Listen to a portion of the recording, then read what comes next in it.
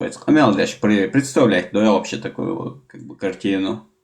У меня почему-то вот даже, ну, мне не кажется, что из даже лай площадки Авиан просто лай горис, да, и тем лайц обсудить те и реал, как бы. В том смысле, что в той компании, которой он оказался, этих Рониных, вот этих шнырей, Да-да, уже он как бы будет их такфиров, их, короче, опасаться.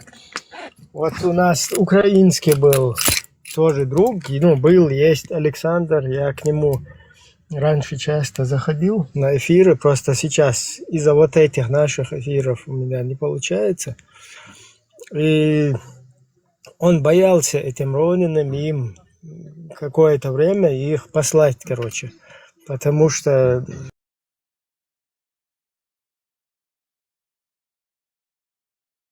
и когда потом вот эта иранская тема, она возникла, вот на этот момент они начали там всех антиизраильским настроением призывать, переключать туда. И этот Александр, он у себя на канале пытался с ними бороться.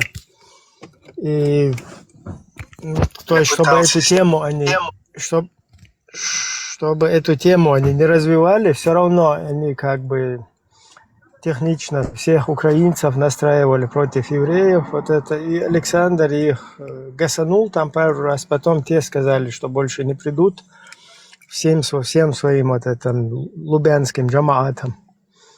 И потом они перестали к нему ходить тоже на канал. То есть такой, скажем так, как бы шантаж, что ли. Вот мы там это, мы то. Потом я вот украинцам пытаюсь объяснить это. И вот здесь, и в наших площадках, и там, где у них присутствую. Дорогие украинские друзья, да, дорогие россияне, короче, уважаемые, давайте я скажу, уважаемые украинские друзья. Если вы думаете, что вот это вот... один момент. Вот это он туалет, чувак, туалет.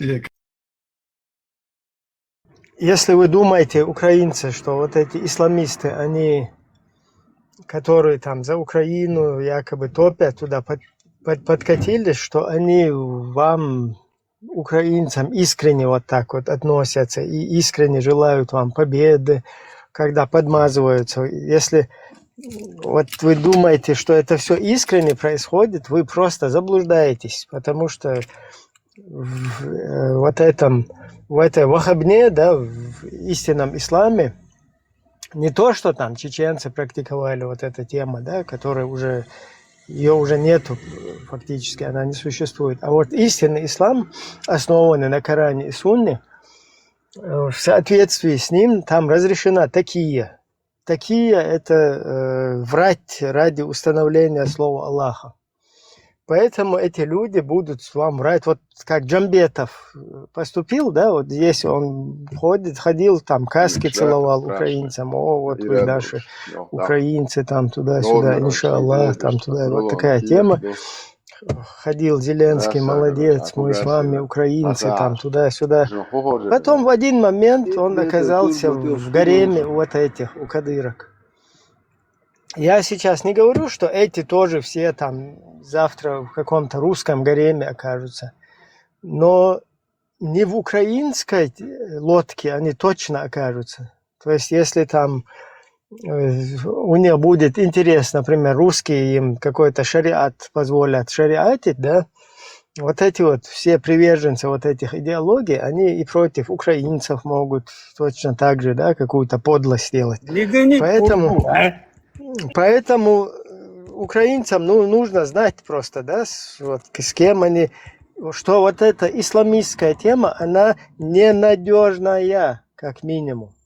Это во-первых. Во-вторых, опять очередной и тысячный раз обращение к украинцам. Не приклеивайте этих исламистов к нашему государству, к Ичкерии. Эти люди сделали все, чтобы поспособствовать, чтобы это государство разрушить. вот сегодняшняя ситуация, в которой и вы, украинцы, находитесь, она во многом благодаря тому, что вот эти дебильнутые исламисты, вот, они полностью стали полезными идиотами, поспособствовали русским в том, чтобы создать прецедент, чтобы на нас напасть в дальнейшем, после того, как через нас катком проехали. Россия, она напала на Грузию, пятидневная вот эта, если вы помните, такая известная война. И потом уже в 2014 году, а потом в 2022 вот на Украину.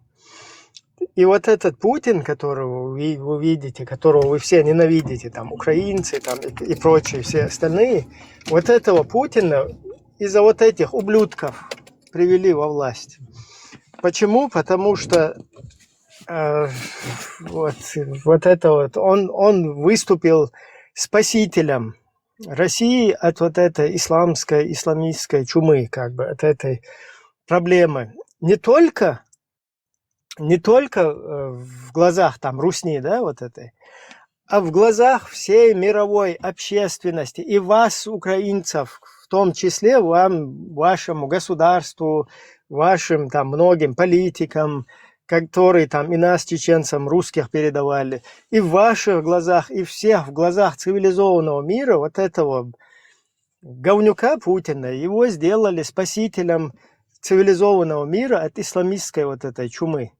И таким образом он не просто как бы в русне, скажем так, на трон взошел, да, и там как бы на коне проехал, а вообще вся мировая общественность вот эту русню реабилитировала, так как она в глазах их выглядела как спасением, спасителем против вот этой вот опасной для всех идеологии. Сегодня просто нужно разбираться во всем этом. То есть вот эта тема, она именно поспособствовала сегодняшней вот этой геополитической ситуации в мире. Вот этой русне, скажем так, вот этому русскому миру, который сейчас вообще с катушек слетел, то есть там грозится всем ядеркой, когда 22-го вот нападали русские на Украину, сразу Путин там ядеркой грозился. И вот все вот эта вот нестабильность в мире, она благодаря тому, что вот через нас проехали катком, для этого создали условия, и во всем этом, чтобы не просто через нас проехать, а еще в мире, чтобы как бы выйти в дамки, да, вот Россия, которую все знают, там без прав человека, без какой-то это постсоветская вот эта система, которая вроде грозилась, что демократия она стала, а потом она показала себя не в самом хорошем свете, это все им забыли из-за того, что они выступили как борцы против исламистов, против вот этой вот. То есть это нужно понимать. Если это не осознают люди, вот что произошло, на чем они выехали, как вот эти вот геополитические, там, политические перемены, какие-то вот эти моменты, да, там, исторического отрезка. Если это никто не понимает, то это продолжается дальше. То есть вот эту карту ее будут разыгрывать и дальше в других каких-то ситуациях. Могущественное государство. Все, я передаю микрофон, пожалуйста, там, товарищам, мусульманам, товарищам, игиловцам и нашим там. Альхамдулилля, я всем. мусульманин, я россиянин, я кавказец. В свою очередь я хочу сказать, что жизнь в России в принципе приемлемая. Это не как те страны, где могут убивать, расстреливать, к примеру, да. И здесь уровень жизни примерно нормальный, да. Ну, здесь есть такие некоторые понятия, за слова нужно отвечать и так далее. И вот это здесь есть. Альхамдулилля, альхамдулилля. Здесь моментами просто, бывает, можно договориться, где-то можно знакомого иметь, где-то можно связь иметь какую-то, где-то можно денежку забашлять. Ну, в принципе, кого это устраивает, здесь живут. В принципе, здесь все нормально. Здесь и действует закон, где-то он может как-то не действует и так далее. Но, в примерно здесь приемлемо жить, нормально жить. Здесь, в принципе, есть люди, здесь есть общение, здесь есть тусовки, где можно отдохнуть, покататься, развлечься и так далее. Чего нету, скажем так, в той самой Европе. У меня друг есть, знакомый ингуш, он из Европы, там ходит, просто гуляет, ему там нечего заняться в Финляндии своей, а я здесь катаюсь на Патриках в Москве, отдыхаю, кайфую, как говорится. И что мне в кайф жить. Пока вы там в Европе оппозиционеры сидите, клевещете там на Россию и так далее, я тут живу прекрасно, да. Вот, поэтому Подожди. я и с властью знаком, с Один представителем. момент. Маршал, один момент. Я тебе дальше просто дам вот эту болтовню какую-то говорить твою, но это самое. После того, как ты обоснуешь, какой оппозиционер вообще? Кто здесь оппозиционер? Кому? Ну ты Оппозиция его, это... Смотри, я тебе объясняю. ты Оппозиция... Подожди, Путана, не перебивай, Павлик Морозов. Путана, слышишь? Оппозиция это когда действующий режим против ему выступает другая часть вот этого же государства, вот этому действующему режиму, у которой другие видения на политику этого государства. А при чем тут мы, каким боком, чеченцы, Ну ты против имеющие государства свое... как раз. Чеченцы, имеющие свое государство, вообще никаким боком никакого отношения к русским, к россиянам, там, кто вы, я не знаю, там, дагестанцы или кто вы, к вам никаким боком не имеющие отношения чеченцы, представители чеченского государства, могут являться оппозицией. Какое Это что за хрень? Это что за У хрень вас нет вообще? такого Вот это государства, вот. блядь, ты пес. Ты Ты иди шайтан. отсюда, нахрен так, ты идешь, пожалуйста, Как мы мы имеем прямое отношение к России, как говорил Рамзан Кадыров.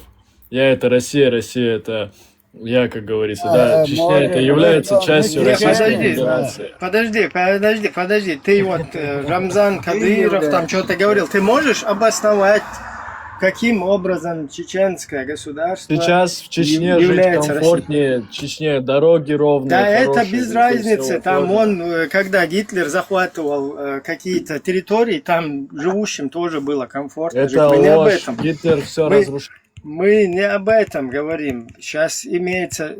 То есть ты должен обосновать, каким боком люди, которые являются представителями чеченского государства, являются оппозицией. Вот это.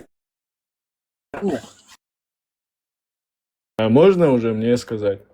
Смотри, ты вообще поддерживаешь эту Украину, с которой мы воюем, и мы воюем благородно с ней. Не убиваем детей и так далее, как убивает Израиль. И ты еще при всем при этом поддерживаешь реального оккупанта, реально Израиль. Когда как Россия имеет полные права на Киев. Киевская Русь Вот где эту была? хлеборезку, я извиняюсь, вопрос, который был задан, он не имеет ничего общего с тем, что ты говоришь. Это отдельная тема, мы о ней можем поговорить очень спокойно. Только вот разъясни, как ты прилепил представителям чеченского государства, да, людям, которые являются там представителем, граждане своего государства, временно, оккупированного. Как- Каким образом ты прилепил оппозицию? Вот это вот объясни. Какая разница, кто какой национальности? Во-первых, это многонациональная страна, это конфедерация, это федерация в первую очередь из нескольких республик. Еще раз стран, да, вернись к субъектов, как вопросу, говорится. просто к Представляешь? вопросу вернись, и каким боком ты сделал оппозицию? Вот. Мы что, говорим, что мы хотим, чтобы Россия была Вы какой-то оппозиционеры. либеральной, Кто или ни на есть. какой-то Потому что коммунистической. Вы один регион Алло, хотите отделить от состава Российской вот Федерации. микрофон. Что является Ты- антикоррупционным нарушением. Очень микрофон, вот на все. Смотри, еще раз повторяю. Если мы оппозиция, то мы россияне. То есть это могут быть россияне, оппозиция, у которых на Россию другие взгляды. Вот как Ходорковский, например, да, который говорит, что он хочет не вот такую Россию, а какую-то другую, там, скажем, без коррупции. У нас, нам вообще по боку, какая у вас Россия? С коррупцией, имперская, вниз головой Слушайте, там в ходящая. Европе, Да, в нам по Европе барабану. находится, Нам и важно, да, чтобы вы уметнулись с нашей территории и возместили нам весь ущерб, который вы нанесли. Вот что для нас важно. это одна единая страна. И субъект, Чеченская республика в данном случае, является как раз-таки Россией тоже, частью этой страны, как субъект, входящий в эту страну, да, вот. Конечно, она имеет право там, на самоидентификацию, но она и так самоидентифицируется и в составе этой страны. Зачем ей там отделяться и так далее? Не, смотри, Благоприятные смотри, условия, хорошая жизнь. подожди. Ты сейчас утверждаешь, что это единая страна. Окей, ты можешь в таком ключе это обосновать. Но каким боком ты нам приклеил оппозицию? Кто здесь выступает за другую какую-то русню? Кто здесь выступает? То есть ты понял, что ты ошибочное утверждение сделал? Ты Нет, я можешь не нас назвать... ошибочно. Вы выступаете от субъекта. Еще раз объясняю. Оппозиция – это те, кто хотят в твоей вонючей русне перемен. Нам твоя вонючая русня никаким боком нахрен не нужна. Ты нас можешь бандитами назвать, ты нас можешь террористами назвать, ты нас можешь назвать сепаратистами, но никоим образом оппозиция, дебил. Ты не понимаешь, что я говорю? Слушай, ты вообще Да понимаю, Толя, правильно, отношения всё прекрасно. к старым чеченцам тоже не имеешь, воевавшим, и к нынешним не имеешь. Ты вообще там Израиль поддерживаешь, ты вообще антимусульманин, ты вообще Шалом, шайтан, Ибраим, понимаешь? всем шалом. И тебе тоже Вот, мир. и Не вот хочешь шалом, мира, шалом, пошел. зашел. вот Вошел, это. Лазик. Извиняюсь. Хорошо. За выражение тоже Так, поддерживаю ладно, сионизм. я через пару минут буду, пока контролируйте. Хорошо. ситуацию. Можно я вопрос задам? Это что, Сионистов поддерживаешь, какое ты вообще отношение к Послушай, мусульманам, чеченцам это, вообще имеешь к России, какое отношение ты имеешь? товарищ, я Ты так понимаю, шайтан. ты советский человек, да, я так понимаю? Какой советский я? Не Ты советский. советский, походу. Ты не Светский, может быть. Не, Может, светский. А, ты светский? Подожди, а ты мусульманин? Не, я не светский, но ты поправляй. Не, может так, быть, ты- еще раз, подожди, все, стой секундочку. Когда я сказал, Ты что не ты будешь советский, мне тебя говорить, это подожди. задело, ты говоришь, Послушай. ты говоришь, подожди, скорее всего, я светский, как ты имел в виду. Так кто ты, светский или советский? Не советский и не светский. А кто ты, воин? А кто ты для начала? Вот ты мне вопросы задаешь. Кто Кто ты? Нет, Ты, ой, что ты? Вот ты мне Подожди. зашел сюда, не поприветствовал Подожди меня, секунду, мне задавать вопросы. Стоп. Я понял, что Хитрый- запутался. Хитрый Я понял, сионист, что блядь. запутался. Успокойся, я сейчас начну микрофон тебе включать. Я не хочу этого делать. Да ты можешь сколько хочешь. Хорошо, делать. подожди. Ты знаешь, подожди. что я Подожди, не подгорай. Знаешь, что я в прекрасной стране Не живу, подгорай, сюда да. не Ну, решил. успокойся, да, давай. Лига свободных наций, в Лигу пидорасов. Смотри, я не психиатр, это точно, как бы. Тебе, если что, это другому, как бы, да, врачу. Я задаю тебе вопросы, я пытаюсь с тобой нормально общаться, разговаривать. Я говорю, ты советский человек? сначала Ты говоришь, представься, нет, кто ты ты, нет, что говоришь, ты. я светский. Я со всеми поздоровался. Мне здесь все Ну люди кто ты? знают. Я тебя вообще не знаю. Но меня зовут Лазик. Хочешь полное имя мое Лазик? Очень Лазик, приятно. хорошо. А тебя как? ты зовут? сионист, ты еврей, да? Я сионист, еврей. Меня всё. Адам зовут. Адам, все, очень приятно, Адам, познакомиться. Теперь что мы поняли, что ты не светский, не советский, получается, правильно? Да, не светский, не Не советский. светский, не советский. Значит, какая у тебя третья опция есть, как, чтобы ты проживал? Как ты Нет живешь у по меня жизни? никакой опции. Я обычный человек. Подожди, а ты мусульманин? Мусульманин, да, альхамдулилля. Да, ну, значит, получается, ты шариатчик. Никакой не шариатчик, не надо. Короче, по меня шариату вписывать в ты шариатчик. тоже не живешь, правильно получается? Ты не хочешь шариат. Я по традиционному исламу живу. Традиционно ты как это? Что-то это как-то плохо слышится, традиционный ислам. На ЗК сказал. Да, что-то совсем как-то... Лучше бы ты был светским или советским, чем традиционным, как бы, да, мусульманином, честно. Как-то, да. Послушай, это традиционный ислам. Подожди. Пофигу, ты светский, ты, короче, традиционный. Ты за шариат или против? Я ни в коем случае не против шариата, законов Божьих, но законы Божьи, их надо правильно понимать и принимать. Грибоедов. Не надо их Тут интерпретировать в стоп. радикализм. Ну, как их правильно понимать? Расскажи, пожалуйста. Как их правильно Давай. понимает Россия, вот так их надо правильно понимать. Что? Я себе. Альхамдулилля, альхамдулилля. Специалисты наши муфти, вот они как правильно понимают, и так и правильно надо понимать. 100% Аллах, куцер.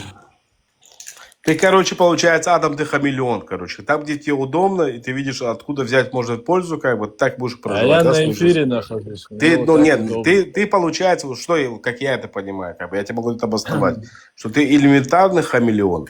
Ты подстраиваешься. Да ты, послушай, пускай я буду элементарным хамелеоном, но я как ты шайтаном, поддерживающий убийство невинных детей, я не буду это поддерживать никогда. И как твой друг, который там за Украину топит, но при этом не видит, как там соседи тебе убивают можно, детей. да, тебе можно на евреев вот эти накидывать вот эти вот пропаганду, да, что Не они накидывать, детей это правда. Это что правда. они детей Резолюция убивают, ООН. что несмотря на то, что 7 Всемирно октября, принято.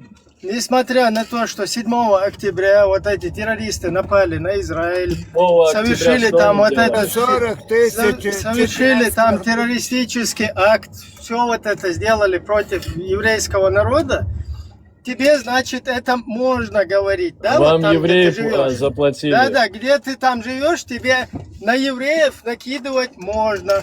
А вот о чеченских погибших детях, есть вещественные о том, что в доказательства. Чеченской республике происходило, о 2 войнах, вот это говорить там Не-не-не, нельзя, это да, нельзя. где ты живешь?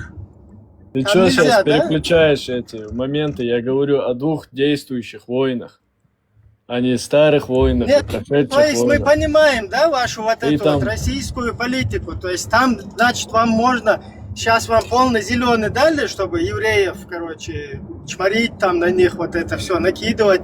Но когда мы говорим о чеченских детях, о чеченских жертвах, то это там говорить нельзя, правильно? Ты здесь пытаешься провокации создавать.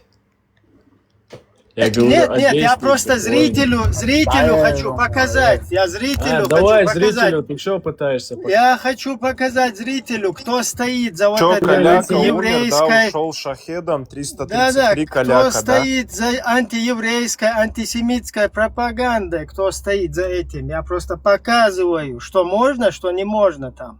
Как думаете, Каляка хайпит на своей смерти? Да, Наверное. Каляка, Что здесь? Это что, Золотов зашел, что ли? Салам алейкум, Золотов. какой салам алейкум, ты, шиит, ой, шиит, говорю, это сионист. Саламу алейкум, ва рахматуллахи ва баракат. Товарищ Золотов. Тебе вообще слова нельзя давать, ты не мусульманин, ты, я не знаю. Ты Наняли кто, тебя, троих? Куда вы член дели? В берете сейчас, заходил, в берете был Золотов. Куда вы его дели? Я как Который знаю, берете. там это в английскую разведку берут этих всяких чеченоговорящих, знающих чеченский язык, для бы вот эти эфиры в ТикТоках, наверное, скорее всего, проводить. Вот ты смотри, вот можно секундочку, Евреи я извиняюсь, там я собрались, извиняюсь у всех. чеченоговорящие Хорошо, евреи, мы все пытаются поняли. Я все Это понял. Хорошо. ополчились Евреи, на Чечню. сионисты и так далее. Хорошо, мы как бы во всем виноваты. А кто виноват в том, что ты сейчас говоришь, как бы, что такое неопределенный? Ты можешь объяснить? Кто в этом виноват? В чем неопределенный? Я определенный. Неопределенный, Я за- потому что ты Я прыгаешь за себе- свою страну, я за Россию. Я вижу, что она творит и что она делает. И я в этом не сомневаюсь. То, что Стоп. были какие-то Ельцина ошибки, промахи, это все мы видим, это все мы знаем. Но Путин, как гарант, Так, закрой рот секундочку. как гарант сегодняшнего дня, Ты уже, как я гарант- вижу, ты на микрофоне специально, да, как стоишь? гарант ты нажимаешь. Конституции. Да, все понятно. Послушай меня Сейчас в секунду. моей стране порядок. Отключаешь микрофон. Я же молчу. Потому что ты Подожди, несешь какой- ахинею. какой- Подожди. Вопрос тебе имеется. Не просто вот твоя речь, то, что ты сейчас несишь и балаболишь. Ты показываешь себя как балабол изначально, понимаешь, в чем дело? Послушай, Балабол это ты. ответь конкретно на вопрос, собираюсь. а потом задавай мне вопрос. Хочешь, задай мне вопрос, я готов тебе ответить, нет проблем. Назик, можно я скажу ему одно? Давай. Инур, короче, ты говоришь, якобы Путин гарант Конституции. В российской Альхамдулилля, да. конституции сказано, что у человека есть право выбора, короче, Путин свободная Коран воля на личную целовал. переписку. Путин Коран Да, целовал. вообще-то. подождите. Там говорится свобода выбора и в интернете. Но твой великий Путин приказал отключить интернет. По итогу все Нахрен загонять это в март. интернет? Если Путин завтра скажет, интернет не Братан, нужен, это нарушение мне Конституции. Это нарушение этой Конституции, как раз таки, о которой Путин и ты есть говоришь, наша типа, Путин конституция. Послушай, защитник. Путин плохо и так никогда далее. не Нет, делал. в России есть две конституции. Одна писанная, другая не писанная. Чисто по традиции, по обычаям. Законы Путина. У второй Наши- название наши закона традиции, Путина. да, осуждает за 40 тысяч убитых детей. Ты осуждаешь Россию? Это промахи Ельцина, а не Путина. Не надо тут это Какие говорить. И промахи? надо разобрать, вы 40 тысяч тут причислили, вы что тут пытаетесь там А он нагонять? чеченца там? не Это понимает. Кто он? общеизвестный Это факт или официальная что это? цифра. Это кто? официальная Давай эту цифра. официальную цифру. Откуда это источник? Ты пытаешься здесь сейчас Российских СМИ. российских СМИ. Да. Какая И сам СМИ? Кадыров тоже Да, озвучивал. послушай, ты сейчас не надо трогать отдельных людей. Ты о себя говори, ты можешь... Русский что-то- чиновник, я сейчас объясню. Чеченцы, когда вели подсчет всех жертв, начиная с первой войны по вторую, все наши вот эти организации, которые занимались там захоронением вот этих массовых убийств, трупов, когда считали, последние цифры были 250 тысяч, около 250 тысяч. После этого уже, скажем так, все ушли в подполье, то есть не могли вести вот эту вот деятельность. Уже там полностью все краники, всех задушили, да, вот эти русские спецслужбы, оккупационный режим. А потом уже русский чиновник Кадыров сам заявлял на телевидении, да, эта запись, она есть у нас, где он озвучивает 300 тысяч жертв.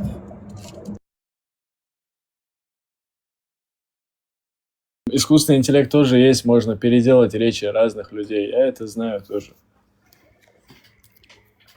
Эканда, эрква, сежи, газ, вообще. Нет, дайте ему с Лазиком, дайте ему поговорить, вопрос, ответ. Да, если я могу закончить разговор, потому что я хочу понять, с кем я разговариваю, как бы, да. Ты чеченец вообще? Это не важно. В смысле не важно? Не важно. Ну, ты сейчас здесь топишь за русского царя, как бы. Давай, Я за наверное, русского царя не топлю, сейчас я там короткий топлю за один эту вопрос. страну, в которой Он я сейчас живу, и уйдет, я которая мне вижу, приятна. ладно, Все. Маршал, Почему вышел, все евреев не Вот видишь, что ты делаешь? Сейчас, Евреев я Самая ненавижу, река. мои братья. вот сейчас тоже. посмотри, что ты делаешь. Сейчас Абу Кирилл за тебя... Да, В плане Да. евреев это сионистов. Евреи обычные. мы Хорошо. нормально относимся. Ну, Сионисты, они- Рион. Я понял, что Абу Кирилла увидел, как бы тут подмогу решил. да, Какой Абу получить. Кирилл? А Ну, Абу историю Кирилл это знаете ваш муфти, вообще? получается. Это ваш Не, Абу православный Кирилла я муфти. не знаю. Как ты Абу Кирилла не знаешь? Ты, проживая в России, не знаешь Абу Кирилла? Абу Кирилла я не знаю. Абу Кирилл ваш главный этот проповедник, и главный это ваш, получается, духовный лидер. РЦП, ДЦП, вот это. Послушай, Ну. ты сейчас Я этого, ничего- вот Ну, эту подожди, ты- личность ты- и другую личность не путай. Ты сейчас главного, пытаешься... ты не знаешь.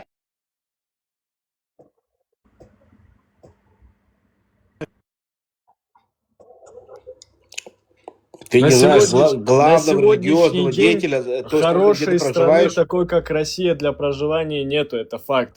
Хорошо, нет проблем, если это хорошо. Живущие в Расскажи, почему Америке тебе это тоже хорошо. хотят Опять же, еще вернуться раз. в Россию. Ты Понимаешь? мусульманин, я так понимаю, правильно? Да, Так, альхамдулилля, когда я ты мусульманин. Да. хорошая У тебя жизнь предки- для рабов, скажи. Предки Неважно, у кто тебя у меня есть? предки. Есть у меня, Предки конечно, есть у тебя? Да, есть, конечно. Предки. А кто твои предки? Нет, 2 Тоже, секунды. альхамдулилля, мусульмане. Мусульмане, хамдулилля, мусульмане. Кумыки, А теперь что? Альхамдулилля. Кумыки. Не имею отношения к умыкам. Ты имеешь, подожди, вот у тебя получается, что сегодня ты Я имеешь вижу, я отношения... даже по акценту вижу кумыкские корни у него. Клянусь Аллахом, я не кумык. Лазик пусть скажет, что евреи Сразу, чеченскому когда народу он делают. Аллахом клянется, уже знаете, что врет. А ты Мне, докажи, мне что я интересно, кумык. Пират, мне интересно, за сколько рублей он продался, как бы, да, вот я Не, хочу у в меня конце есть года. друзья, конечно, кумыки, но клянусь Аллахом, Аллахе, я не кумык. Ты, сколько тебе лет? Ты молодой парнишка, я слышу, правильно? Ну, лет до 30 где-то так. Послушай, между нами разница. Я за деньги здесь эфиры не веду, это раз. Ну. И я за деньги не продавался, чего ты- чтобы а сюда почему- а зайти. почему ты сейчас Я просто утверждаешь, не что между могу нами такая понять, вы разница здесь все происходит, я собрались и сионистов, Израиль поддерживаете в их преступлениях, да? Ага. В моей стране этих преступлений нету. Ну, Россия ты в данный сейчас момент смотри, достойно смотри, проводит специальную военную операцию. Я ее в этом подожди. поддерживаю. Да успокойся, ты что-то орешь, так кричишь. Послушай меня. Ты сейчас, я хочу В войти отличие в от твой... Израиля, Россия не Да, бомбит детей. успокойся, Это ты как факт. истеричка маленькая, успокойся. У тебя Микрофон история... выключаешь. Да, ну подожди, да. Тебя, как кавказского, как мусульманина, я так понимаю, что ты как бы относишься к исламской стороне, как бы, до той России, которая там проживает во всей России, перской России.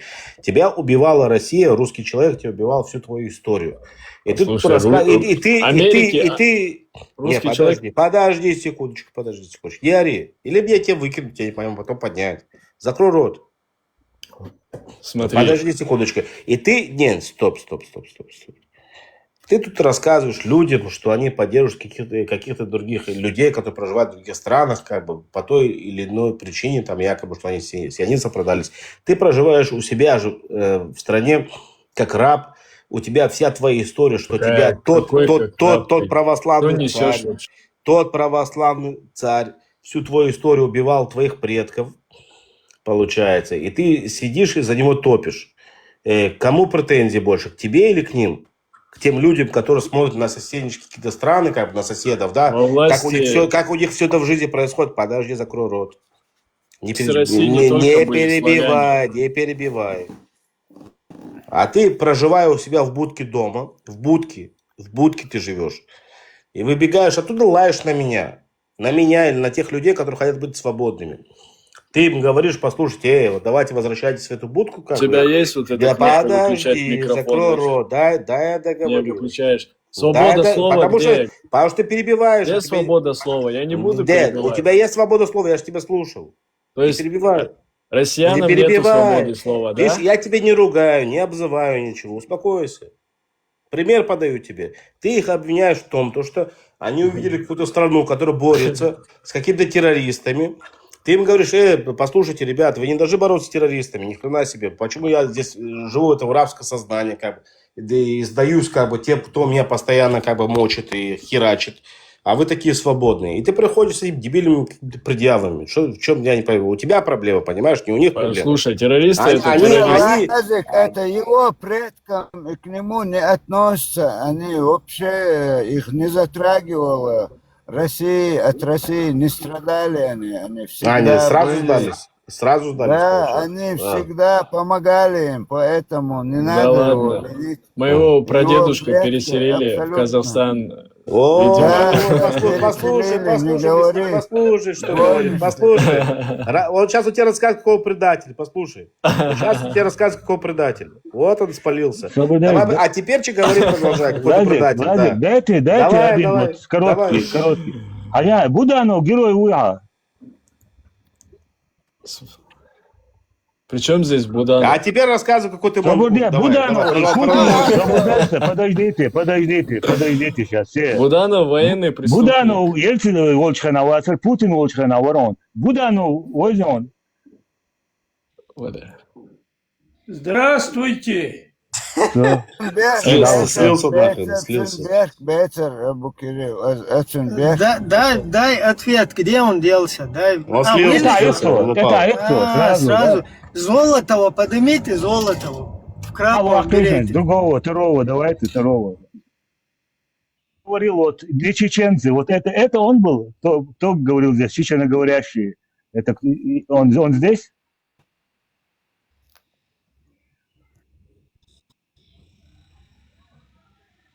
Я хочу enoen, да, чеченоговорящий был. Камел аусиш царящий, да, уются, бичвизм, да. Пошли я. Куда Золотов куда делся? Меня, Да, я помню Буш, все, я вот все туда, помню, ага. Ибрагим, Лазик, я помню все, Я все помню. Но я не видел, у меня зачистки дома, кто забирал наших людей, кто подкидывал трупы умерших молодых парней на дорогу, кто взрывал эти трупы. Сахал армию я что-то не видел в Чечне, понимаешь? Если я видел бы, я бы сказал бы, но я видел русских, понимаешь? Так они откидывают вот этими разговорами, там какой-то хайп поймали, как бы, что там в Израиле происходит такое, понимаешь, и откидывают как бы от вашей проблемы. Они что делают? Они намеренно откидывают от вашей личной проблемы, которые происходят там дома у них, понимаешь, в чем дело? Как бы. Я не знаю, кто это делает, русские. Ну, как бы это надо сидеть разбирать, как бы, надо сидеть разбирать и смотреть все это. Но вот почему они это делают, по какой причине, как бы, это надо в это вникать. Они тупо просто убирают вас от своей независимости, как бы, да. Вот, ну, посмотрите, вот в Израиле братьев мусульман убивают. Ну, это ж пипец, как бы, да. В Палестине, как бы, не в Израиле, я в Палестине, там, придумал какой-то в Палестине. И все. И вот такие тупорылы. Он в конце ингуш, мне кажется. Этот был ингуш. мне кажется, Вот тоже. этих, как ты сказал, Не-не-не-не, это с очень много. Дагестана. Кто Дагестанец. конкретно? Ну, он это Да-да. переселяли, говорит, там, тут в конце он там что-то признался. Вот кого с Дагестана переселяли? С Дагестана вроде никого не переселяли, но не важно, как бы, да. Кем бы он не был, как бы, житель Кавказа, оккупированного Кавказа, да, вот, имперской России. Дагестанцы знают уже лучше нас эту Не, историю, поэтому они я тут 100 раз дагестанцев на эту тему приглашаю еще 101 раз. Дагестанцы, вы живете в Российской Федерации. Добровольно, нормально, вольготно себя там чувствуете. Под русскими кафирами, которые уничтожают мусульман в Чеченской Республике, которые уничтожают мусульман в Сирии, которые уничтожают мусульман вот этих очагах, да, там, каких-то горячих точках. Свободе, дай договорить. Дайте меня договорить мысль. И не сбивайте, я потом передам микрофон. Вы, дагестанцы, полностью поддерживаете, ну, даже не то, что поддерживаете, вам можно под русскими кафирами жить. Не сегодня, не вот при Путине, царе, а на протяжении там несколько сотен лет уже, вот как русские пришли в Дагестан, вот с этого момента вам можно под русскими жить и оставаться мусульманами, молиться, давать садаку, носить хиджабы, носить бороды, короткие штанишки, быть правоверными, истинными, там, я не знаю, салафитами, правильными, короче, мусульманами, и все, вам это ничего не грозит. У вас все окей, все чики-пуки. Теперь, почему вы палестинцам не объясните то же самое? Уважаемые братья мусульмане, палестинцы, пожалуйста, не сопротивляйтесь кафирам, ягудам. Вы должны, как и мы, видите, мы мусульманами остаемся, живя под русским царем, кафиром, в русском государстве, полностью исполняя все кафирские, талмудские законы. Но при всем при этом мы там у себя дома где-то по шариату, там, я не знаю, кушаем халяль, что-то еще делаем, молимся и так далее. Это нам не мешает. Почему вы, палестинские братья-мусульмане, также не сидите и не рыпаетесь, не убиваете? Мы, видите, мы теракты не устраиваем против россиян, русских, как 7 октября, не нападаем ни на каких бабушек, там, ни женщин, ни наложниц не хватаем, короче, не уводим куда-то в дагестанские села, короче, захваченных людей. Мы живем с нашими старшими братьями-кафирами законно, мы на одной волне. Сделайте точно так же, и все, вас ни одного палестинца больше никогда в жизни не убьют. Вы что, дураки, вот как мы, дагестанцы, живите и размножайтесь, дебилы, что вы там рыпаетесь? А почему вы вот так не объясните своим братьям, вот, может хоть один дагестанец мне на это ответить, бисмилля?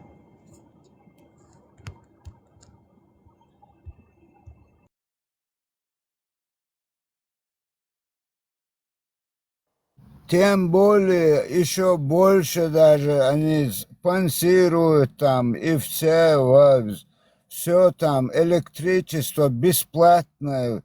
Они как за пазухой жили бы там. Да, да, вот, кстати, вот еще дополните, дагестанцы, скажите еще, вы что, дураки, что ли? Израиль, современное государство, имеет свои технологии, полностью с Америкой в отличных отношениях, со всем миром там ведет экономические какие-то дела.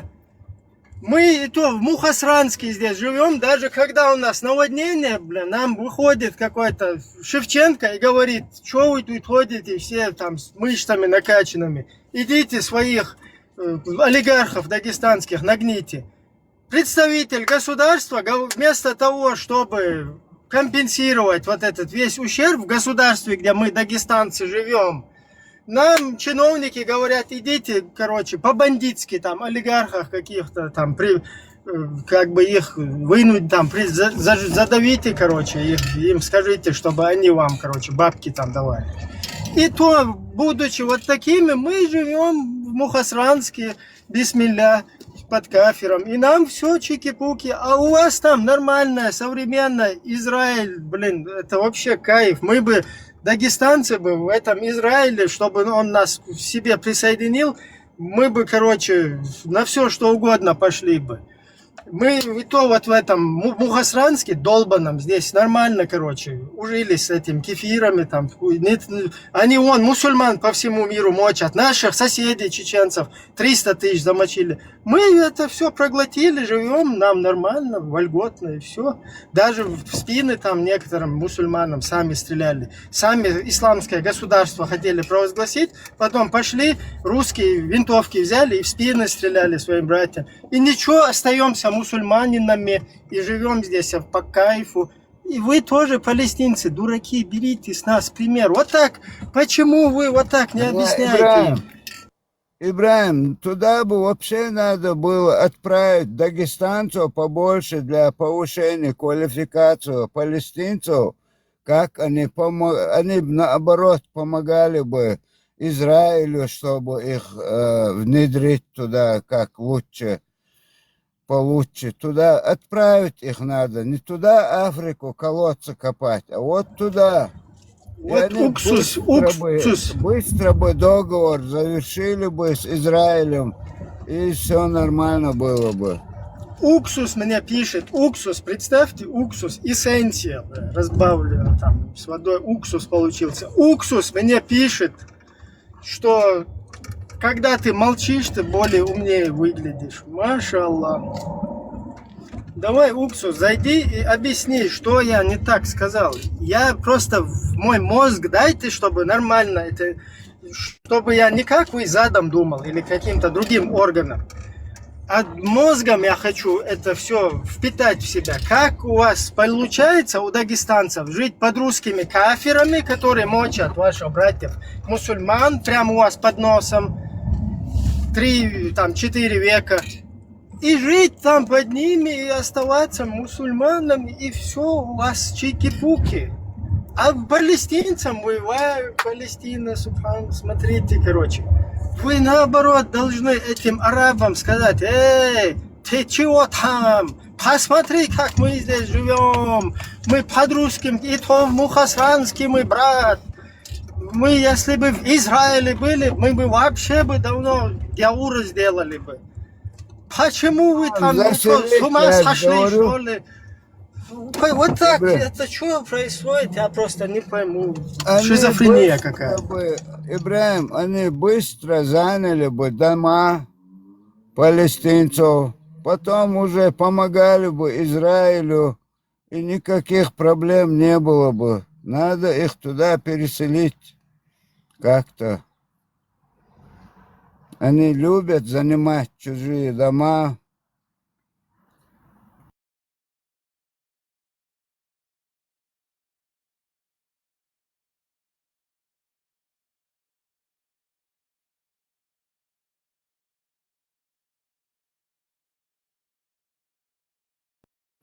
Не, шутки шутками, но то, что ты Вот говоришь, уксус чуть это не поднялся. реально, да, Я Ибрагим? вообще не шучу. Где я пошутил? Я вот Не, абсолютно.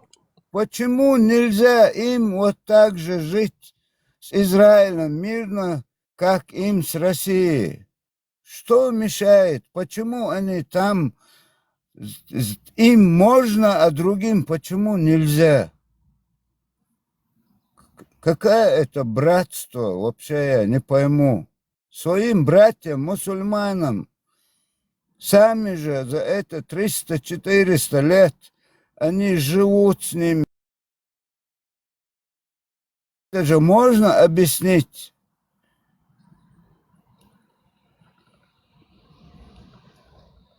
Им можно жить, а им нельзя. Это же несправедливо. Вроде братья.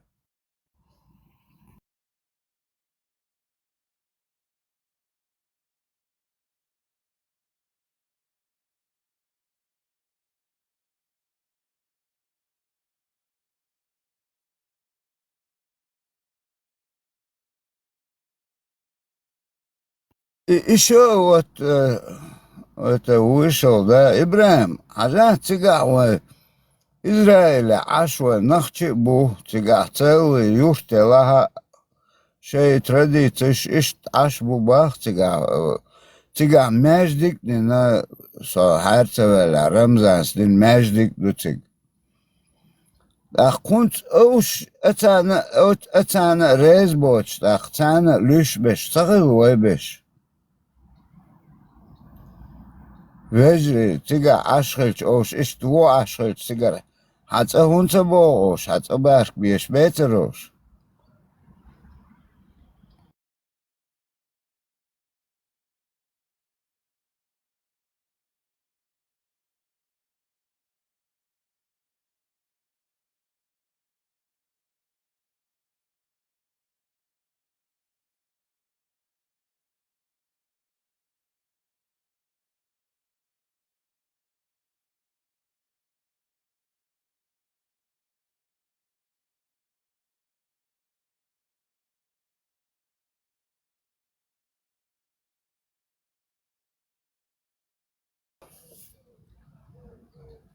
Он дико хак цыгарел ситуацияш.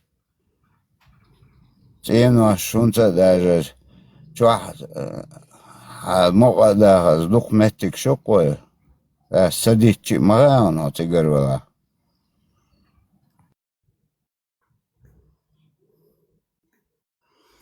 ده قيش قوم ثانية دقيستان السبالم بات نوشي جات أمبول شخينا بيجنش تيلوشي بيجنش قيبم قوي مسيت كرتا سيدام الله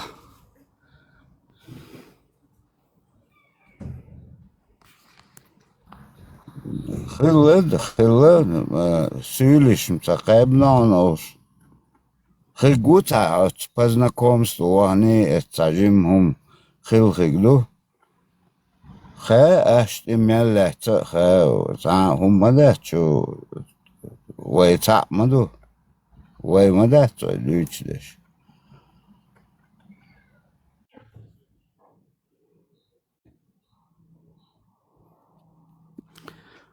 شون شول شو جيش سميك تصيش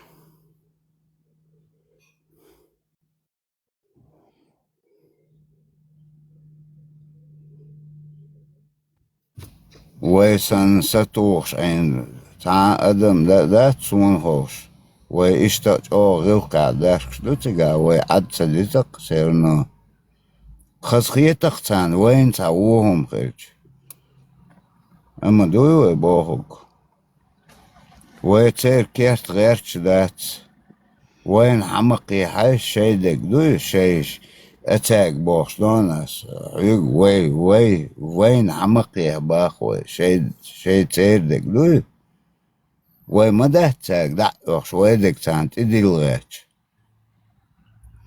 وين حتشوق مدى باخوي شين دي تيجي и все, никаких проблем.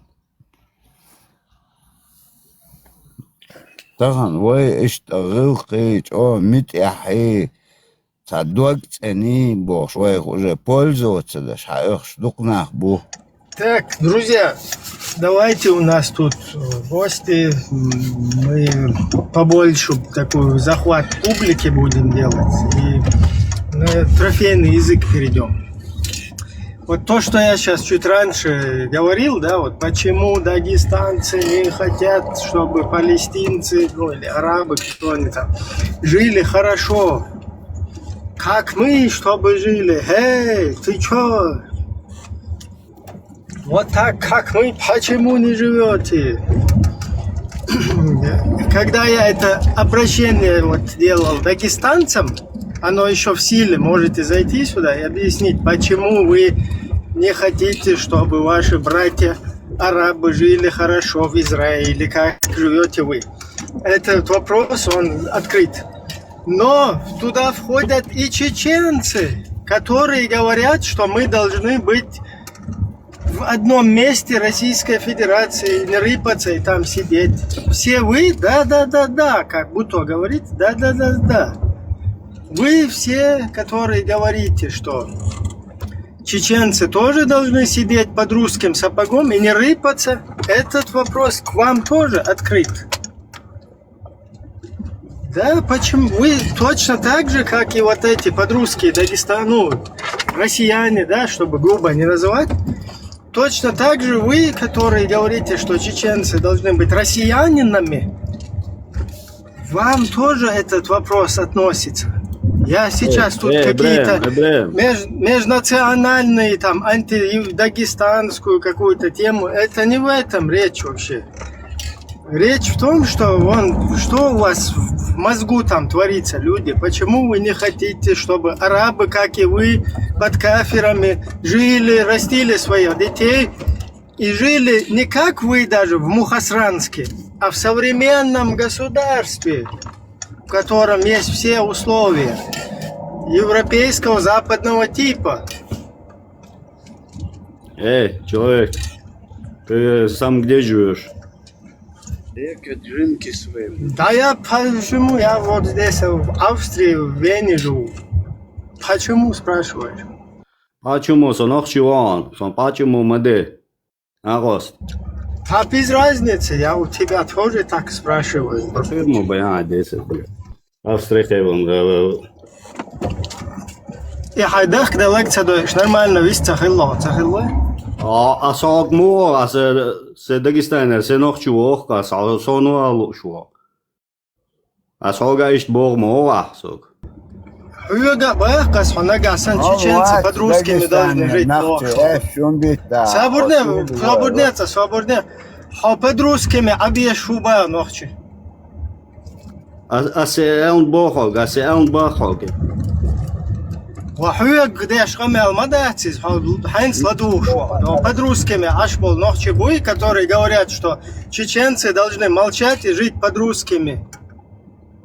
И все, они остаются мусульманинами и нормально все под русским, под кефирским царем русским Путиным, который нас убивал, там других мусульман убивает. Под ним можно жить бошчаря.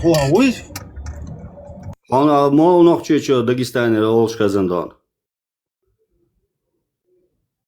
Эх, хай, да микрофон, отличен, это не тебе Анти вообще. малица, анти хунлючда. А сенте целатер цигам зе гергал нахбе шорт. Вагергер нахаце цершош лючда скоза. Свободнее, ринс чуэлла мёцун. Абак, хо атенца, вэлла, секунду. Хо хинс бе чуцавэлла мёцун. Речь обращена к людям. В частности, я с дагестанцев начал. Дагестанцы, да? Почему вы в Палестине мусульман убивают? Бог, короче. Аш-беш-бац. Что с вашими мозгами происходит, бавы? Почему вы арабам, братьям, мусульманам не объясните, не покажете, вот, мы, дагестанцы, можем жить под кафирами русскими, которые убивают мусульман, чеченцев, мусульман в Сирии, там, мусульман в всяких вот этих горячих точках, начиная там Карабахи, Афганистане, где угодно, короче, там. Почему мы вот можем же жить под кафирами, мы дагестанцы, под русскими кафирами, и мы остаемся мусульманинами. И носим и бороды, и короткие штанишки, и хиджабы, и все.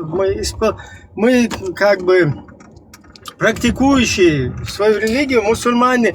Почему вы также не поступаете, арабы? Почему вы не станете гражданами Израиля их внутренним делом, как мы стали русским внутренним делом? И все, вы остаетесь мусульманинами, и никто вас не будет не трогать, ничего, будете жить. Тем более мы живем в русском Мухосранске, да, зачмаренном, с которым никто ни отношения, ничего не имеет. И то нам это можно, и мы остались мусульманинами, и все у нас хорошо. А у вас там современное Израиль, государство. И там нормально вы могли бы жить. И даунца ол, что почему Дагестан лезет куда-то и говорит, что вы там мусульман убивают, эти евреи, там, 5-10. Вам же можно под кефирами. Почему вы не оставите этих людей, не подскажете им, не поможете? Дураки, вас там обманывают всякие ваххабисты, террористы, всякие спецслужбы, не спецслужбы. Сидите тихо, как мы под русскими кафирами, и дышите ровно, и все будет чики-пуки. Вместо этого вы лазите везде. Почему там убивают арабов туда-сюда, боже. И он не ждет, а сам сидит и в ус не дует, короче. И бахкуза. Да, и чеченцы, которые тоже говорят, что чеченцы должны быть под русскими, и что забудьте, короче, все жертвы, все. Нам нормально тут под русским сапогом. Это к вам тоже относится. Вы что вы там дергаетесь, палестинцы? Наоборот, скажите, да забудьте ваши 70 тысяч жертв за всю историю Израиля, арабского конфликта. Забудьте про это все там с 40-го года, 70 тысяч или сколько там накручено тоже дофига, по-моему. Ну, пофигу, пускай все 70 будут. Забудьте про это. Мы за последние 2 войны 300 тысяч забыли, вообще нахрен выкинули из 1 миллиона. А у вас там 7 миллионов и еще... За границей у вас там несколько миллионов. Забудьте про эти жертвы. Церк, наоборот, скажите им. Скажите, чтобы с вас пример брали. Арабы не будут никто не умирать там. Все. Будут жить под кафирами, как и вы.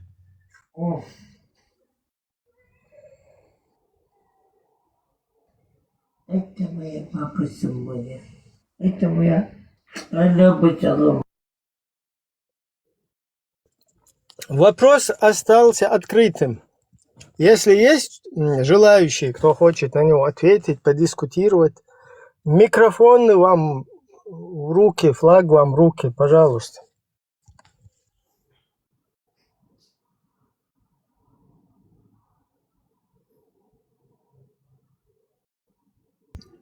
Если кто-то думает, что я что-то не так сказал, пожалуйста, поднимайтесь. И докажите, объясните мне, дураку, что я в чем-то не прав.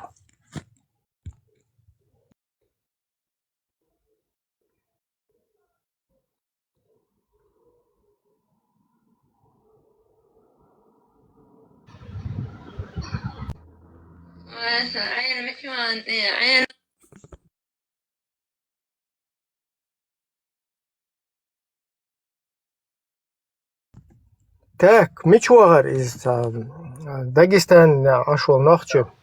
Дагестан на мяцере дала хинчук из данный момент. حقیقت مقیتر از حکو ایلر قیتر یا خود شو طبیعی یا بگلی اشتاد یا تل نشکیتن хочу ایقه часто понял, о чем я говорю, а то что-то непонятный выпад был какой-то.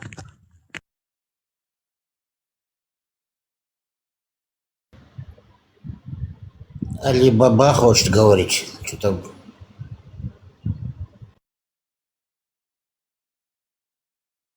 Это типа Баба Айла Али Баба или... Василий Алибабаевич.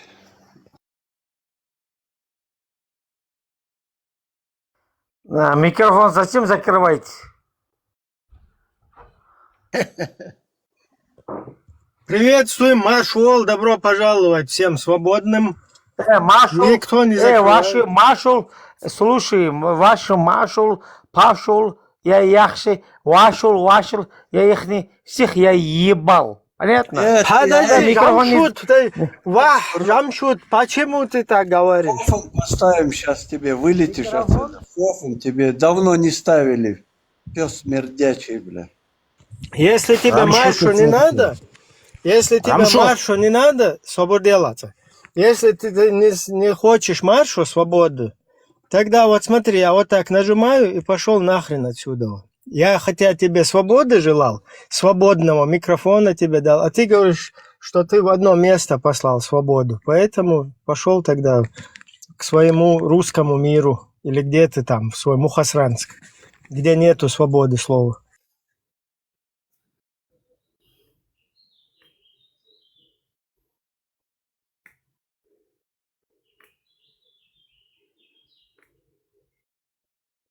Заметь, я тебе желал свободы. Я понимаю, что рабы не хотят свободы. Когда ты о свободе говоришь, они сразу в ступор входят. Это что такое? Как это свобода? Да зачем она мне нужна? Не бойся, они с тобой фильм видел там? Зачем мне жена? Туда-сюда. Я могу поменять ее. Вот такие рабы. Жамсуты.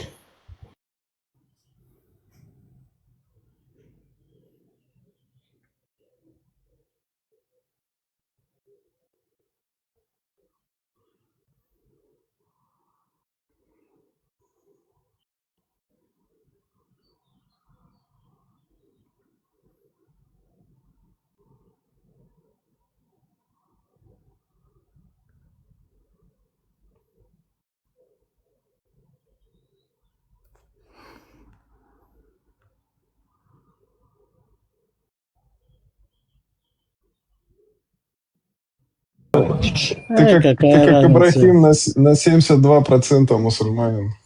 Какая разница, кто какой национальности? Какие 72? Он вообще там процентов 7-8. Там еще бутылки у него в машине где-то звенят. В смысле бутылки? У меня только наркота, я не пью, брат, ты чё? Я правильный человек. А ты мусульманин? Альхамдулилlah, я мусульманин. Что-то не похоже по акценту. Дунедар, у меня вопрос. Ты знаешь, что означает Субханаллах? Что означает Субханаллах? Да, только не гугли. Не гугли только, давай говори. А зачем мне гуглить, араб? Ну, ты тоже интересный человек. Нет, конечно, не знаю. Тебе же сказали, 7%, не больше. А можно тебе вопрос, араб? А что значит астафурла? Я не мусульманин, как бы, поэтому не знаю, что это значит. Ты агностик, христианин, кто ты?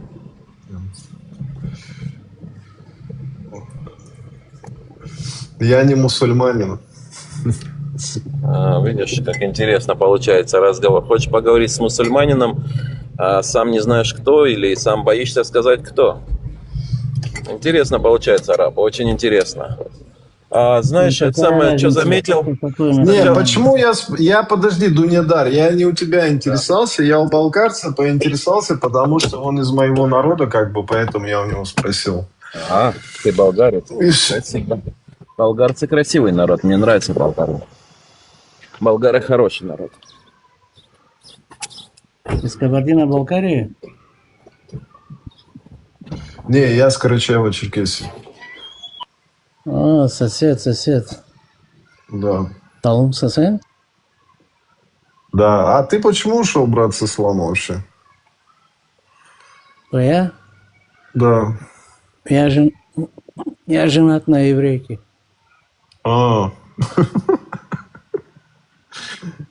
Интересно.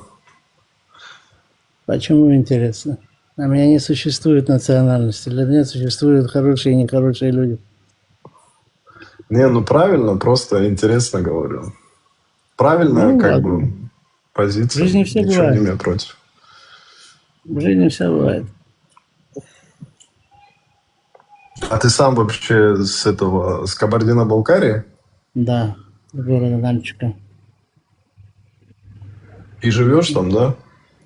Я сейчас в Израиле вообще. Ну и туда-сюда. Бывает пару месяцев здесь, пару месяцев там.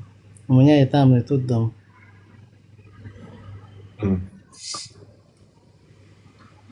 Понятно. А там родственники. Здесь, там, тут. В общем, как-то так. И чё, много вообще таких, как ты, в Балкарии? В смысле таких? Ну, кто не в исламе, например? Немного. Там практически все заисламизировано. Там вообще караул читорец. Особенно молодежь. Крыша съехала у людей.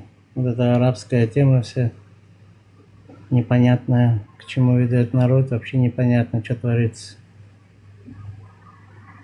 Да.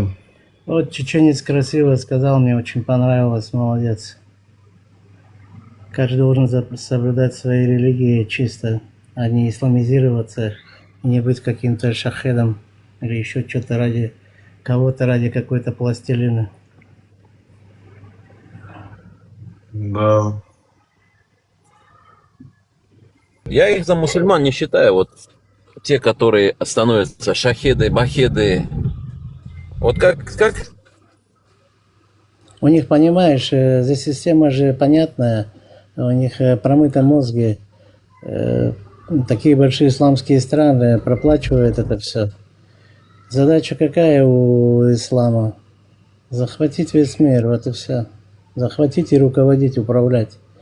Вот это вся система. Дунедар, проблема в том, что если бы все мусульмане были как ты, было бы как бы хорошо, но они не такие, как ты, как бы. Да, не все, не все. Смотри, мое поколение, скажем, можно сказать, все такие. Вот, я 70-го года. Давайте сразу изначально, когда мы допускаем ошибку, вот в данном случае Мурат, по-моему, говорит, или нет, болгарец говорит, болгарец в данном случае, когда говорит, ислам хочет захватить весь мир, давайте зарастаем точки по местам, как бы. Дело в том, что ислам не хочет никого захватить. Ислам пришел, ислам создался, и выбор есть не то, что в ислам, самого Творца можно не верить и держаться подальше. В выборе мы свободны. А вот то, что навязывают правительства, и неважно какой страны, и исламских государств, и не исламских государств, это держать людей в рабстве, скажем так, но не физически. Мы на том уровне, где сейчас они держат нас уже в манипуляционном рабстве. Манипулируют нами. Наверное, а на какой основе это идет? Это идет на основе исламизации. Инструменты, которыми они пользуются. То есть, вот что ты говоришь. Один из них... Разница знаешь в чем? Разница знаешь в чем? Например, христиане, иудеи, например, мессианством как бы не занимаются вот таким, да, как бы сказать прямо. А вот мусульмане занимаются этим дааватом. У них это на первом месте. У них это на первом месте стоит, чтобы кого-то привлечь. Хорошо, объясню. Дело в том, что когда ты смотришь на иудаизм, когда ты меня перебил, я говорил за ислам. Именно арабизация, а не сам ислам, и понимание того ислама, которое несет арабизация, она радикальная. И это один из многих инструментов, не единственный. А когда мы говорим за иудаизм, там есть подвох очень сильный. Для тех, кто правит миром, это невыгодно. В иудаизме, в их религии написано, что нужно задаваться вопросами, а не слепо, тупо верить, я не знаю, имамам или каким-то там видеороликам в Ютубе. А это проблема, понимаешь? Это большая проблема. Почему? Потому что народ таким образом будет умнеть. Вместо того, чтобы закрытыми глазами идти туда, куда их направили. Дунедар, давай я тебе объясню. Вот, например, давай возьмем, к примеру, какого-нибудь там шейха, ученого, который там сидит в Ютубе там с большое количество там подписчиков. Хорошо. И у этих людей, например, как бы, вот что им делать? Вот они отучились, например, да, на вот это говно.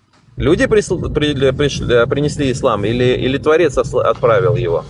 Так если Нам с тобой люди принесли его. Если опираться на мнение людей, я-то понимаю, что ты говоришь, если опираться на мнение ислама, на который ты опираешься, то нужно говорить, что Аллах принес ислам на землю через своего пророка. Правильно? Нет, Правильно. Если мы с тобой будем по-честному говорить, да, не боясь никого, да, вот как Все есть, правильно. то к нам с тобой ислам принесли люди. Хорошо, но нужно, когда ты расставляешь категории, нужно их называть, вещи нужно называть своими именами. Значит так, люди принесли. А где же Аллах? Его нету, люди придумали. Тогда нужно перестроить всю эту, скажем так, то, что мы сейчас пытаемся построить. Перестраиваем все сначала? Давай сначала. Значит так, Аллах есть или все нет? у нас вообще божественное вот это вот религиозное дело, оно устроено все на вере. Ты веришь. Вот не люди знаешь. тебе принесли, Правильно. да, люди принесли какой-то Абу Мухаммад или какой-то Хизбулла тебе сказал, короче, вот Аллах сказал, вот так, пророк сказал, вот так, и ты ему веришь. Все правильно. Не без сомнений. Значит, для того, чтобы не в середине начать, я поэтому сказал, давай начнем сначала. Это самое. Давай так, Творец есть или нету? Ну, ты же сказал, не боимся никого говорить прямо. Давай Ты сам только что я опроверг весь ислам. верю Араб, в подожди, то, пожалуйста. да, я верю в то, что за вот этой всей системой стоит кто-то, кто вот это вот все запустил. Хорошо. Запустил даже самого Творца, самого Создателя тоже? Или лишь что-то религии? Вот это я уже, там у меня раздвоение, короче, нет Хорошо, таких ответов. тогда помогу тебе. В организме человека, вот обычно среднестатистического человека, от 30 до 40 миллиардов клеток. Эти клетки каким-то образом вот превратились в тебя, в меня, ну как бы вот так вместе совместились, превратились вот в тебя, в меня, разговариваем, мыслим, вот этот вот организм, и они не рассыпаются, они прям каким-то образом прилипли друг к другу, и не просто прилипли, а еще как-то этот весь механизм работает. Есть разные объяснения анатомии человека, но так глубокого объяснения, где код сам заложен, каким образом это все работает и почему это работает таким образом, нет. Теперь берем одну клетку из 40-30 миллиардов. Эта сумма, она сумасшедшая, представить невозможно. Возьмем одну клетку и увеличим ее до размера Нью-Йорка, Москва. Вот представь, вот город с размером Москва. И вот в этот город мы завезем все доступные и недоступные заводы. И вот этот город будет работать сам по себе. Я тоже смотрел эти документальные фильмы. Это вообще... Это наш фильм, мы его создали. Этот город... Это вообще круто. В течение 24 часов этот город создает себе копию без вмешательства какого-либо человека. Он работает сам по себе. Раз подтверждение существования Творца. В религиях, смотри, это как если мы называем религией шарлатанство, правильно? Правильно. Теперь мы берем шарлатанство, любого шарлатанства. Кто-то хочет кого-то кинуть на деньги, кто-то хочет у кого-то что-то украсть, кто-то хочет куда-то кого-то завести. Шарлатан что делает? Допустим, мы возьмем простого картежника или мага, который лечит через там духов-мухов. Он не говорит, приди сюда, я тебя поимею и заберу все твои деньги. Он говорит так: Ибрагим, братан, у тебя там спина болит или что-то в тебе не так. Каким образом я это... То все, что ты говоришь, как это теперь связать с тем, что человек сел на ослика и взлетел на 7-е небо? Объясню. Вот именно сюда я подхожу. Значит так, когда я хочу тебя кинуть, я говорю, допустим, я шарлатан, ты хороший человек, я говорю, Ибрагим, я не говорю, я тебя хочу кинуть на бабки, я говорю, Ибо, так и так, братан, давай вложимся, там есть вот это, я говорю о хорошем, и в то же время я говорю правду, но мои намерения кинуть тебя. В данном случае именно то же самое. Ты видишь и кидала, и хорошие намерения. Вот что ты видишь в религии. Ты видишь и святость, и, как ты сказал, на ишаке улетел. шарлатанство, я это так назову, чтобы тебе было удобнее со мной соглашаться. Значит, теперь... Не, я вот то, что ты сейчас сказал, да, о клетке, о ее вообще, насколько это не поддается даже, да, Да, объяснению, все правильно. Да, вот это все. И тут же тебе говорят про осла, который взлетел куда-то, Все о дереве, хорошо, который я сейчас заговорил. подведу тебя. Ту аналогию я привел, я могу привести и другую, но вот к ней я ко второй Вообще аналогии, такое, про Творца, ты как сказал, это есть? правильно называется? Утопия, да, какая-то вон. Ибрагим, из нет. какого-то- Если ты дашь мне еще буквально 2 минуты, быстренько, я быстро-быстро раскидываю, чтобы понятно было. Ибрагим, то первая аналогия будет еще одна, сейчас она идет. Теперь, ты просто разговор завел, это когда я у тебя спросил, есть ли Творец или эти шарлатаны и его придумали. Ты сказал, я не знаю. Теперь я беру и шарлатанов, и их связываю вместе. Значит так. А второе явление. Значит, шарлатан не может говорить только ложь. Ибрагим, иди сюда, я тебя пойму. Он должен поставить правду. Это говорит о том, что там есть правда. Правильно? Правильно. Логика есть. Хоть пускай она для тебя будет далекая, для меня она прям прозрачная. Значит, теперь, если есть там Ну правда... да, чтобы меня развести, нужно, чтобы да. я клюнул на это. Одна из этих правд, это то, что эта книга была написана давным-давно. Ибо это у тебя шум или у кого? Полкарец, у тебя шум мощный. Выключи микрофон или самый... Выключил я его. Спасибо. Ибрагим, теперь смотри дальше. Теперь, в то время, когда люди не знали ничего о космологии, об астрономии, ничего абсолютно, да и о физике, они говорили о том, что бесконечность существует, что Творец настолько силен, что его сознанием понять невозможно. Сегодня мы приходим к тому, что действительно наше сознание ограничено для такого существа, если оно существует, это существо. Наше сознание, оно не сможет его понять, и помимо этого наше сознание даже не может понять расстояние просто от одной звезды до другой, если там буквально 2-3 миллиона световых лет. В то время знали о величии, насколько он велик. Его не засунули куда-то, на трон посадили, где там, я не знаю, там что угодно, понятно? Понимаешь? Есть правда. Вот, например, Как не посадили, да? Он прям на троне так и сказал. Я что тебе и говорю, ты видишь, где посадили, а и в то же время ты понимаешь, что он не сидит на каком-то троне, и это совсем другое. То, что нельзя умом посадить на трон. Он вроде возвысился над троном, если я не ошибаюсь. Вот, пацан, пускай лучше Не, ну нам возвысился, говорят, но- что он на троне, а я в курсе. Да, на троне. Хорошо, теперь смотри следующий момент. Расширение Вселенной, мы к этому пришли недавно, буквально вот в прошлом столетии, об этом они не могли знать. Этот феноним, вообще, расширение Вселенной, говорит о том, что насколько... Не спеши. Это расширение сейчас Джеймс Уэбб, но под сомнение ставит. Я слышал тоже, но не совсем это так. Это теория. Это Да, теория Дуньядар. Это еще не Расширение? так. Расширение Вселенной? Нет, теория это как раз большого- таки- теория нет. большого большого взрыва как раз таки подтверждается. Почему это не Это гипотеза, теория, а просто теория? которую взяли за основу, единственная. Ну, Это она теория.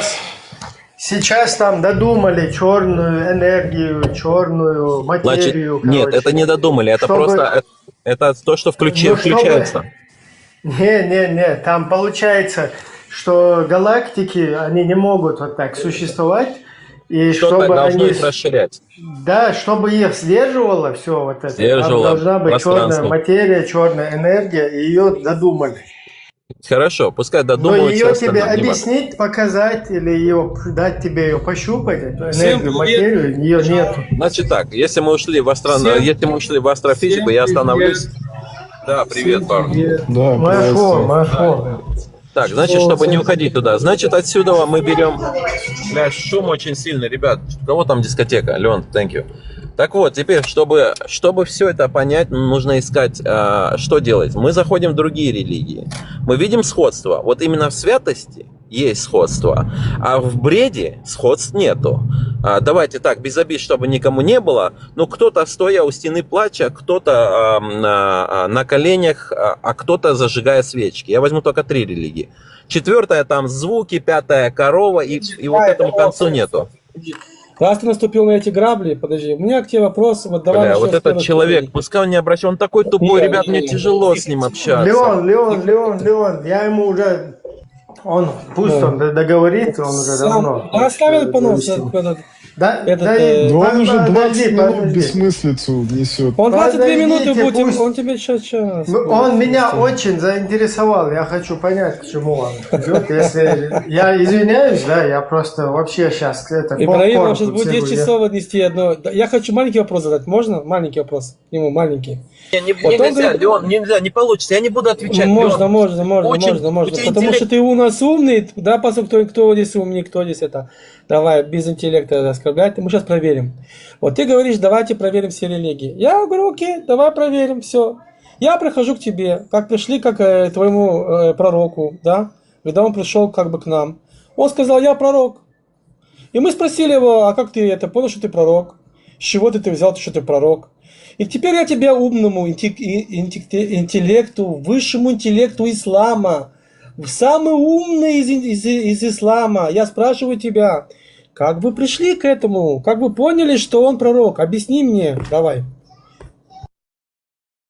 Мы туда дойдем еще. Подожди, дай ему сначала договорить. Моря разбегал, Леон, как бы у меня пророков Мы много, ты как сначала, это говоришь? смотри, подождите. Мы сначала хотим закрепить божественное, поэтому мы сейчас Всё ссылаемся на логику. Потом мы ее откинем в сторону, вообще выбросим логику. Сейчас Ибрагим, мы пока ты логи- очень- и когда мы про логику говорим, мне очень нравится. Давай, продолжай.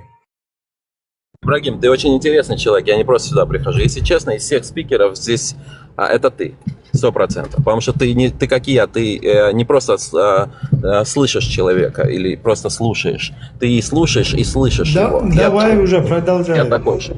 Значит, просто подмечание на будущее. Наблюдая за твоим стримом, замечаю, что араб, он засланный.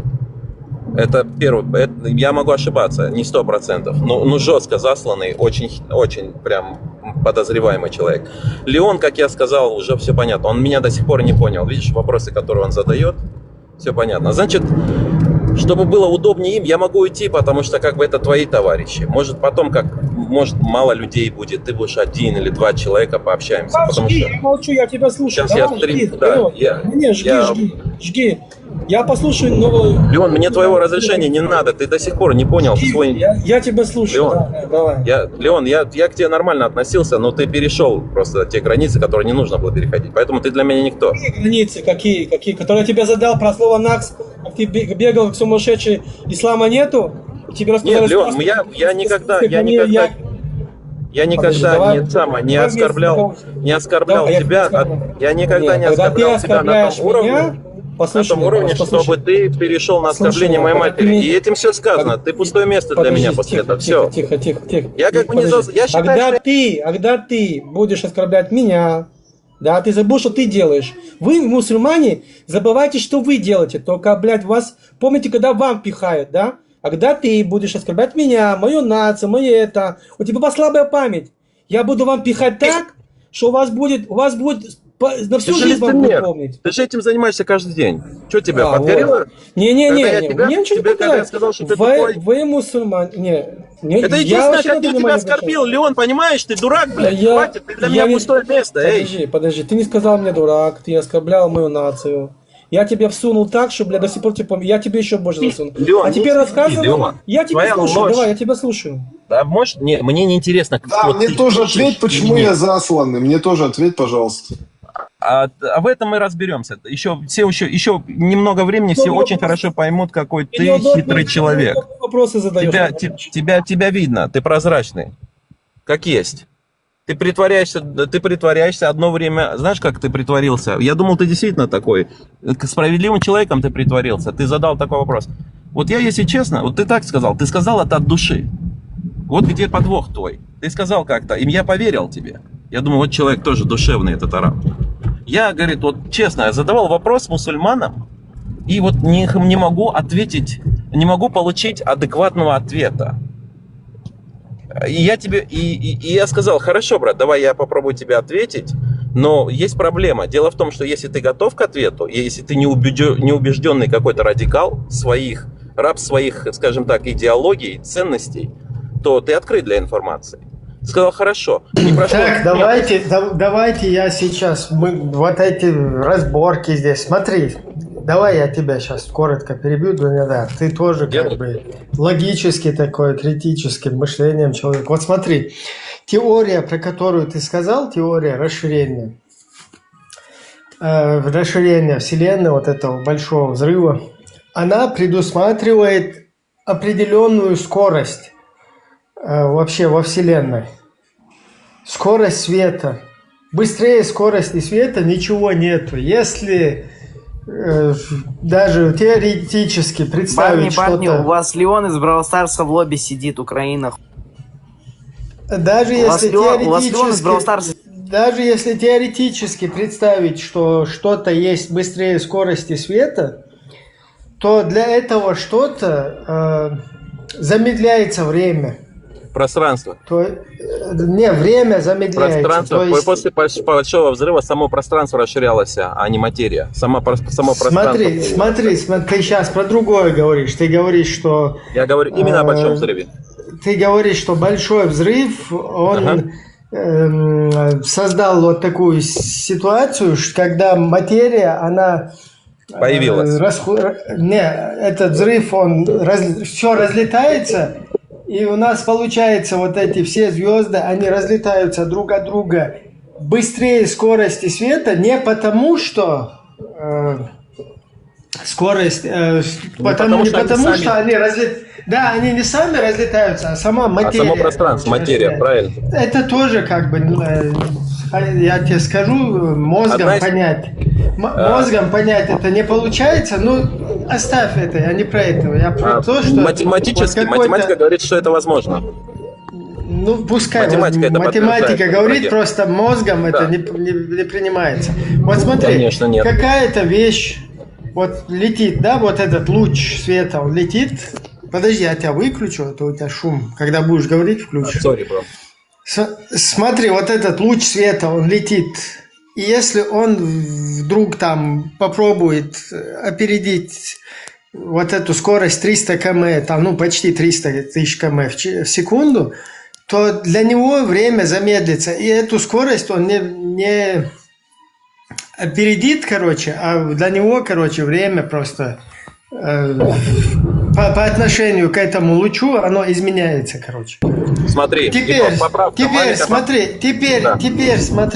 смотри.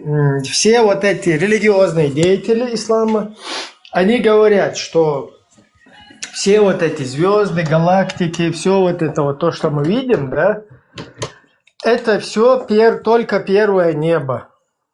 То есть то, что видит Джеймс Уэбб, то, что видит там... Как его этот? Хаббл, да, то, что видят там остальные, там, я не знаю. Телескопы, окей. Телескопы, да. Да. Это все первое небо только.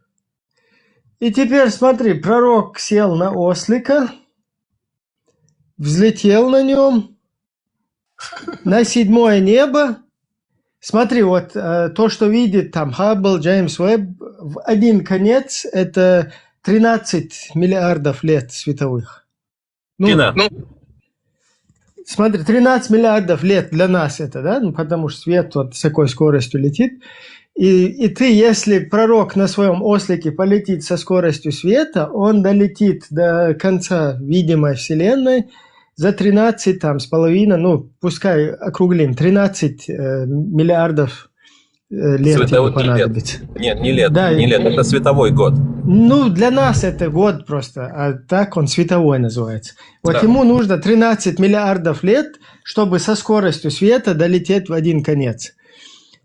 Но пророк не то, что долетел в один конец, еще следующее небо пролетел, еще следующее, до 7-го долетел.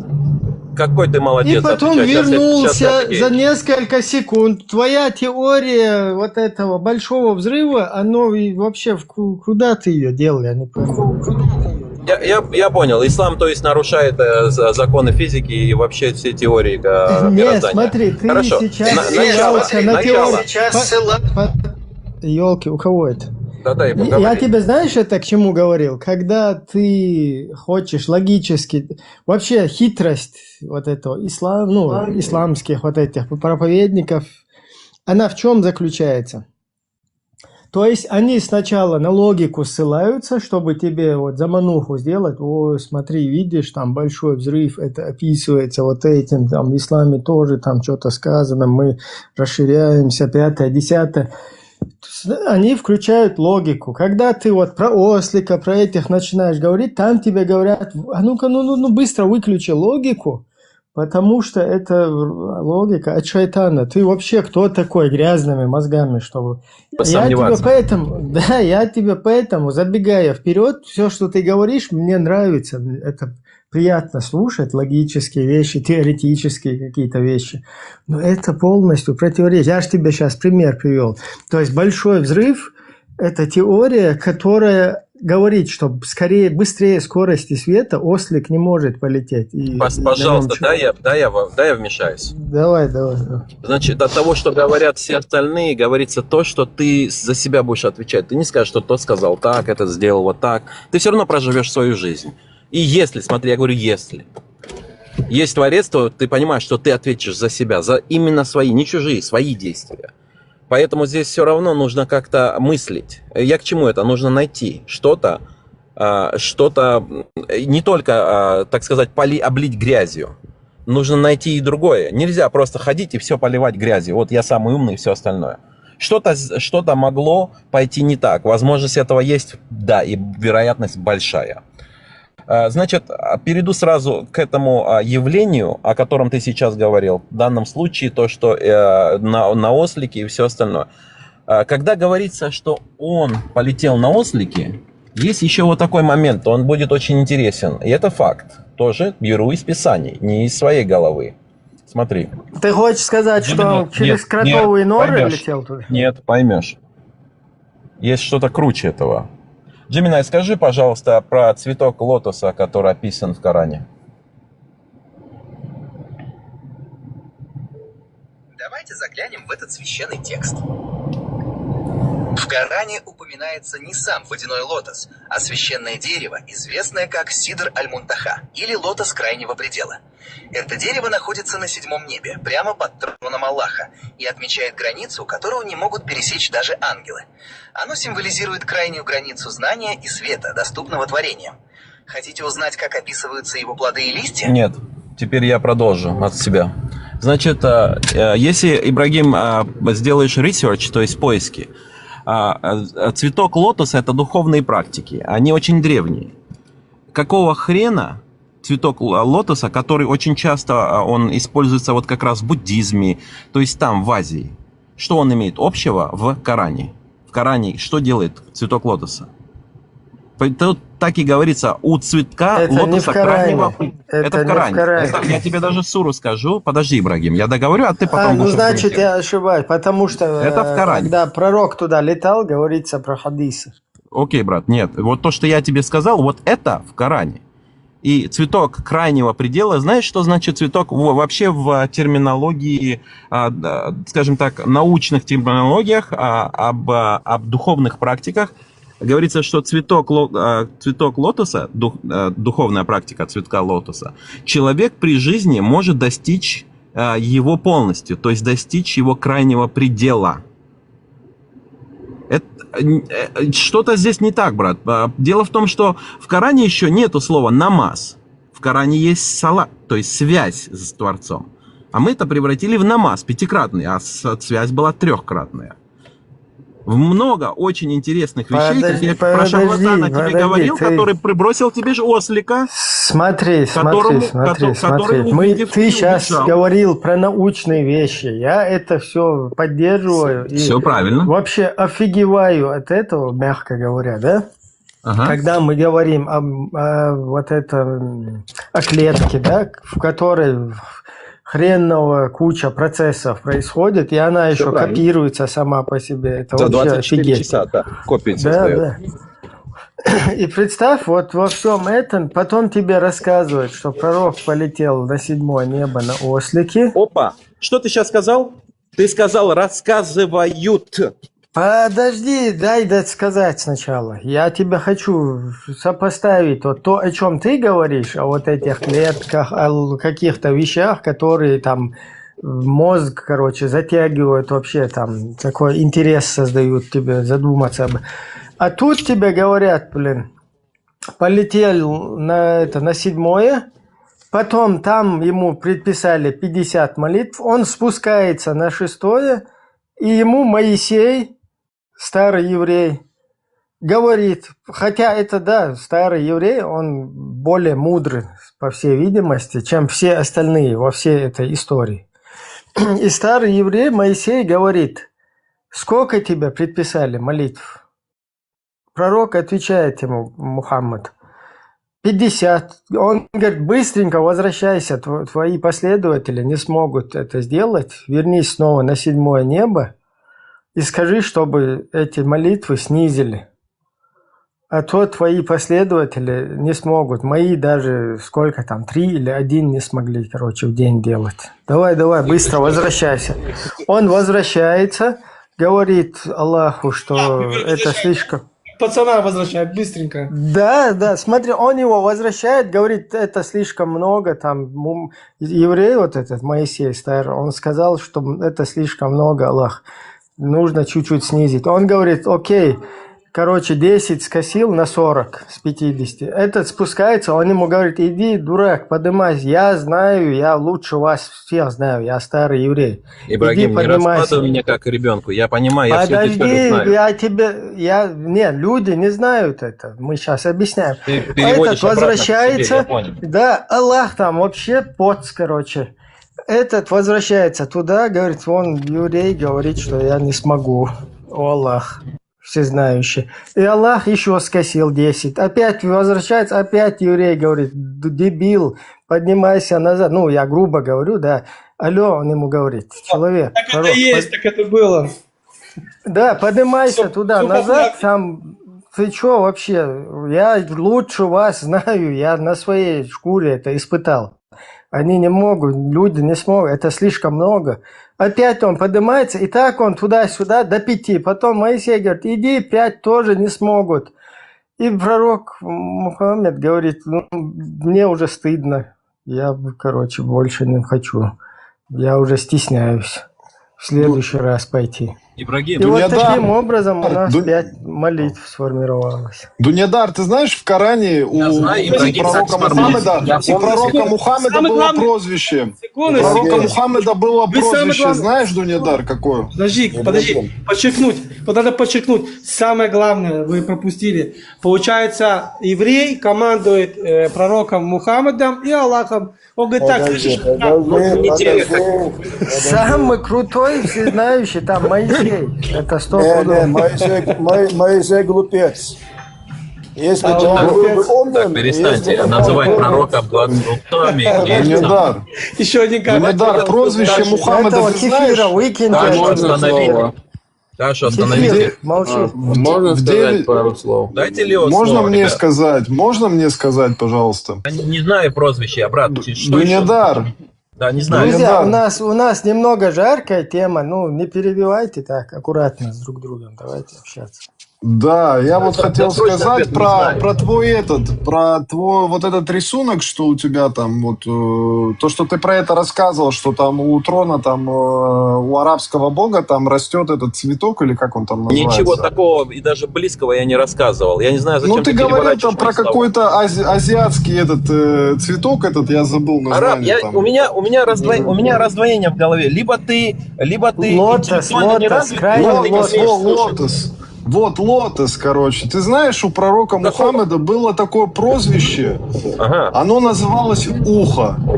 На арабском удхун называется. Это в Коране есть даже в 9.61. Наверное, не просто так его называли ухом, что он про лотос где-то услышал. И сразу его нарисовал там. Вот этот детский бред оставь себе, право. Давай серьезно. Давай серьезно.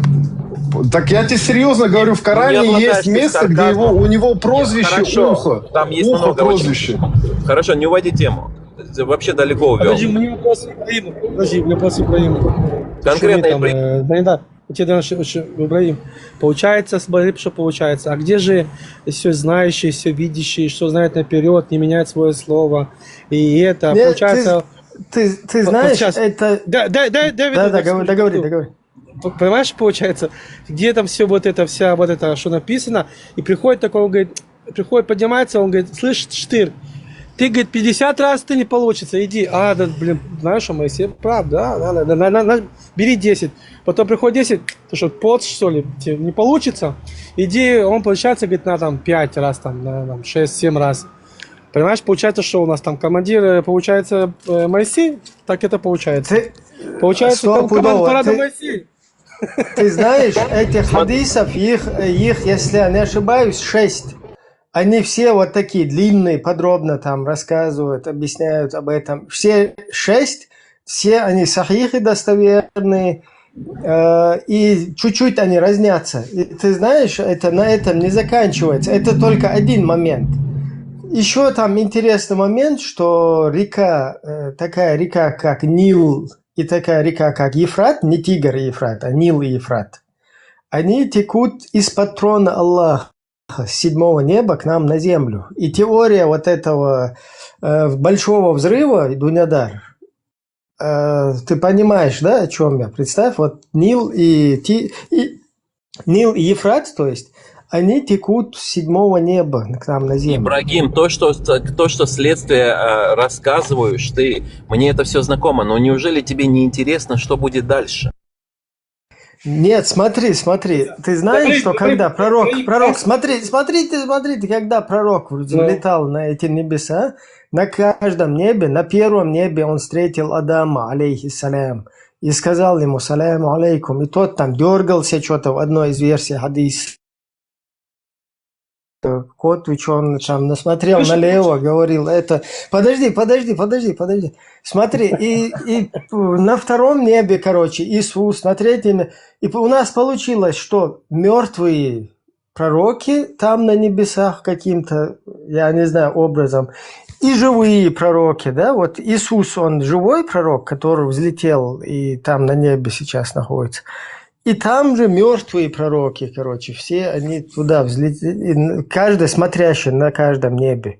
Вот это я вообще не понял, это как бы переселение душ или что это. Давай доведем. Смотри, получается, у мусульман нету критического мышления. Вот что доказывает. Ну, во-первых, давай допустим, что это души, да, говорили. Теперь смотри, что получается. Получается, что Моисей, да, поправляет ихнего Аллаха.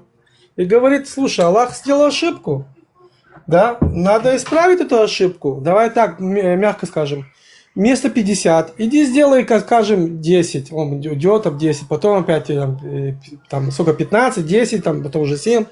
Ты понимаешь, что получается, что Моисей, оказывается, он Бог, он командует парадом, он поправляет и Мухаммада, и ихнего Аллаха. Ты понимаешь, что происходит? Ты понимаешь, насколько они тупые, примитивные, да? Они не поняли, даже у них нет критического мышления. Я вас поздравляю, ребята, мусульмане. Ибрагим, хочу обратиться к тебе, если позволишь. Подожди, я вас позволяю, мусульмане. Подожди, я не подгораю. Каша, когда закончится. Я же тебя не перебивал, когда ты... У тебя нету интеллекта, как ты говоришь, что они без интеллекта? Как ты говоришь это? Давай пойдем критического мышления. Я простые вопросы тебе проведу. Давай видишь, а там ты будешь пробуксовывать. Аккуратно. Видишь, что пока, смотри, орёт, смотри. Давай, хотя бы не лги. Секундочку, ребят, дайте мне. Ты обзываешь всех мусульман, там очень много хороших людей. Давай сделаем такую вещь. Подонком, говори как человек справедливый. Я твою рожу, и тебя массу мусульманам раком ставят. Как ты будешь меня не обзываться, понял? И твой Иш, и твой Мухаммада, блядь. Понял? А что тебе не понравилось? Ты мусульман обозвал всех. Послушай. Давай, ты же сам тупой, я сказал, а ты говоришь, я рожу меня. Аккуратно, друзья, всех призываю. Давай, без матов, давай, спокойно. Смотри, что получается. У тебя написано в Коране, что написано?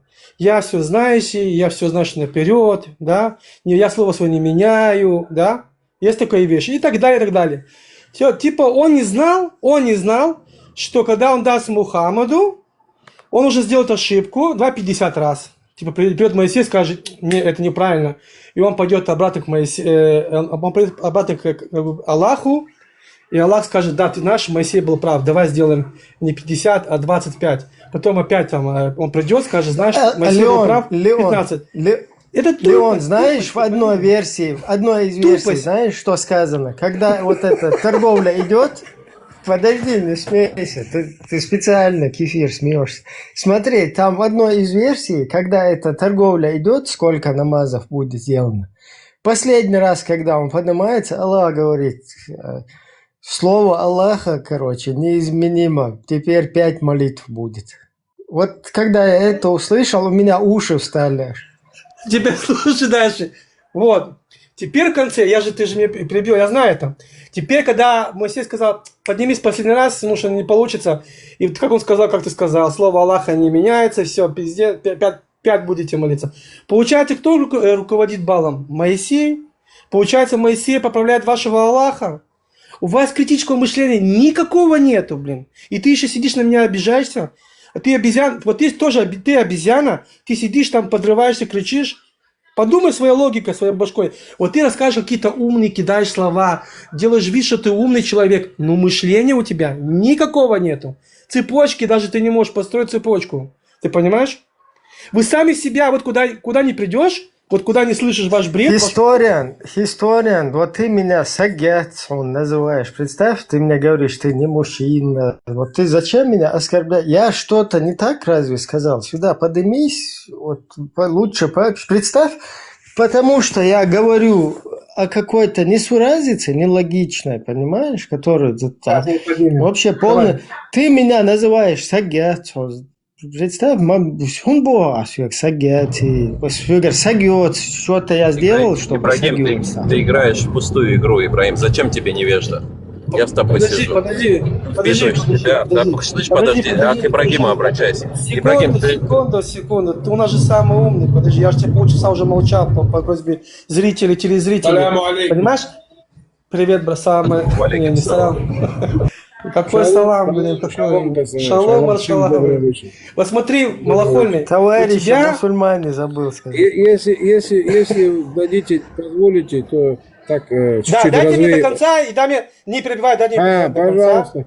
Пожалуйста, все. Получается, смотри, вот вы цепочку логическую не строите, у вас даже критического мышления нету. Получается, что, по твоим словам, что, опять же, Моисей поправляет вашего Аллаха, а Аллах как бы этого вещей не знает, не понимает, да? То есть он же все знающий, все видящий, он же знает, что будет наперед, он не делает ошибок, правильно? Он не меняет свое слово. И он постоянно меняет, как бы Моисей отправляет этого шныря наверх, менять вот эти все заповеди, а Аллах говорит, да, Моисей прав, ты знаешь. А в конце... представь, последний раз. Последняя фраза того, что убивает, да. Да, слово Аллаха не меняется. А слово Аллаха в конце не меняется. Вот скажи мне, ты умник, вот который ты сейчас кидаешь этот понос, вот этот, да, вот это умные слова. Где твое критическое мышление? Вот где оно? Вот знаешь, когда я слышу вас постоянно, ваш бред, ваш, извините, понос, но это он так и есть. Везде вы сами себя отрезываете и ноги, и яйца. Нету никакого критического мышления. Настолько вы тупые все мусульмане, блин. Вот и ты тоже баран тупой, блин.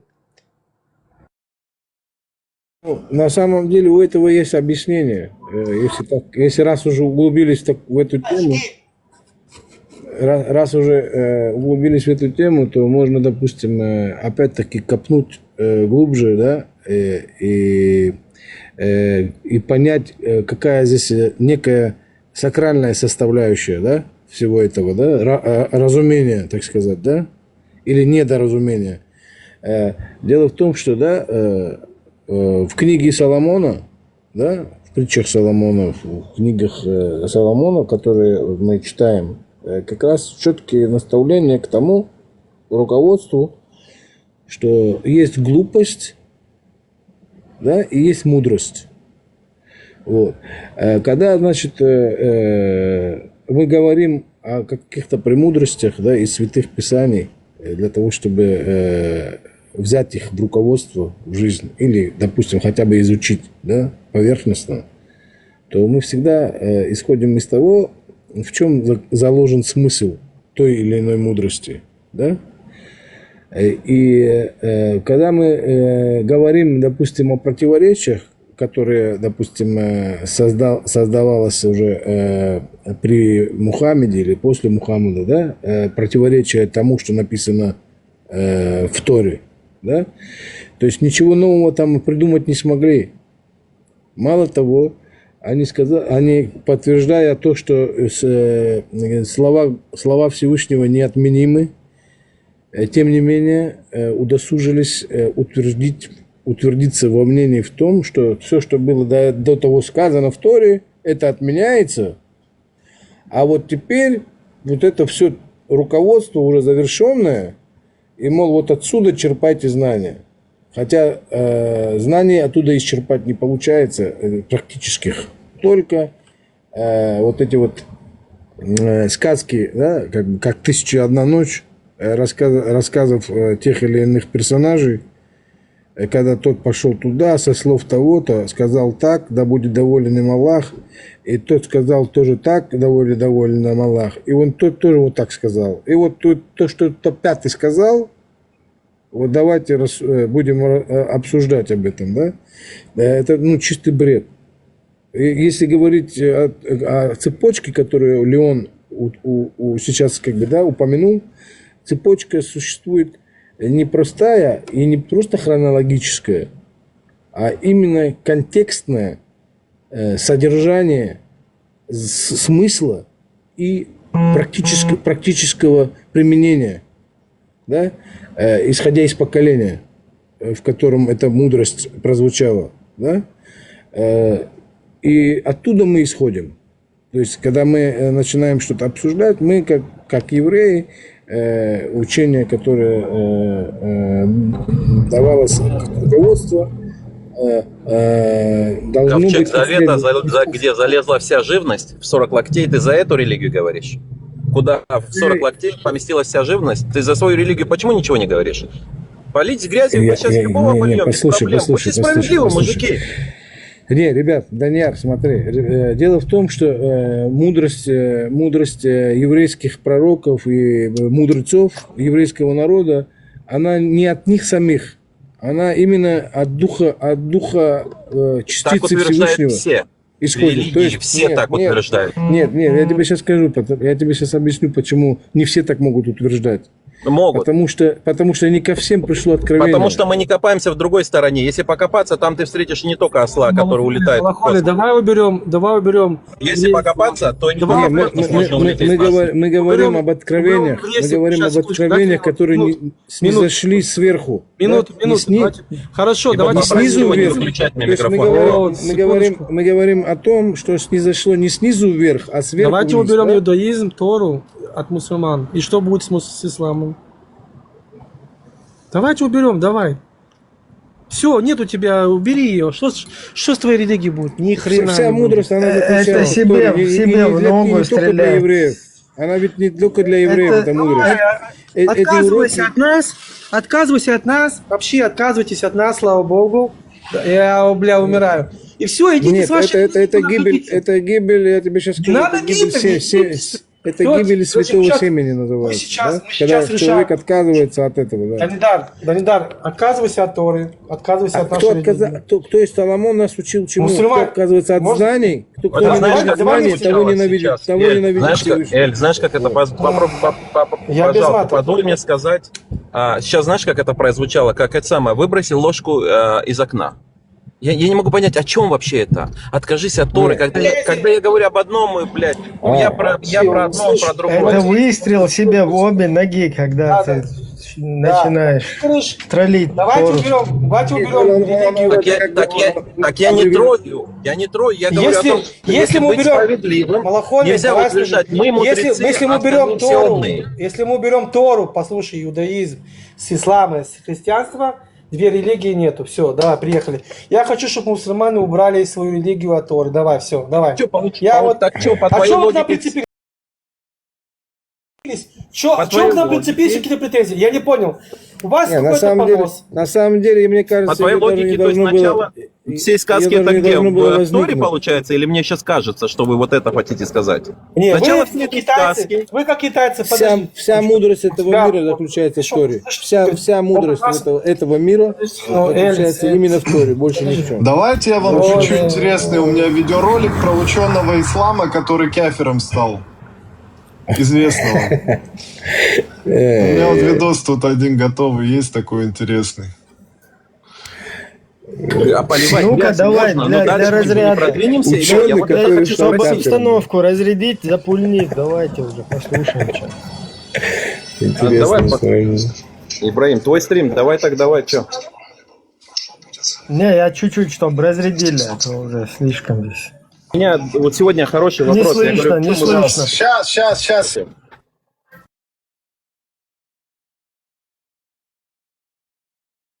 Сейчас, секунду. Сегодня я расскажу вам о человеке, который, будучи ученым исламским алимом, прошел путь от саляфии до понимания ложности исламской мифологии.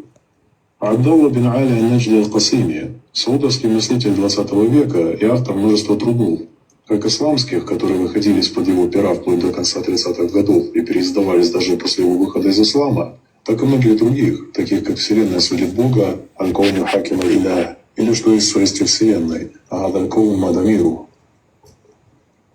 Абдалла аль-Касими изначально имел крепкую связь с религией Аллаха, будучи выходцем из строгой семьи Ахли-Сунна ниждийского региона Касым, а по достижении 15-летнего возраста он и сам стал на путь требующего знания. Сначала он отправился в Ирак, где учился в школе Амина Шинкайти и в школе Ар-Рахмании в Зубейре. Затем аль-Касими направился в Индию, которая в начале 20 века была сильным оплотом суннитского ислама, где он взял знания по арабскому, хадису и основам шариата. После обучения в Индии он снова возвращается в Ирак, а затем и дальше отправляется получать исламские знания, сначала переехав в Дамаск, а затем в Каир, где в 27 году поступает в Аль-Азгар. Под сенью Аль-Азгара начинается самая плодотворная часть жизни Аль-Касими в исламе, где он ведет ожесточенные споры с алимами Аль-Азгара и защищает от их нападок саляфию. Одним из примеров этого противостояния является труд Аль-Бурук ан-Надждия фи иктисахи ад-Дулунат аль-Джадавийя, который Аль-Касими в 1931 году написал в ответ на статью Юсуф аль-Джадавий «Ат-Тавассуль ва джахаляту аль-Вахабиин». В своем труде на 200 страниц Абдалла аль-Касими со всей обстоятельностью объясняет аль-Джадавий, каково понимание практики тавассуля у Ахли-Сунна валь-Джамаа. Чтобы вы понимали, Аль-Касими был не просто посредственным шейхом, которых на просторах арабского мира не счесть, но он был ревностным мусульманином из Неджда, который в качестве эпиграфа к своему труду «Ат-Таурату аль-Вахабия» пишет следующее. «Инна аль-акидат аль-халиса валь-фитрат ас-салима ля тазалян фил-Хиджаз ва фи гадват Наджд». Поистине чистое вероубеждение и здравое естество остались в Хиджазе и на плоскогорьях Неджда.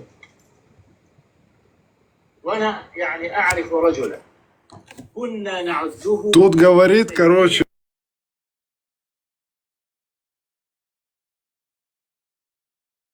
Я микрофон выключил. Включи микрофон. Он говорит... Тут, короче, продолжение. Один комментирует, ученый, говорит, что он в то время был Ибн Тамией своего времени, короче, на вот эти 900-е года и превосходил всех, короче, ученых. Сейчас я это прокручу, этот момент, и тут на русском будет.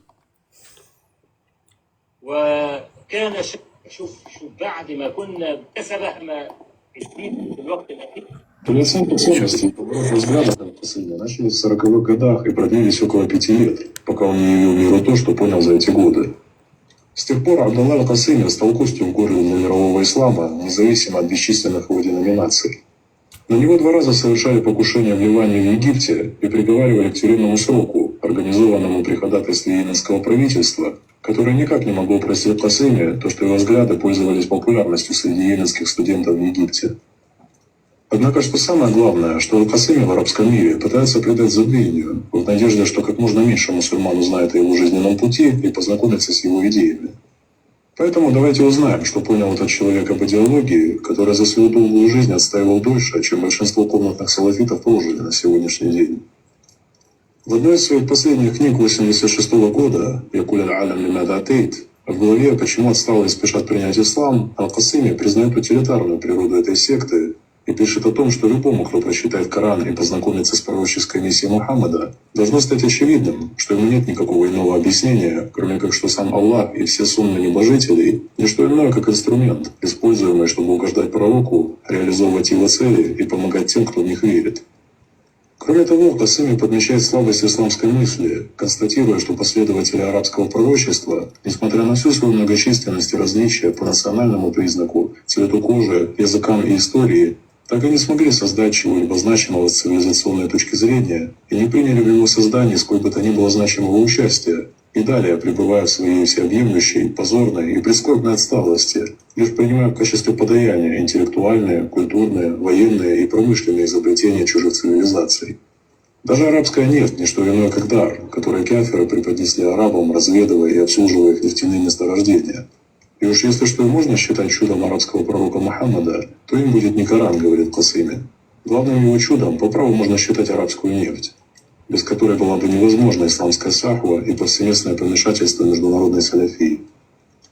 В своих трудах Касыми вскрывает духовную примитивность ислама, указывая на животную природу исламского рая. В книге «Аль-Каун юхаким аль-Илях» этой теме посвящены целые главы. «А'акидни биджахимак, ла илля ту'акидни бифирдаусак». «Лучше накажи меня своим адом, чем ты накажешь меня своим раем». في الفردوس تتجمع كل أسباب الشر والعرب وعبيدهم في الدين وهم كل سكان الفردوس. В раю собраны все причины зла, арабы и их рабы в религии, и все они обитатели рая. حديثك عن الغلمان الفردوس تحريض على الشذوذ الجنسي واتهام لك ولمن خاطبك بذلك. Твой рассказ, имеется в виду Аллаха, о мальчиках в раю есть подстрекательство к извращению и является обвинением тебе и тем, кто обращается к тебе за этим. الأنبياء السكراء في المضاجع الحريات وأبناؤهم وآباؤهم في الجحيم يتحرقون. هل تصدقون؟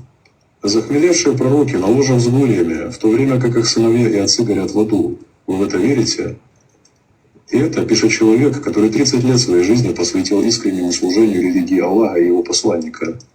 Он вопрошает: неужели за все то, что требуется от араба в его покорности, богобоязненности, вере и преданности, воздастся навечно, и это в качестве высшей и величайшей награды, лежанием в шатрах и замках, где все, что будет занимать его, низменное удовольствие и развлечения? Как дошли создатели человеческой поэзии, воспевающие любовь и красоту, радость и дружбу, запоминавшие, исполнявшие и слушавшие ее, как не зашли они до создания Корана, до его запоминания, его исполнения, внимания ему и его толкования? Как опустились они до принятия тех нечистот, что изрыгнул Абу Гурейра и что не изложены на многочисленных страницах огромных томов? О Бог арабов, о пророк арабов, какой же вы посмешище и позор для арабов! Какой человек в этой порочной жизни не отвергнет то райское общество, что вы предлагаете, которое из всех воображаемых является самым безобразным и порочным? Пример Абдаллы Касыми – это редкий случай, когда человеку, будучи всецело погруженному в исламскую мифологию, хватило проницательности задуматься над тем, что ему всю жизнь внушается как истина в последней инстанции, и который смог прочитать в исламских писаниях то, что в них действительно написано, а не то, что там пытаются разглядеть адепты культа. Обычно, когда появляется смельчак, открыто заявляющий о своем выходе из ислама, правоверные все как один повторяют мантру, что он никогда не был мусульманином и никогда по-настоящему не верил. Но в случае с Касыми такое не работает, и поэтому мусульмане решили придумать байку о том, что он якобы в последние дни своей жизни, находясь в больнице, вернулся в ислам и читал Коран, что его близкий друг, египетский адвокат Ибрагим Абдар-Рахман, назвал не иначе, как сладкой ложью. Это то же самое, что если какой-то мусульманин, которого в мои последние дни положат в одной палате, станет утверждать, что ваш покорный слуга отдал душу Аллаху, когда правый его указательный палец был поднят, а губы застыли в покаянии, произнося шагаду. Нет, друзья, слишком много Абдалла Касыми за жизнь понял, чего невозможно распонять назад, и слишком многое сделал для того, чтобы донести это до людей. Аль-Касыми завершил все, для чего пришел в этот мир, и ушел свободным, заслужив свой покой, мирно растворившись в океане вечности. Мораль всей истории такова, что пока вы и дальше будете жить в пьяном угаре арабской сказки и не откроете глаза на то, чему она вас учит, вы никогда не выберетесь из того положения, в котором находитесь, и дальше будете отравлять жизнь себе, а значит и всем окружающим.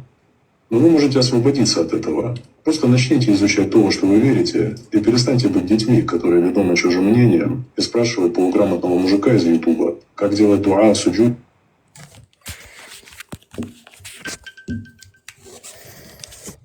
Ибо, скажи, пожалуйста, я хочу вернуть тебя в то, что получилось. Мне просто, для меня это показалось большим неуважением. Я нормально говорил, ничего я лишнего не сказал. А когда я сказал, в данном случае было с Элем разговор, я сказал, ну вот типа там в исламе вот такое, мы евреи, он сказал вот так, я говорю, ну а в вашей книге, типа, если покопаться, там же тоже много чего можно найти, в вашей религии в данном случае. Я же ничего страшного не сказал. Почему, когда Леон сказал выкинуть религию, я сказал, это здесь при чем вообще? Что это имеет общего с тем, что я сказал? Никакой логики. Ты сказал... Опять никакой логики. Я тебе объясняю цепочку логики. Давай я тебе буду учить оставь свою цепочку логики, у тебя нет логики. Зачем зацикливаться? Нет, зачем зацикливаться, ребята? Секундочку, Зачем если ты имеешь какую-то цепочку, выключите ему микрофон, если ты имеешь какую-то проблему какой-то религии, так не обращайся к вопрос ней. тебе не могу задать. Выкини ее, Ибрагим. а забудь про нее. И давай, если ты забудешь про Тору, не будь исламом. Всё. Я вообще не об Всё этом очень говорил. просто. Ибрагим, я тебя спросил, Подожди, почему, всё когда очень он просто. взял из ниоткуда что-то, что не имеет никакой связи с тем, что я сказал, ты поддержал его. Скажи, Ибрагим, почему ты поступил так несправедливо? Ведь это не имело ничего общего с тем, что я сказал. Ты будешь слепо поддерживать своих адептов, брат? В этом принципе прикол, мне здесь точно ловить нечего. Если ты не смотри, вот нам, например, нашим, скажем так, единомышленникам, кто вот у нас на канале постоянно, там, спикеры, вот наши эти друзья, да, нам не интересно, что мы как бы тут не проповедуем иудаизм и не хотим мериться, короче, у кого больше, у кого там круче, у кого вот так или сяк. Во-первых, иудаизм, он не является миссионерческим, это чисто еврейское, национальное. Они его никому не, скажем так, не навязывают, никому не распространяют. Это их внутреннее. Как бы что там ни было, пускай у них вот так или сяк, это ихнее. Дело в том, что наша миссия, наоборот, действительно, казалось бы, да, она другая тема, когда мы сейчас говорим именно о мировой религии, да, которая там распространяется, которая... То есть мы об этом говорим, и раз тут начинаются нападки на соседние эти там, нам они соседние, тем более еврейское, вообще не интересно. Потому что там буддизм могут там распространять, я не знаю, христианство можно распространять, миссионерчеством, ислам стопудово миссионер. Евреи, иудаизм это вообще их национальное. Ибо без обид ты не отвечаешь на мой вопрос. Не только поэтому. Подожди, этот вопрос был не к тебе, этот вопрос был к Ибрагиму. Ибо без обид ты не ответил на мой вопрос. Почему ты так несправедливо просто вслепую поддержал его? Неважно, кто у кого миссионерство, нет миссионерства. У меня нет с этим проблем вообще никаких у меня. Я просто прихожу к тебе. Ты говоришь о том, что я... Ты имеешь в виду, что я его, когда он сказал... Выстрелил в ногу, ты не сказал, Леон, с этим все понятно. Сейчас можно тему про осла поднять, с этим все понятно. Действительно, все понятно. Но не, это же логично, я когда сказал, ты нападки делаешь. защищать свою религию. Когда ты Что ты скулишь опять же? Это не нападок, это было сказано это было сказано против несправедливости высказываний данного человека в стриме, спикера Эля. Дуня, больше, не вот меньше. сейчас я историю включил о человеке, о большом ученом 19 века, например, да, который побольше тебя знает. Вот у тебя какое впечатление от этой истории, которую я сейчас прокрутил? Можешь ответить? Пахан, честно скажу, я конкретно не знаю, кто говорил. Во-вторых, я бы не утверждал бы на твоем месте, не зная знаний Дуниадара, что тот человек круче меня, потому что его кто-то туда поднял или он сам туда поднялся. А в-третьих, было очень плохо слышно, поэтому... Ну ты книги писал, ты 30 лет салафи был? Что было сказано в конце, это было сказано правильно. Не будьте как дети, слушая чужие мнения, знаешь, спрашивая чужих Винни-Пуха, ну как таких людей, которые выглядят как Винни-Пухами в данном случае, он типа имел в виду. Вот это было правильно, да. Было хорошо слышно этот момент. Ну, С этим Аль-Касыми, я согласен. ты можешь и труды изучить как бы человека, это не фейковый человек. У него достаточно много книг, за свои там 90 лет он прожил где-то. Как бы побольше тебя, я думаю, он знает об этой религии Нет грязной. проблем, пускай, дай бог ему здоровья, нет проблем. Я люблю умных людей, тем более общаться с ними, потому что, сам знаешь, там есть чему научиться. Но в данном случае, Ибо, второй вопрос. Скажи, пожалуйста, мы днем и ночью поливая, ну ладно, обсуждая, не обсуждая, здесь не обсуждение, здесь осуждение идет, зачастую, осуждая, ты думаешь, ты веришь, что мы к чему-то придем, или просто ты не опускаешь руки? Не, мы день и ночь не осуждаем. Мы, например, вот до того, как ты зашел, говорили о политике. Если ты помнишь, да, там Да, я слушал. у нас был этот Лазик, и я ему разъяснял, что вот там проблема чеченского народа, проблема и так далее. И ты как бы сам начал тему религиозную, мы в это русло Моя проблема, знаешь, что? Я переключились. просто хочу уйти дальше. Просто вот и с этим все понятно. Дальше что, Ибрагим? Братское сердце, дальше что? Вот хорошо, ладно, нас всех, извиняюсь за выражение, наебали. Хорошо, допустим. Дальше что? А можно я отвечу? Все? Ничего? Ничего. Надо просто знать, наиб, кто сделал, зачем, как, нужно же. Окей. Дунядар, если вы позволите, я вам скажу, что дальше. Да, Эль, конечно. Ну, по моему мнению, а там может быть, ну, много здесь ребят и много мнений, и евреев немало здесь тоже со мной на эфире. Вот. Дело в том, что будет дальше. Если эго все-таки не превозобладает над человечеством, да, эго, и когда, допустим, те же исламисты, подожди, секундочку, Леон, те же исламисты, допустим, подойдут на виду всего мира и скажут, попросят евреев восстановить храм и его служение, вот тогда будет дальше то, что замыслил Всевышний.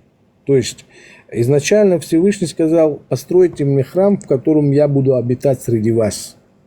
Какой из Всевышний? Дело в том, что если обратить внимание на слова Леона, а он в части в какой-то прав, то получается, это случайно не тот Всевышний, который начал всю эту сказку, ну, если выражаться языком Ибрагима, начал всю эту сказку от Торы, закончил Кораном. Это не тот Всевышний, который вот всем этим занимается на земле сейчас.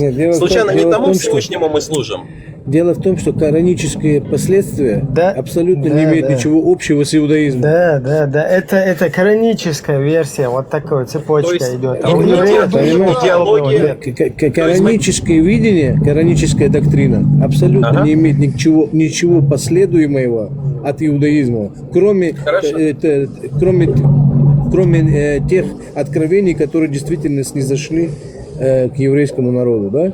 Дунядар, тебе же Ибрагим ответил на этот момент, как бы, что именно Коран суется к другим, а иудаизм и христианство не распространяется агрессивно, как вот это, как бы... И то, что ты критикуешь вот этих тоже бородатых... Христианство тоже Да. Бородатых с говном в голове. Если я тебе отвечу так, Араб, если так раскидать карты, то атеисты обходят и христиан, есть такие атеисты и христиан, и мусульман, и евреев. Просто по статистике посмотри, есть такие экстремисты, которых ты сам говоришь, презираешь, например, вот, допустим, в христианстве, там, например, или в иудаизме. Есть ли такие экстремизмы, как, например, в исламе?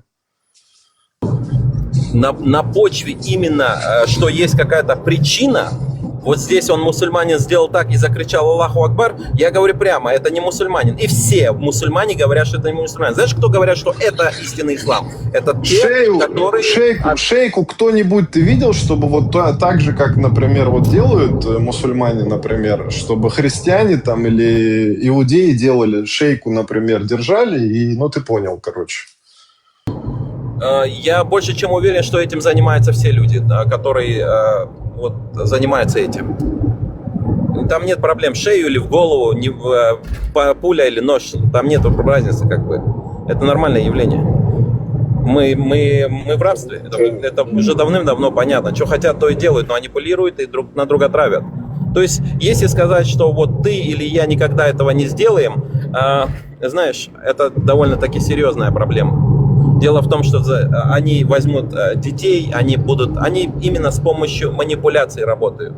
В данном случае, да, скажем, там не было столько давления на семью, было промытые мозги. Использовано тех или иных хадисов, тех или иных моментов из Корана, трактанутые. Почему в христианстве или в иудаизме также не могут трактануть? Зачастую, знаешь, есть фильм, называется, сейчас скажу, название забыл, но неважно. Короче, в этом фильме играет роль... Что за фигня у меня? Еще и имя забыл. Короче, этот актер говорит: ради вашего Бога и слишком много людей умерло. Это было в христианстве, это правда. Зачастую, поднимая эту тему, именно когда такой вопрос задается, как ты задал сейчас, говорится за христовые походы. Я говорю, хрен с ним, с этими христовыми походами. По факту... Подожди, стой. Давай другие религии не трогать. Ты мусульманин, давай говорить о исламе. Вы когда начинаете вас зажимать в угол, вы начинаете и у евреев, христиане, и буддистов, всех. Мы здесь говорим о христиан. Оставь вот это сейчас тем мусульман. Вот недавно, Леон, в Крокусе,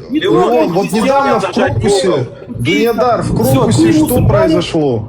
Леон, у тебя мышление примитивное слишком, чтобы такое мне говорить. Да, я же примитивный, куда же мне, В Крокусе что произошло, ты знаешь? Вот это в России, в Крокусе. Недавно это было. Сейчас, Пахан, дай секундочку, Пахан, подожди секундочку, Пахан. А когда их прижимаешь, у них к буддистам уходят, к крестьянам, евреям, куда угодно, только не туда. Давай говорить про ислам. Ты мусульманин? Говорю про ислам, все. Оставь в покое христиан, евреев, буддистов, там, этих всех. Нас волнует ислам, меня волнует ислам, все. Меня не волнует другие. Ты же не ответил на вопрос простой. Я тебе задал простой вопрос. При евреях я спросил тебя, пятикнижие, прочитай мне. Услышь, я же тебя не передавал. Ты из пятикнижия сказал, секунду, Леон. Не подгорай, ты не смог ответить. Не кричи, девочка, не шуми, малохольный. Да что ты врешь я тебе задал сейчас красивые вопросы, логические. Даже не можешь ответить. Вообще на один вопрос не можешь ответить.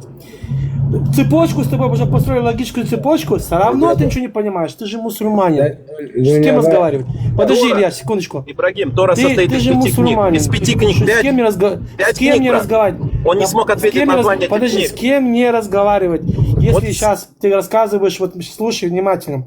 Вот мы рассказываем, как вы получили молитву, да? Я привел тебе из Корана, что сказал Аллах, да, и что это, и то, и то, и то. Цепочку получается, твои, что, Ибрагим, что Моисей, да услышь меня, подожди. Если твои намерения. Подожди, услышь. Вот я от этих людей нужно бояться. Видишь, в чем проблема? Только они ты говоришь, когда... Они как те радикалы, они готовы на все. Алло, баран, стоять, мусульман. Они перережут их, ты что угодно сделаешь. Ты не будешь здесь, мы твой понос уже услышали целый час. Еще и примитивные, теперь примитивное мышление у человека. Ты не будешь здесь стоять и рассказывать свой вот этот бред свой, понимаешь? Не будет здесь такого. Ты у себя дома будешь командовать. Ты здесь не будешь. Вот это оставь, Леон. Объясни мне, почему Моисей я тебе ничего не буду объяснять. Ты не смог объяснить пятикнижие Моисея. Что с тобой разговаривать? Днем и ночью поливаешь грязью ислам. Выучил весь ислам, а свою религию ты не знаешь. Секунду, стой, не кричи. А чья там просто Оставьте чужие религии, нам не интересны чужие религии. Я все ему объясняю, он это. Все, хорошо, скажи мне. Леон, подождите. Фарго. Подождите. Можно же это позволить? Подождите. Пожалуйста. Вот хорошо, вот индуизм плохой, иудаизм плохой, христианство плохое, буддизм плохой. И что дальше? И что дальше теперь? И что дальше? Смотрите. Теперь ислам хороший стал, что ли? У нас проблемы в чеченском народе с идеологией, из-за которого мы потеряли государство, из-за которого мы потеряли чеченские проблема традиции. только русский мир. Русня на нашей земле наша проблема. Подожди. Русские манипулируют, это идеология. Мы пришли к этой проблеме. Нам дела нет до иудаизма. Пусть хоть вверх ногами там ходят. Нам вообще не интересно. Это их личная национальная религия. Это их выбор.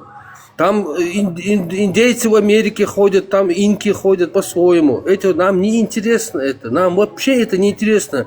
Мы приедем в гости к индейцам, папуасам, австралийцам, японцам, посмотрим на их культуру, повосхищаемся, чай попьем и уедем домой.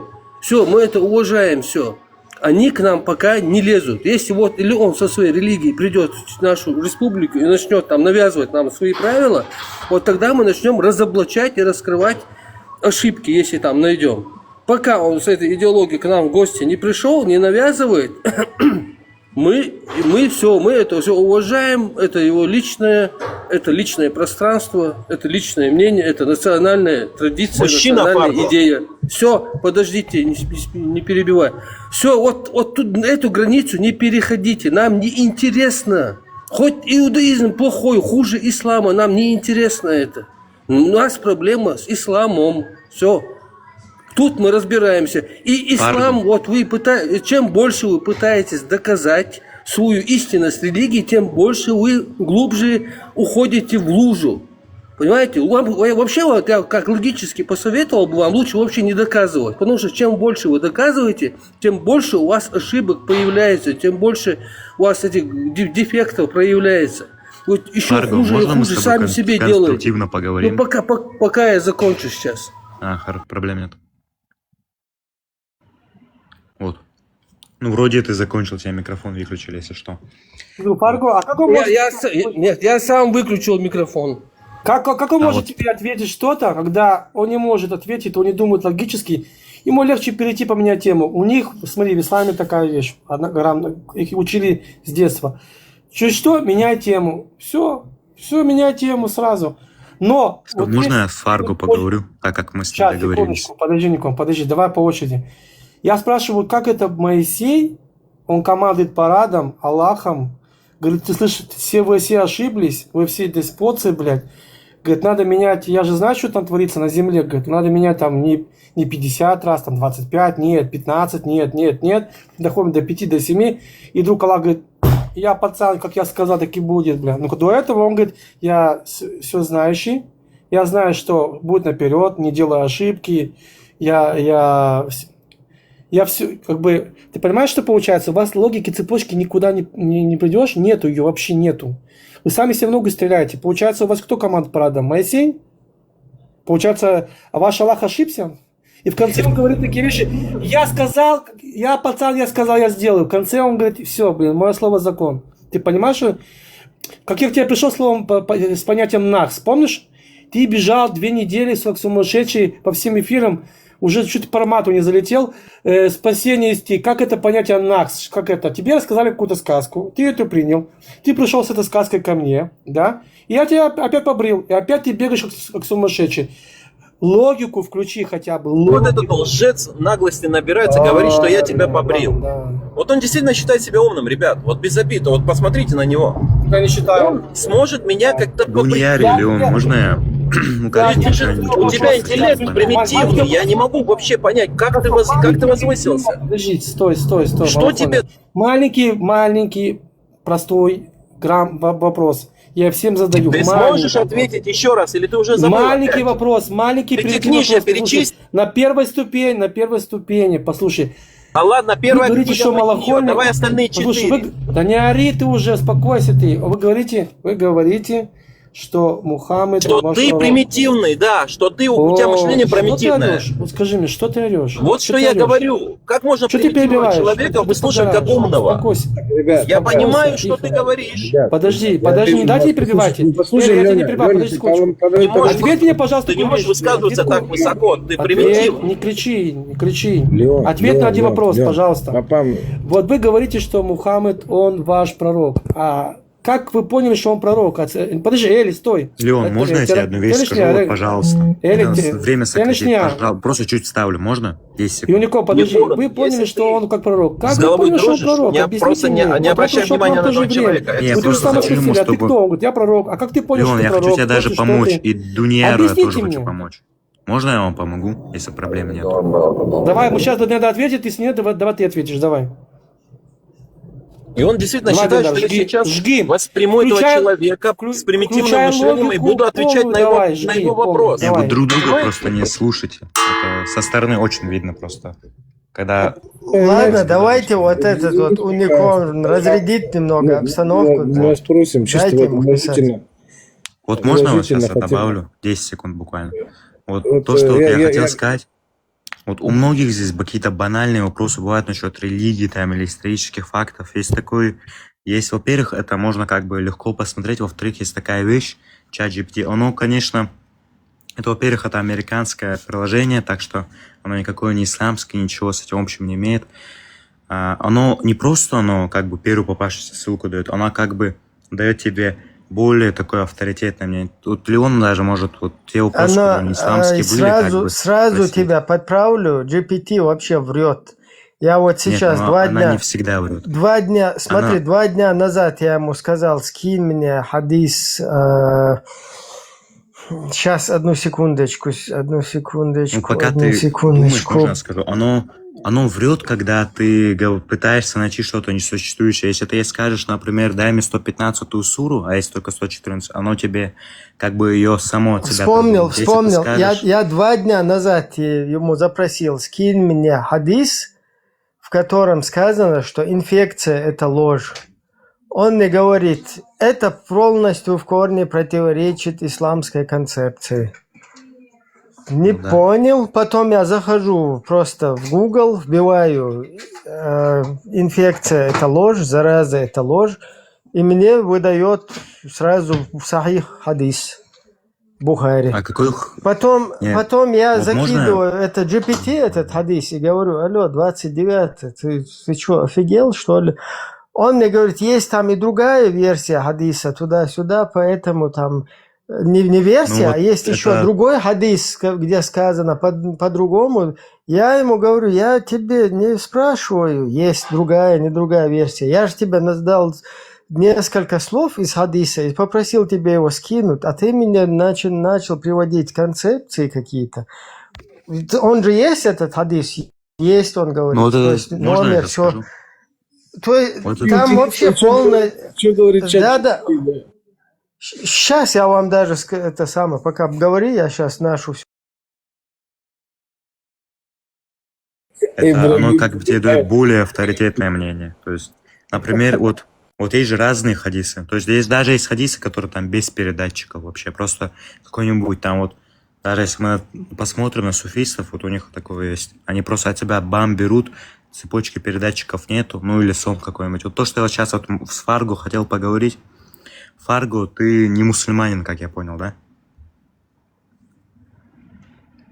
Вот смотри, я спрашиваю, найди хадис, где сказано, что инфекция – это ложь. Я не могу найти такой хадис, потому что он противоречит реальности и общим принципам исламского учения, достоверных источниках пророка Мухаммада, мир ему. Так, а где продолжение? Правды нету. Так это правда. Подожди, а что у меня? А что ты меняешь тему? И вот еще вот то, что вот я основную мысль, которую хотела Леону сказать, Леон, если у тебя есть какие-то такие максимально базовые, простые, поверхностные вопросы касаемо религии, ты можешь чату GPT сказать, но потом в примечании, как бы, точку, вот, когда ты закончил свой вопрос, ты просто точку в конце ставишь и говоришь только с авторитетными доказательствами, чтобы он от себя не придумал. Ты мусульманин? Подожди, ты мусульманин? Да. Чат GPT мусульманин? Нет, и что дальше? Это инструмент всего лишь. Я тебя спрашиваю, ты если ты мусульманин, правильно? Вот дальше. Ты мне чат GPT. Вот ты мусульманин, ты веришь в этого пророка, он говорит, что пророк. Он к нам пришел тоже, он сказал, я пророк. Вот пришел этот шлемаз. Ваш также пришел. Секунду. Ну давай дальше. К нам пришел вот этот шлемазл к нам, говорит, я пророк. И мы говорим тоже слово-слово, я тебя говорю, слушай, ты пророк, да, а как ты понял, что ты пророк? Кто ты такой вообще? По каким понятиям? Он говорит, не по каким, я просто пророк. Мы говорим, окей, иди гуляй дальше. Теперь я спрашиваю другой вопрос. Как вы поняли, что он пророк, и как вы определили, что он пророк? Вот мне просто интересно это. Давай. По его поступкам и действиям. Он никогда не был лжецом, его никогда не ловили на том, что он не врал. Даже его враги, они у него оставляли его имущество, они не сомневались в нем. Это Уникорн, Смотрите, друзья, смотрите, я этому ГПТ пишу. Ты что, долбанутый, что ли? А это что? и скинул ему хадис. Мне самому все искать, я у него спрашиваю. И он мне отвечает, нет, этот хадис действительно существует. На изображении приведен хадис, нет заразы, нет дурных примет, нет совы и нет сафара. Он передан Сахих Аль-Бухари номер 5757. Другая версия 5776. Сахих Муслим номер 2220. Но проблема в том, что этот хадис нельзя вырвать из остальных хадисов пророка. Представь, я тебе что, дебил, спрашиваю про другие хадисы. Я тебе говорю, скинь мне просто этот хадис. Он мне начал про проповедь делать. Потом я ему дальше я ему говорю, я тебе просто сказал, дебил, найти и скинуть хадис. Зачем ты мне проповеди читаешь? Тебя специально на это зарядили? Он мне отвечает, если тебе нужен был только этот хадис, то вот он, без комментариев. Вот, Ибрахим, можно я тебе отвечу? А потом говорят все, что чеченцы сейчас я хотел с ним ветку что какие-то исламисты радикализируются, что откуда-то все из какого-то непонятно сами по себе становятся террористами, ваххабистами. А как еще не стать, если даже эта хрень заряжает людей? Смотри, что она пишет. Можно я тебе объясню? Я она не просто заряжает. ей попросил, я спросил, иди нахер отсюда. Я просто спросил у него, дай мне этот хадис, сказал. Она мне, вы понимаете, что говорит? Это в какой-то монтекст. Не, представь, машина, которая заряжена, чтобы помогать человеку, то уже какой-то скайнет, исламистский. Прикинь, что он творит. Я ему просто сказал, скинь хадис, где сказано, что зараза – это ложь. Он говорит, это противоречит концепции ислама туда-сюда. Потом я ему скинул хадис и говорю, дебил, ты что, вот это вот хадис же. И он начинает, там еще есть другие какие-то хадисы. Я ему говорю, я тебе что, проповеди, говорю, читать?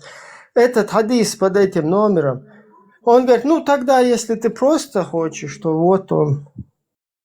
Вы понимаете, что здесь происходит вообще? Где этот говнюк, который унисон говорит? Да, он обзывается там в чате. Не, ну вы просто вдумайте, вот Леон, вот... сказал, начал внести рассказ, объяснение про Мухаммада. Леон, объяснение перебили. Леон, вот смотри, вот если, допустим, тебе прозвище дадут ухо, например, это ж, вот что это будет означать, вот если тебе прозвище такое дадут?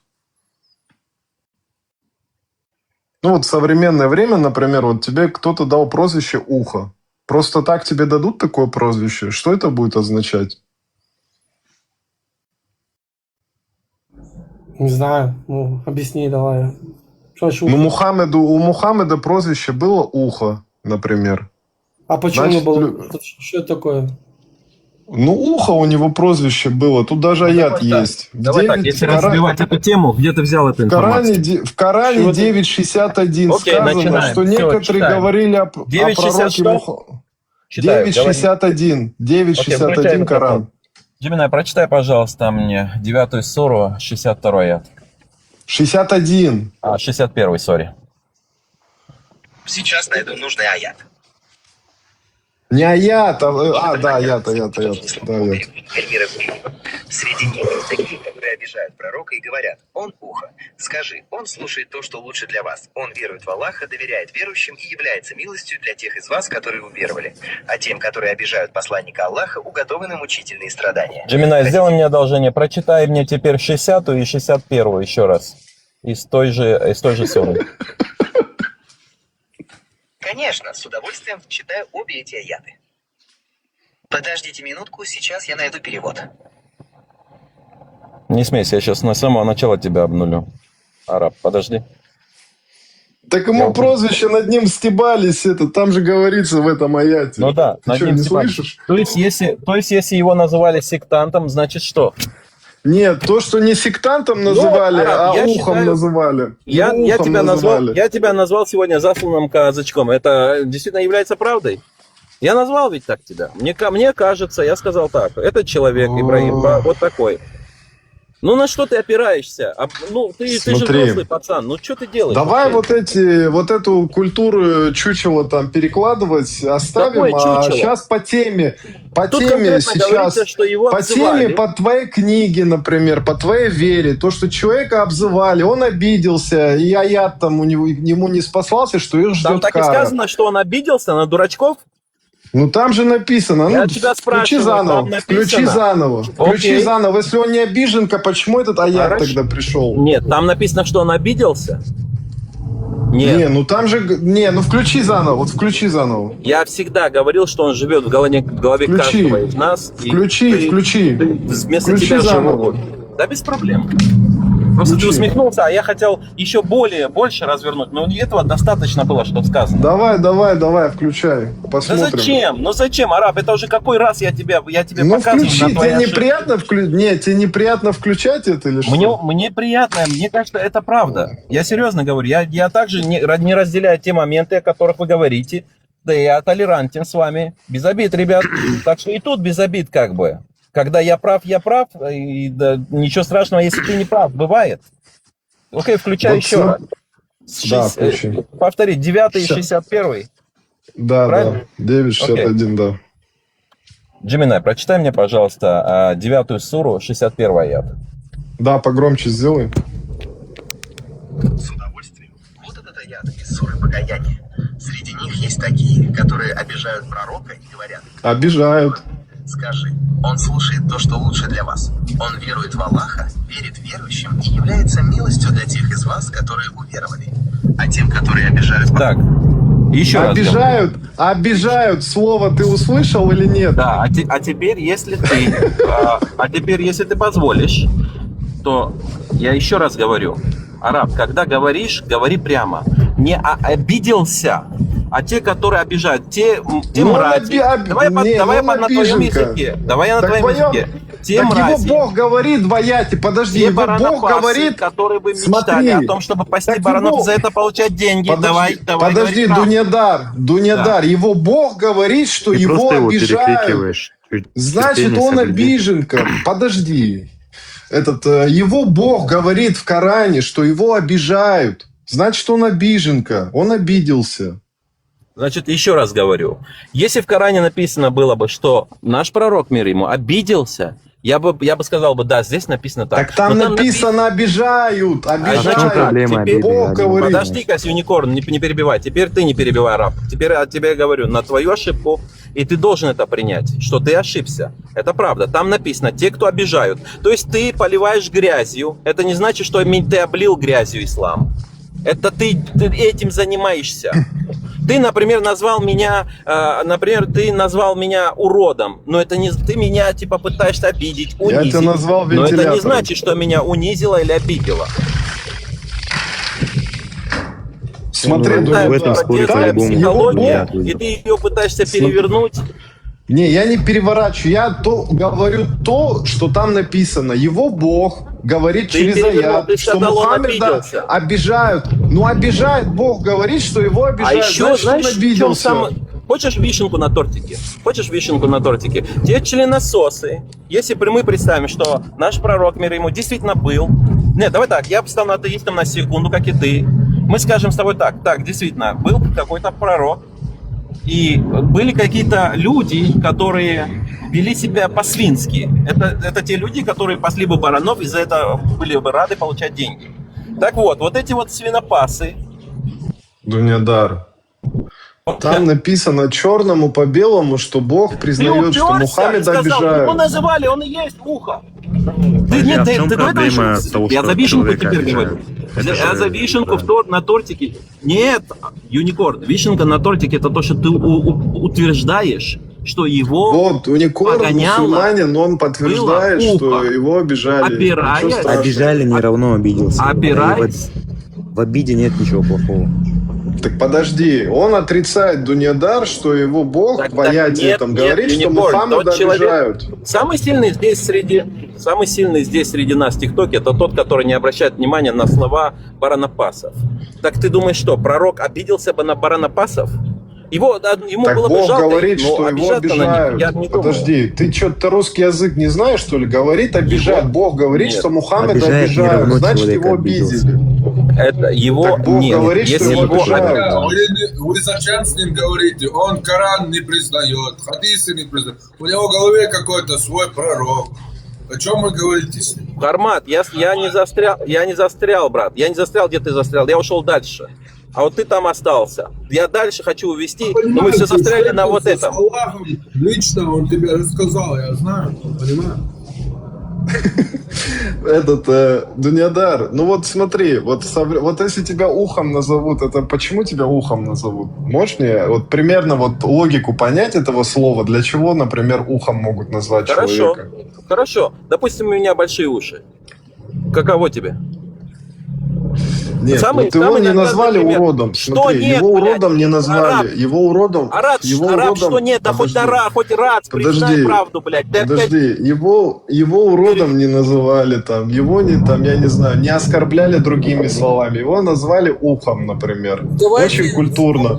Ты мне вопрос задал? На секунду, адвоката. Юникор, не вмешивайся, Юникор, ты здесь не нужен, поверь.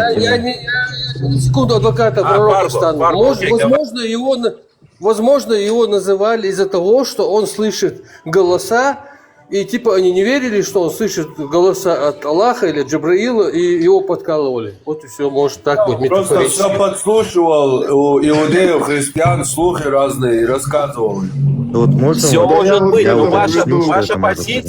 ваша позиция понятна. Мне непонятно, почему ваша позиция такова. Ну, человека ухом назвали, значит, что он любил сплетничать и слушать информацию. Нет. И Чечня останется, и Россия. Все это сгниет, ребята. А вот эти вот позиции, я думаю, мы за них по-любому ответим. Без разницы, включай. Перед кем? Яхве? Перед Иисусом? Формат, мы сегодня говорили, очень интересную тему подняли за счет строения вообще человека. В данном случае это клетка. Я хочу, вот, например, перед Буддой отвечать. Сказать, что Бога не было, ну, как бы это, прости за выражение, я не говорю, что ты бредишь, но для меня это звучит как бред. Сказать, что Бога нет. Он есть, просто во что наши отцы, подчеркиваю формат, мои и твои отцы превратили то, что принес сюда, то, что они сделали с Иисусом. Это не говорит, что Иисус был каким-то извращенцем, мазохистом. Это говорит о том, что мы предатели, мы предали их с помощью своего выбора. В чем мы, все знаем, свободны. Вот о чем я говорю. Что это непонятного? Мы с темы ушли. Почему ухом назвали? Да, конечно, для и он тебя обиделся. Можно я на это отвечу? Конечно. Вот если проблем нету. А потом мы эстафету другому человеку передадим. Вот это вот понимание уха там и все такое, это, во-первых, то есть я просто объясню, что примерно это можно сказать. Например, если это скажут Юникорн, ты с ума сошел, оставь ты это ухо, он тебя к бреду несет, оставь его со своим бредом. Я просто хочу ему объяснить. Вот еще то, что он про крокус говорил до этого тоже. Вот просто. Послушай совет умного человека, оставь его, говорю тебе, Юникорн, если ты действительно и дружишь с логикой. Дай ему ответить, ты задолбал, ты вообще не муссульманин, дай мусульманину ответить за тогда я пойду, я всем надоел формат. Я пойду. Давайте, салам алейкум, ребята. Раз человек, который старше меня попросил, я так уж и быть, пойду ему на уступки, я другой вопрос подниму.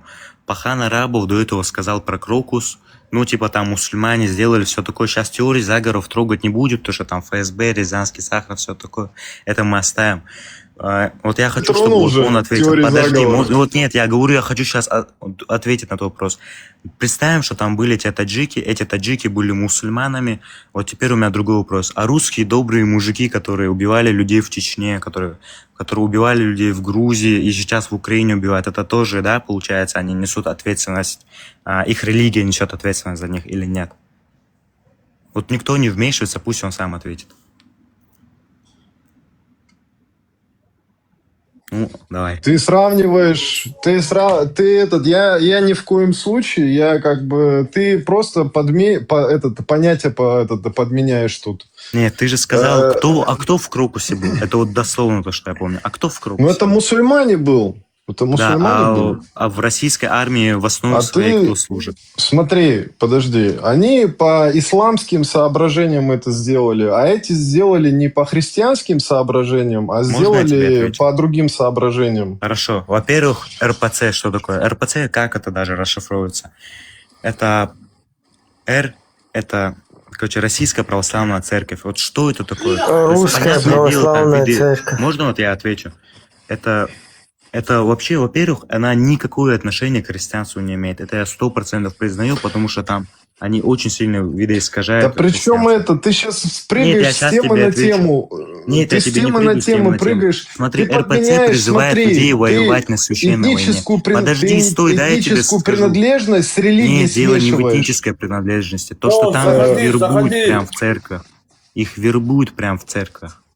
Им говорят, что это священная война против антихриста.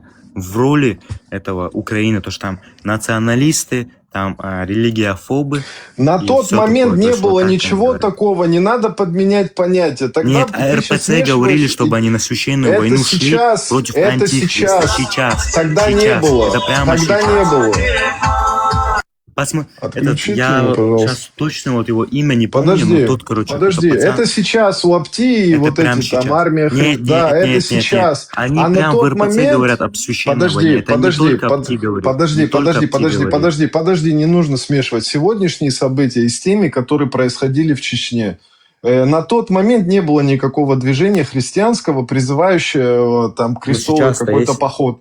А то, что таджики исполнили, например, в Крокусе, это исламская тема была, как бы. Ты с этим хочешь поспорить или нет? Ну смотри, спорить, вот сейчас можно в теории заговора уйти с шапочками из фольги. Ну, допустим, я приму твою позицию, скажу, что там реально были мусульмане. Они же с именем Аллаха это делали. Пахан, да, смотри, хорошо. Вот смотри, вот ты же, подожди, можно сейчас вот побрать? Подожди, не. Скажи мне, вот почему... Твою мысль закончишь сейчас 10 секунд буквально. Даже можешь считать. Заходи в игру, заходи. Есть, короче... Смотри, вот даже очень много видео, где даже те же самые российские военные, где когда у них дрон летит, они крестятся. То есть они показывают свою религиозную принадлежность даже в тот момент, когда они нарушают правила своей религии. Хорошо, все, хорошо. Вот это то, что я говорю. А террористов больше в мире кто? Какой религии? Смотря что ты подразумеваешь по террористам. Для меня террорист это любой российский военный. Террористы. Определение террориста, дай слово. Что ты под этим подразумеваешь? Единственное, справедливости ради надо уточнить, согласиться с тем, что единственная священная книга... Единственная священная книга в мире, в которой буквально используется слово «террор» как руководство мусульманам против немусульман, это Коран. Это английское слово, арабское слово там «ар-руб». Английское слово «террор», ужас. Это в Коране буквально написано. Мы поддержали тебя террором, то есть «ар-руб». За месяц пути рубите пальцы и рубите конечности. Прометею, давай тогда я с тобой буду говорить, ты более адекватный. Что ты подразумеваешь под словом «террор»? Какая твоя интерпретация данного слова? Это то, что есть в исламе. Как и есть в исламе, так и воспринимаю. Приведи пример какой-нибудь. Не обязательно даже муссульманина, можно хоть любого солдата, хоть русского какого-нибудь на территории Чечни. Я никакие примеры не привожу, я говорю. Хорошо, ладно. Вот можно я тебе скажу? Слушай, взять гранату, кинуть ее в проблем нет. Вопрос задал, слушай, будь добр, пожалуйста. Для меня террор это как Коран и говорит. То, что Коран говорит, это для меня и есть террор. Что говорит Коран? Рубите им конечности и рубите им пальцы. Рубите им шеи и рубите им головы.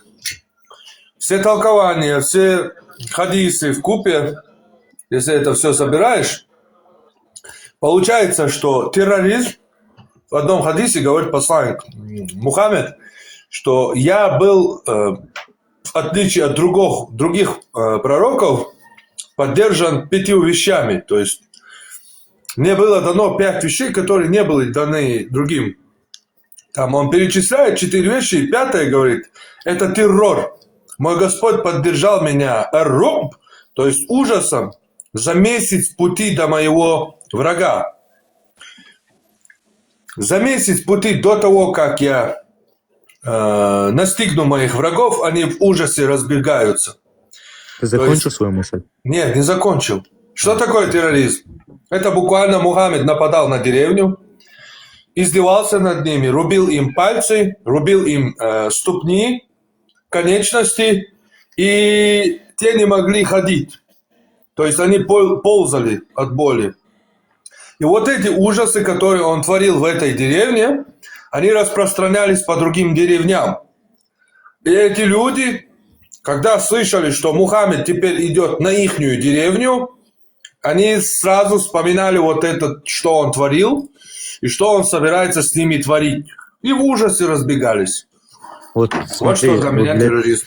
Смотри, для тебя терроризмом является, когда кидают гранату, допустим, не, даже другой приведу тебе пример. Для тебя терроризмом является призыв убивать женщин и детей. Ну, вот именно детей, допустим, по религиозному признаку. Ну, просто да или нет. Призывать детей по религиозному признаку? Нет. Смотри, сейчас. У меня, походу, чуть залагало. Не, это уже Убивать фашизм детей. или Нет, фашизм это другое. Нет, террор, что такое террор? Вот. По религиозному признаку убийства это и есть фашизм. Террор – это ксенофобия. устрашение. Это не террор. Террор, смотри, вот террор, он правильно сказал, это устрашение. У устрашения ничего плохого нету. Но терроризм, террор и терроризм это другое. Вот, допустим, вот терроризм это вообще что такое? Это понятие, оно настолько огромное, что его просто от времени к времени понятие. Я только что легко и просто объяснил.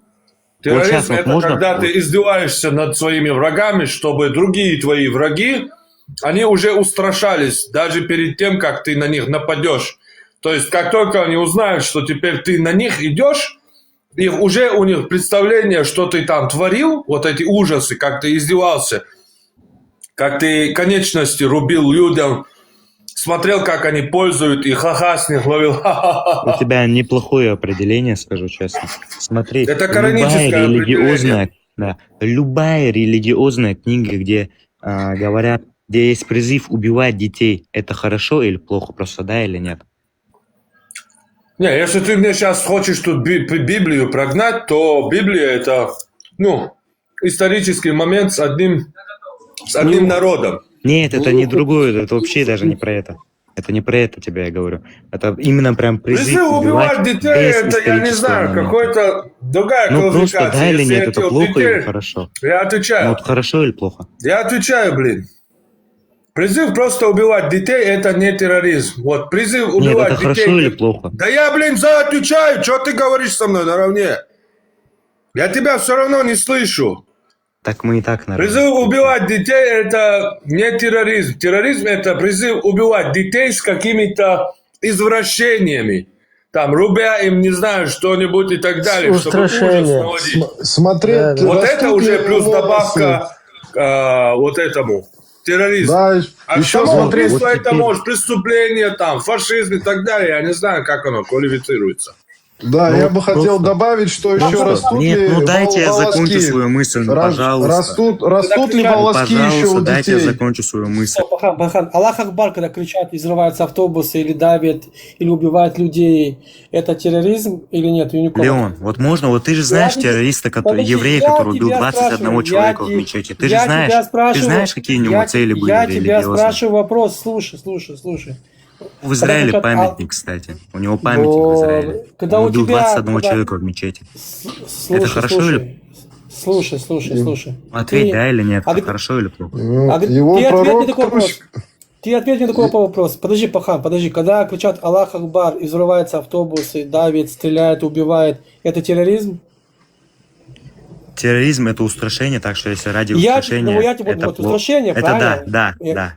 Да. Вот отлично. Теперь заметь, что на Ближнем Востоке, когда убивают и мусульман, или других, кричат первым делом Аллах Акбар и вперед за Родину. Получается, Сирии, евреи тоже Ливане, кричат, потому что они ради устрашения взрывают эти дома в Палестине, в Газе. Ты сейчас вылетишь кто в первую очередь вот бомбит? этот уникум. Русские, евреи. Смотри, ты уже задолбал здесь, ты в унисон говоришь, что-то спрашиваешь, потом начинаешь говорить сам.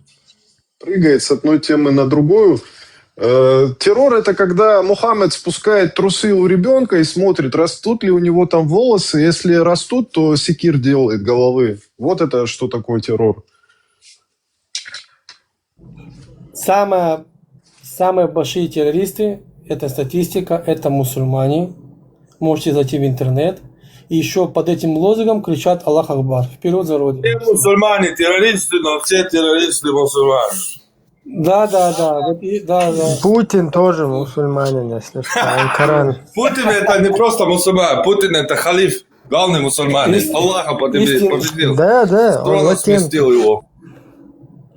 Давай, Прамат, я тут с тобой начинаем. Не путайте пустой садизм с терроризмом. Да, садизм с терроризмом.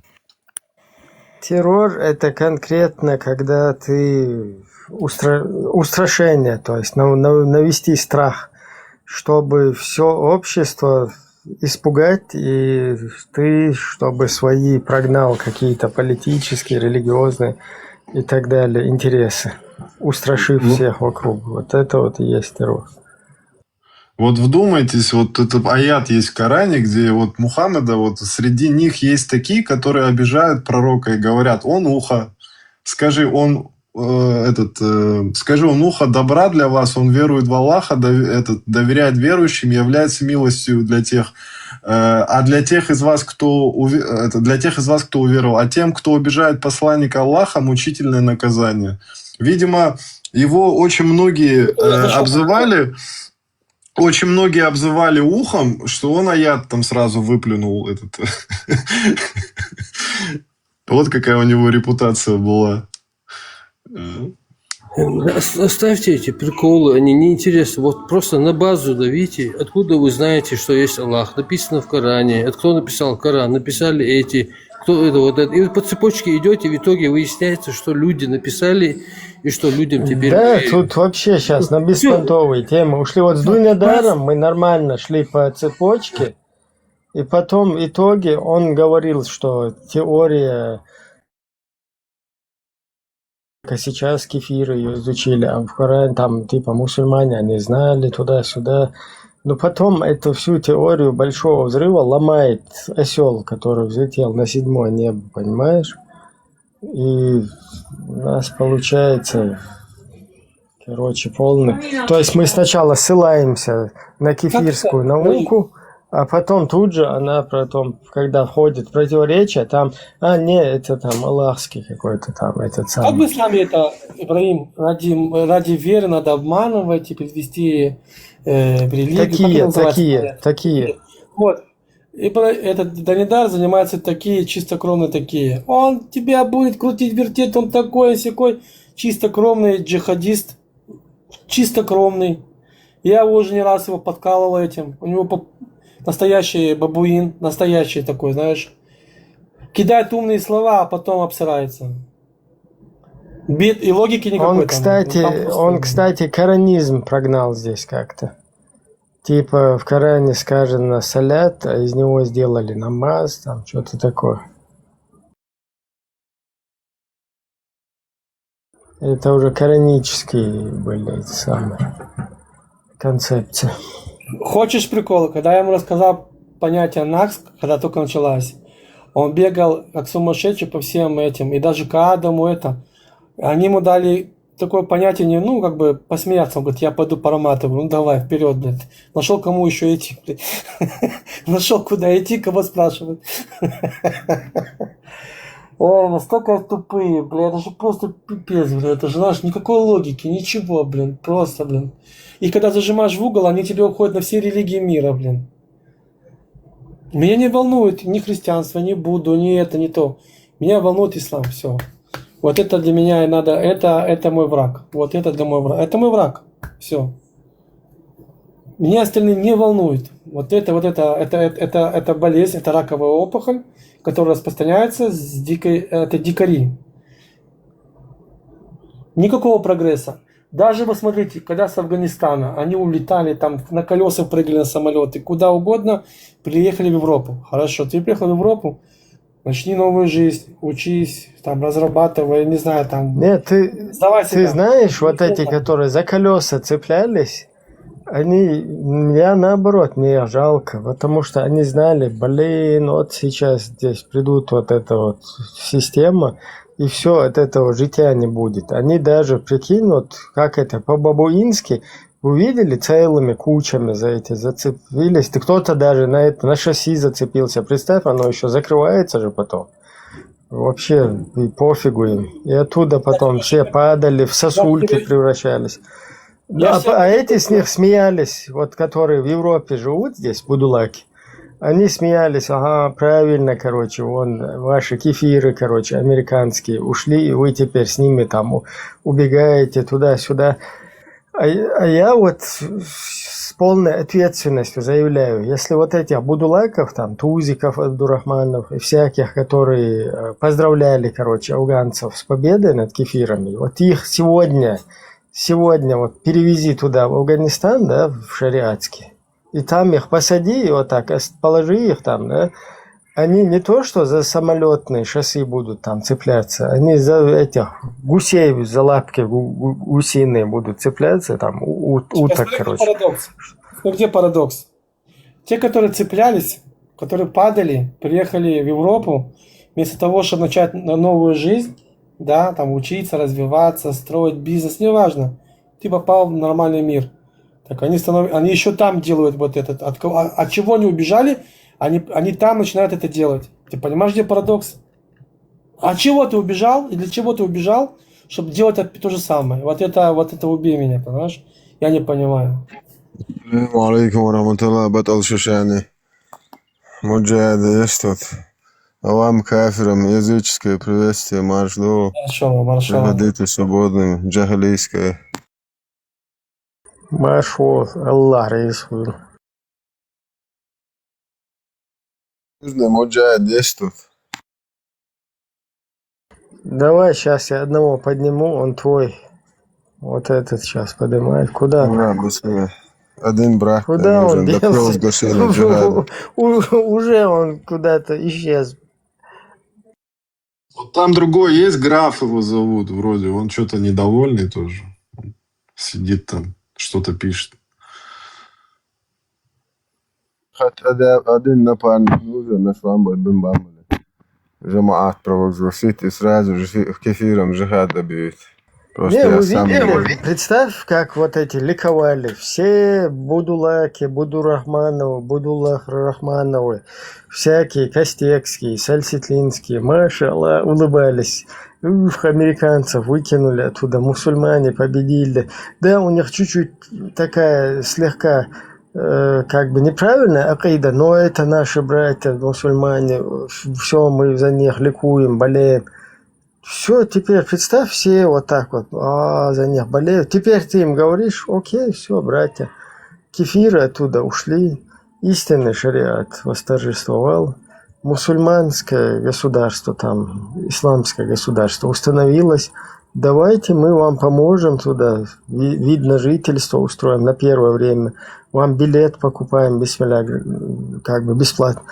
Они говорят, да нет, там неправильный шариат. Да, долбоящер, ты же ликовал вот сейчас, 2-3 дня назад, только вот недавно. Вы же все ликовали, поздравляли мусульман с победой. Вы что, вообще что ли? Что у вас там в голове? Чем вы думаете? Что? Вот так вот и собираетесь среди кефиров где-то жить, да? Там. А вот этим мусульманам там вы за них как бы болеете, им дуа делаете, короче, их, я не знаю, поддерживали вы. А сейчас что? Это же вот ваши братья. Там истинный шариат установился. Окей, он чуть-чуть половинчатый такой, но это же в 1000 раз лучше, чем среди кафиров в Европе. Там полуголые женщины. Вот это лучше ЛДПР Бачибази. Это 100%.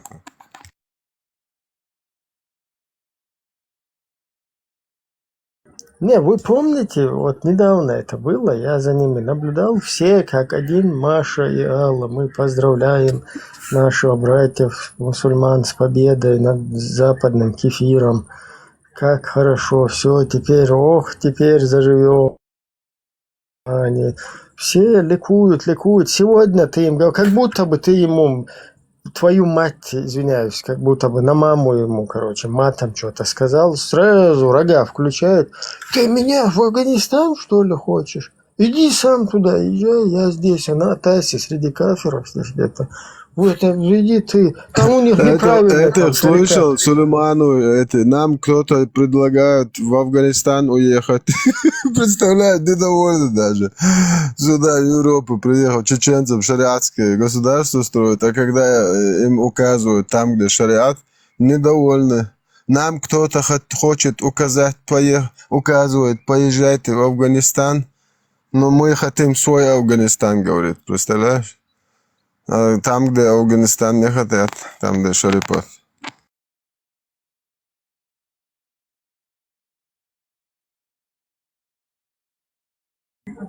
Ну, вообще, я не знаю, я наоборот жалел, блин, столько туда вложились американцы, чтобы из них людей сделать, вот это правительство помогли там установить, сдерживали всех вот этих исламистов, чтобы их снова вернуть в цивилизованных. Афганистан же нормальным, процветающим государством был в свое время.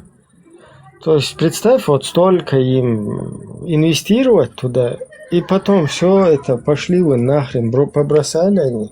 Там, знаете, сколько бабок, там у нас был американский здесь гость, тоже рассказывал, там столько бабок, короче, они бабки побросали, и все, и там эти вообще офигели, как обезьяны, друг друга там гасили за это все, и технику оставили, и все, просто оттуда все собрались аккуратно и сорвались. Делайте все, что хоть вверх ногами здесь ходите. Мы вам пытались помочь, теперь сами, короче.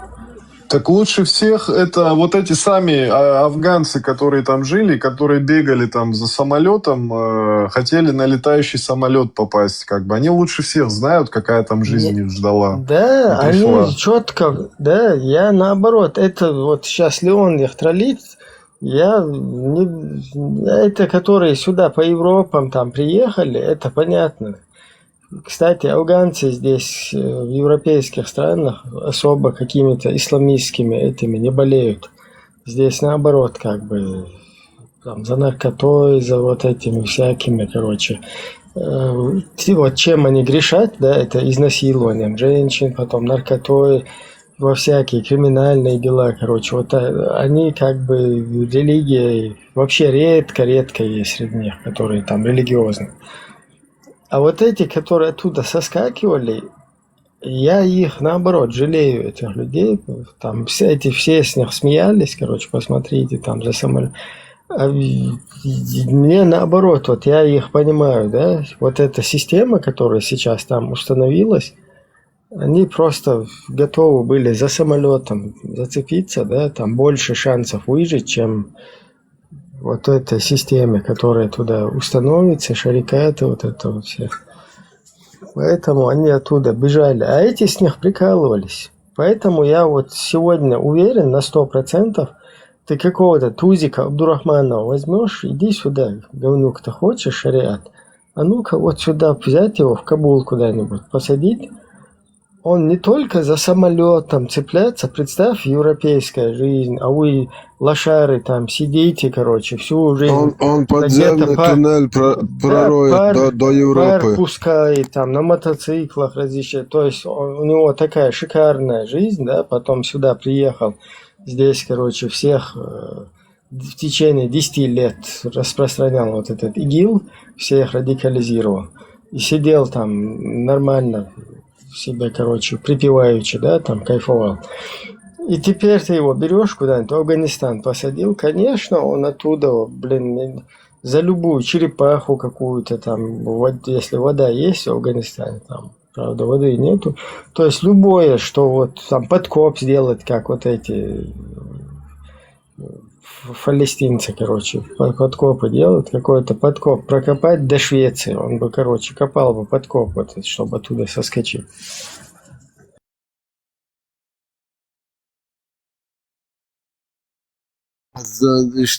Когда Тумсо спросили, Тумсо, что ты в Чечню вернешься, короче, если там не будет того, как он сказал, Ну, на их лад, как Аллах говорит, государство, то есть шарипательство. Меня в Швеции устраивает. Окей? 80% атеистов. Нет, ты видел, мы когда вот дискутировали здесь в телеграммах, в тиктоках, уже когда ты этих людей подводишь, там, они то изворачиваются, то так, то сяк. Ты ему, когда не даешь вообще шанса, все хадисы, аяты приводишь и говоришь, вот есть взамен шариатский, они начинают говорить, там они правильный шариат, он не до конца. Да, ты ему потом объясняешь, это в 1000 раз лучше, чем шведские кафиры, которые атеисты, там, безбожники. Знаешь, что он мне сказал? Я не дам тебе тут аяты читать, сказал. Я тебе не дам тут аяты читать. Представь, и 10 лет, сколько они навербовали здесь. Не, я сейчас просто, видишь, они сейчас вот во всей вот этой ситуации, да, нестабильности, которую создали они во всем мире, и сейчас у них нету вот этих для манипуляций среди чеченцев вот этих игиловцев, да, то есть все равно мы сейчас не то, чтобы своей какой-то деятельностью здесь кичиться, да, но если бы здесь бы мы не сработали, да, информационно, все равно получилось бы так, что и всяких вот этих будулаков, вон где-то в Англии где-то сейчас пришлось даже русского в ход пустить, короче, там, который теракт какой-то за терактом стоит. Ибрахим, этот Дуньядару и то, он охренел, то, что у Мухаммеда там кличка была Ухо, как бы. Он в шоке был просто. Да, потом вот это сейчас палестинская тема, да, туда бы уже бы стопудово затянули тоже чеченцев. То есть здесь 10 лет то, что вот этот занимался говнюк Абдурахманов со своим братом Шмаковым. Вот это вот, короче, всю эту деятельность мы им подкосили, к счастью. Потом сюда они прислали для подмоги, короче, всяких Халитовых, Нису, брать Янгулбаевых, теперь этого Кутаева Руслана. Короче, тут конкретно идет такая борьба не на жизнь, а на смерть, которую, к сожалению, как бы она такая за умы людей.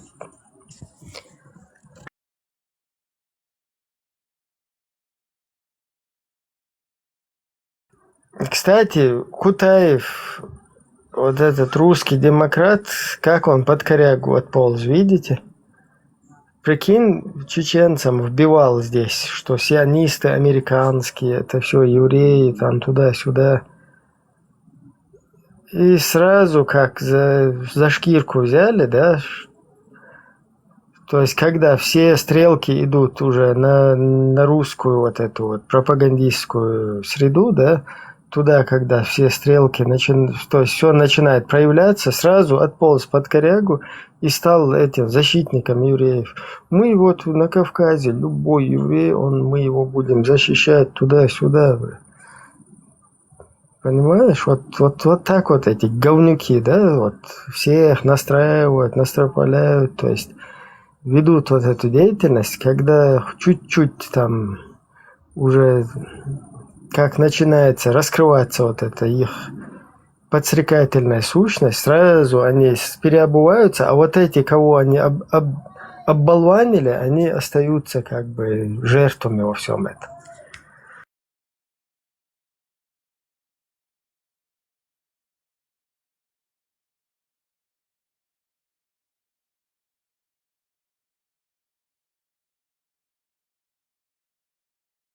Даже голубым стал этот Кутаев, говнюк.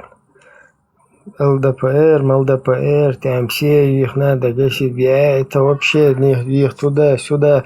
То есть он всю публику настраивает, потом его раз схватили за одно место, а ну иди сюда, ты что сказал, что ЛДПР? Я вообще не против них, я туда-сюда. Если бы его еще побольше зажали, там вообще не факт, что он там себя штаны снял бы и показал бы там, что у него какие-то свои эти... Блин, там Pussy Riot у него в команде, в одном коллективе. Да, представь чеченцев, он призывает вот этой, скажем так, джихаду против ЛДПР, да, которую сейчас с началом СВО или СВР, с началом этого запульнули, да, всех на эту волну сажает, типа борьба с западным ЛДПРом, там туда-сюда, а сам резко отползает под корягу, короче, и говорит, не-не, я вообще против, не, туда-сюда. Я честно вот говорю, его побольше бы, если бы задавили бы, да, за глотку взяли бы, он бы уже штаны снял, как он синяк показывал, штаны сняв себя, вот так бы снял бы и начал бы показывать. Я, видите, тоже свой.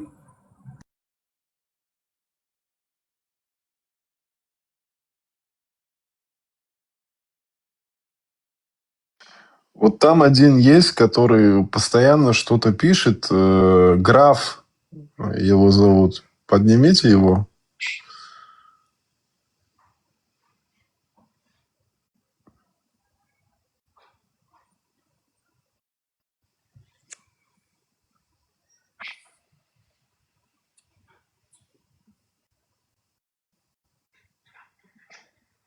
Граф в розыске боится, короче.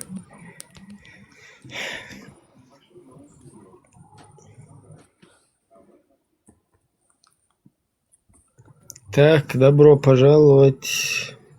Будучи свободными, товарищ и Латик, у вас там 250 детей, короче, которые вообще перестрелки устраивают. Чуть-чуть наведите там порядок, уложите спать детей, там, спокойной ночи, что-нибудь включите и возвращайтесь.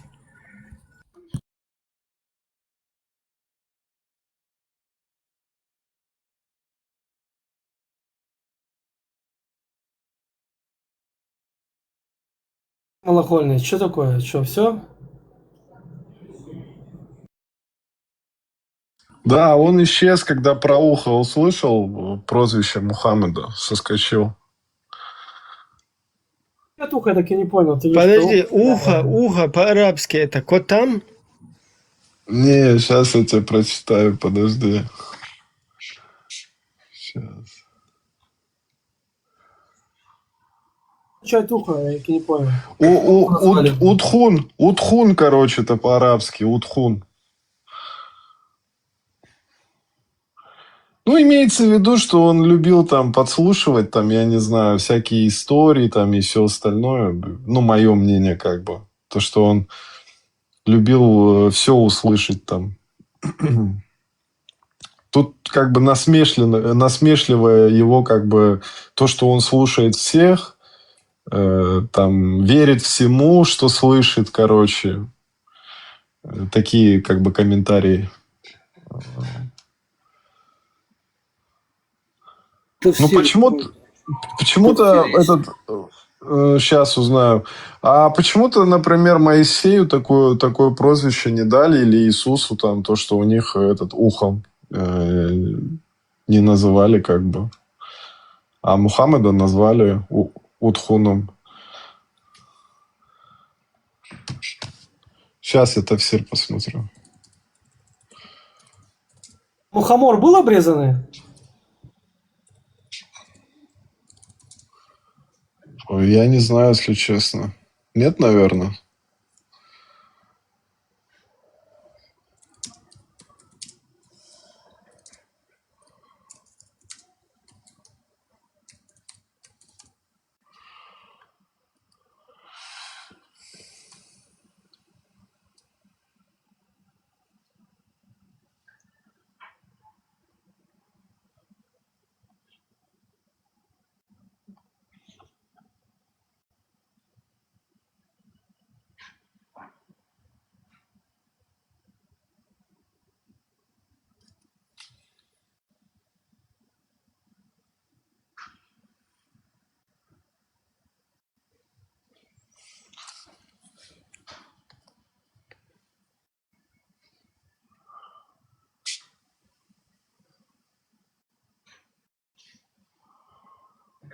Тут написано, что тафсир по выражению онуха на арабском относится к суре Ат-Талба 9.61. Это не почетное прозвище, а насмешливое обвинение, которое говорили некоторые мунафики, лицемеры в адрес пророка Мухаммеда.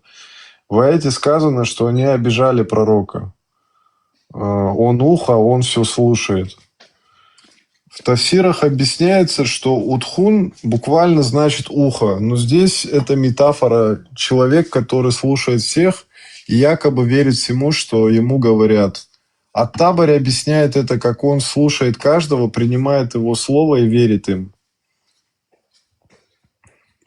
То есть они хотели сказать примерно так. Мухаммед все слушает, кто бы что ни сказал, и он поверит. Вот, видимо, ему христиане, там, иудеи там рассказывали всякие басни. Типа доверчивый, что ли? Ну да, он как бы открытый, типа, его уши открытые к информации.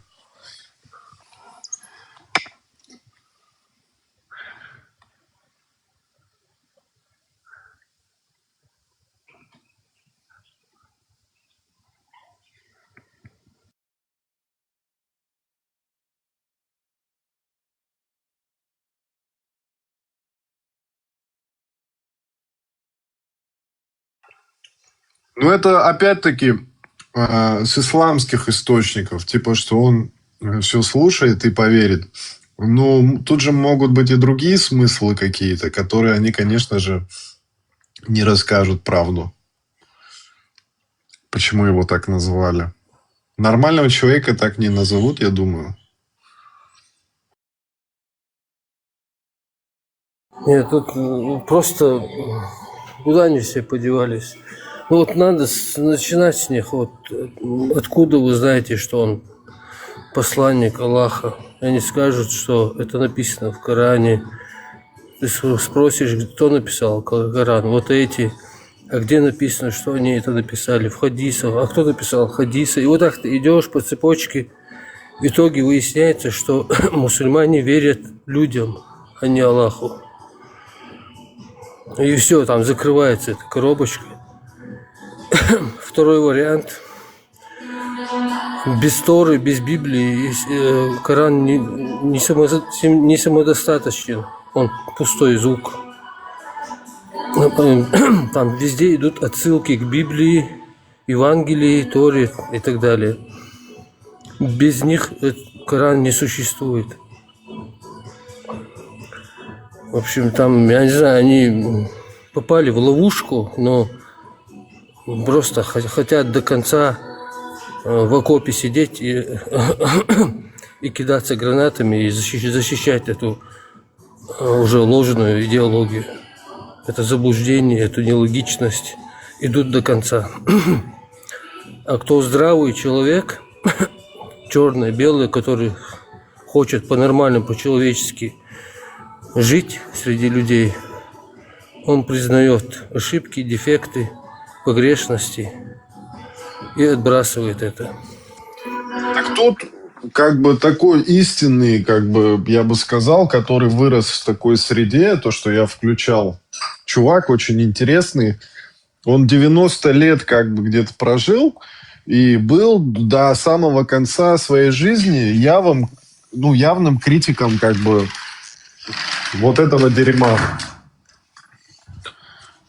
Человек изучал, как бы с 30 лет он был с этим таким активным салафитом, который защищал, там дебаты делал какие-то, книги писал, жил, можно сказать, этим, а по итогу обосрал дерьмом. И вот чего они там 20 лет учат? Вот человек приходит туда учиться, в Мекку, Медину приехал, у него должен быть первый вопрос к ним. Откуда вы знаете, докажите мне, что пророк это посланник, что Мухаммад это посланник. Все, и он по цепочке вопросов он выйдет к выводу, что он верит людям. Все, дальше смотри, учиться не надо там. Я как понимаю, брат, это тем, что, например, сейчас есть YouTube, как бы, да, другие какие-то платформы, сейчас они могут зарабатывать, например, там, выступая там или что-то делая, больше видов заработка. А в 900-х годах он родился, по-моему, в 901 году, в 1901 или в 4, не помню. У них не было тогда интернета. Ему нужно было как-то зарабатывать, жить. Вот он как бы изучал все эти хадисы, их там же больше 8 тысяч или сколько там этих хадисов.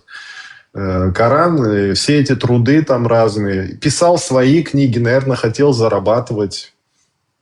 И, видимо, докопался до сути, что из себя представляет этот Коран, что представляет из себя этот рай, который обещается, где он критикует. Говорит, лучше мне пускай ад дадут, чем такой рай. Там с педофилией там, и со всем остальным там, про мальчиков он там говорил, уделял этому время. У него там очень много книг. Надо как-то взять, там, я не знаю, в интернете открыть и почитать, там, что он писал, когда этот стал кафиром.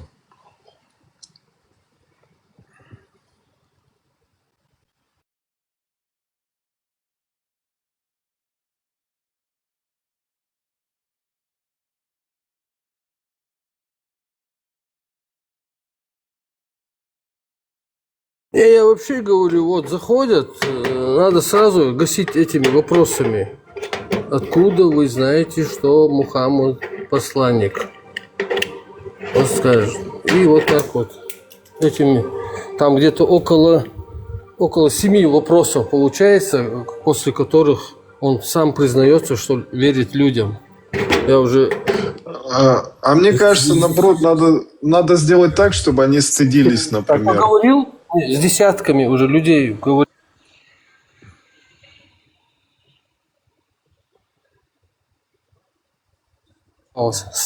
Сами вот по цепочке моими вопросами, они сами в конце сказали, да, мы верим людям. Все.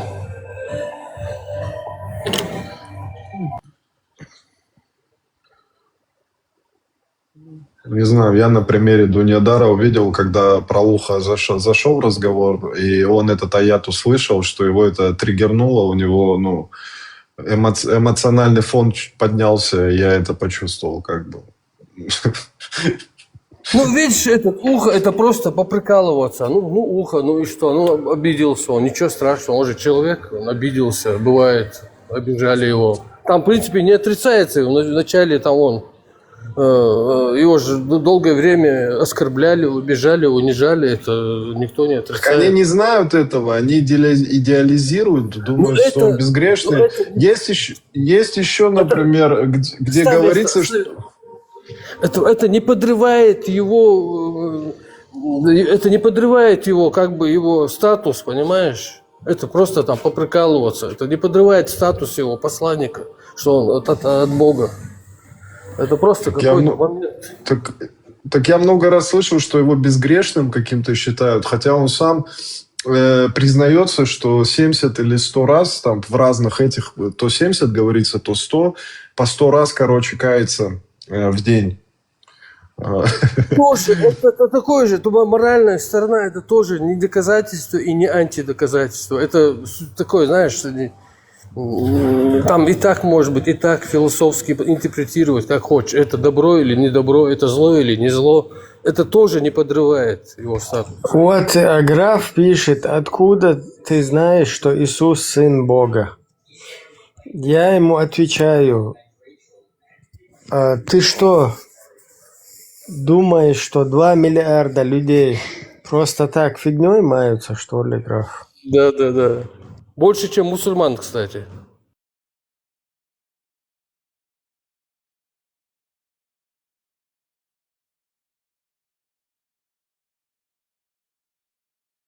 Устраивает вас такой ответ, граф? Вот, граф пишет, но ок. Но ок, это вот как раз тема, которую пытаются, которую в качестве аргумента привести. Там же 1,5 миллиарда. Ну вот христиан 2 миллиарда, там 200 или сколько. Вот поэтому Смотри, Иисус да, это Бог. Да. Вот я, смотри, с несколькими лично разговаривал. они признаются, что в итоге они верят людям, что это все, короче, это... Но в итоге что они говорят? Ну, я все равно хочу делать намаз. Я говорю, ну, пожалуйста, если ради зарядки хочешь делать, или как-то по привычке, или тебе это как-то, ну, как-то это, что-то тебе это комфортно, да вперед. Просто я говорю, я не пойму. Ты сейчас вот признал, что ты веришь людям, что это посланник и Аллах это есть. То есть ты поверил каким-то людям, которые когда-то жили. Ну, и все равно ты хочешь делать. Да, пожалуйста, если ты хочешь абсурдом, бредом заниматься, я не могу тебе это запретить. Ну, просто признай, что ты абсурдом занимаешься. Да, я хочу заниматься абсурдом, он говорит, представляешь? Он говорит, да, я хочу продолжать заниматься абсурдом. Ну, пожалуйста, все тогда. Вот, чтобы вот они идут до конца, понимаешь, вот это вот. Я не знаю, что это в голове там.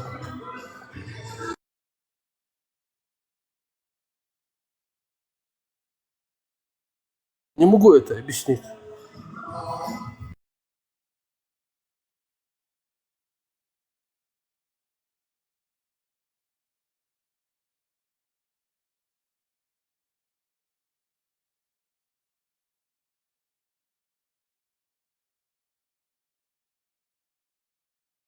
Мне интересно, реально обрезан Муха или нет. Сейчас проверим.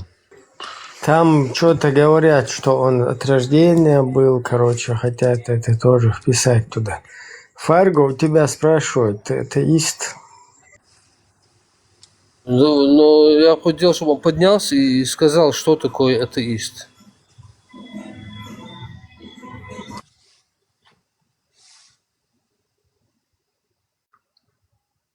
Они, многие вот эти атеисты, они сразу, вот, если не мусульманин, то ты атеист сразу, короче. Если ты не суфист, то ты атеист. Если ты не ваххабист, то ты атеист.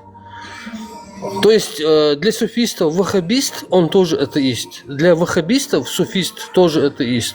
То есть тут надо правильно это как-то определиться. Также... Тут, короче, два варианта. Тут написано, что то, что родился обрезанным, это в передатчиках встречается. Многие ученые хадисы считали, что эти сообщения слабыми. Второй вариант, это его обрезал дед Муталиб, короче, на 7-й день после рождения.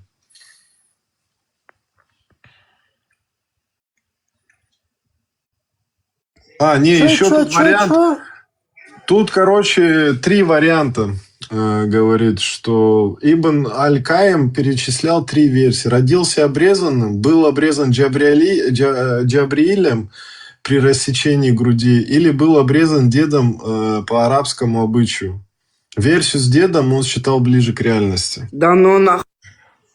Да ну нафиг. Джабриль его, короче, обрезал.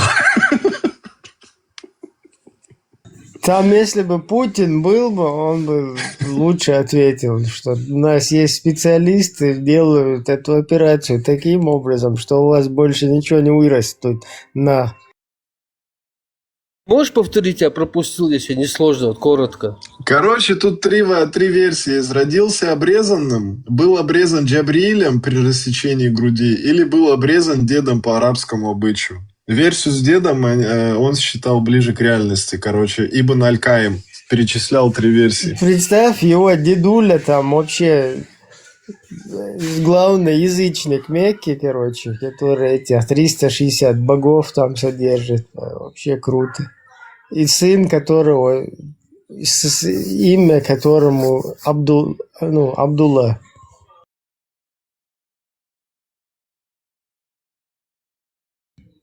Короче, вообще круто там все.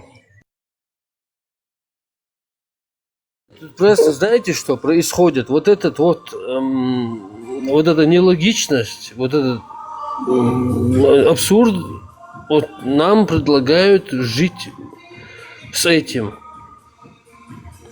То есть... Да, еще это ты не можешь обсудить, понять, что там табуируют тебя. Не говори, все, молчи, как ты можешь? Там начинают бегать по стенам, рвать на себя волосы, куркаться, не говорите, там, выходите быстро из их групп, там, они что-то это, я, блин, вообще-то, что происходит, алло. Давайте обсудим, рассудим, для чего себя тут целые жизни у людей лишают, потом государств лишают, в нескольких поколениях, вот как нам всю жизнь, блин, загадили, да, и еще какую-то выходную. Идентичность у нас, пропасть улетела. Да. Давайте отсюда улез, заходите, блин, разберемся, что здесь к чему. Не надо никого там бояться чего-то. Вы кафиры, вы не понимаете ничего. Правильно говорите, бато. О, видишь, пришел один, вот он. Все сколько лет? Правильно. Если тебе меньше 18, вылетаешь. Мне 16.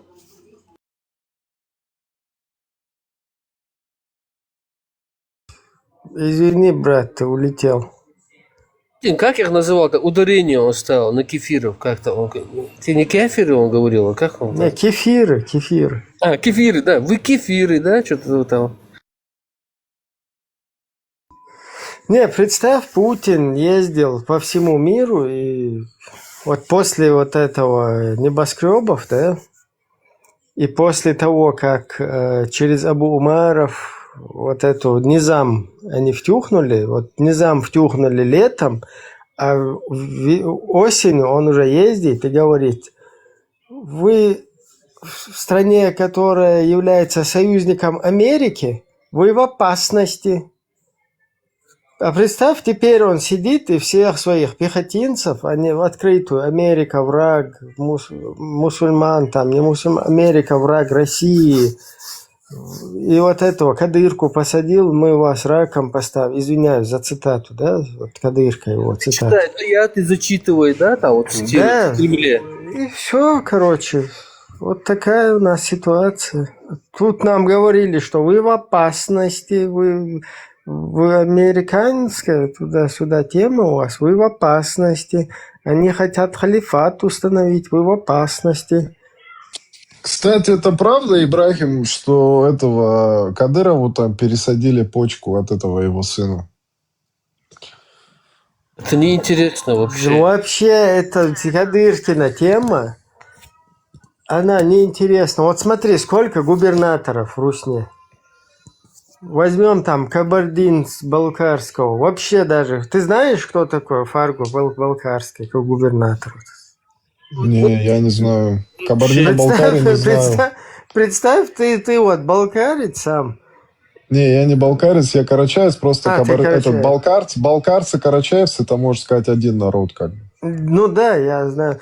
Ну смотри, ты даже по соседству, ты не знаешь, мы не знаем. В Дагестане Щукин, да, просто его имя, когда с 3 пальцами во рту произносится. В Дагестане знаю, Меликова Щукин. знаю, да. Да, Меликов был, теперь Щукин. Теперь смотри, где, кто еще губернатор там? Я помню... Потом эти захваченные луганские всякие, там Пушилины всякие. Да, вот Пушилин, Пушистик есть потом. Почему не Пушилин? В Крыму Аксенов там, какие-то вот эти. Никто не знает. С сыном Аксеновым что происходит? А что там с дочкой Пушилина происходит? Да, представь, это правда, что папа Щукина или сын Щукина, там ему почку щучью пересадили, щучий сын. Или еще там кто-то кому-то в памперс заглянул. То есть нас фокусируют на каком-то говнеце, которое вообще ничего из себя не представляет. Понимаете? Вообще, если Щукин еще там что-то, я не знаю, какой-то грамотный, там 5 классов закончил или сколько, 11, то вот это говнецо 2-3 класса даже. То есть даже если закончила, оно вообще там на 2 полной. Не, просто он похорошел, я поэтому там спрашивал. Чуть-чуть. Да его там вообще напичкали, там, как шарик накачали, и он пухленьким стал.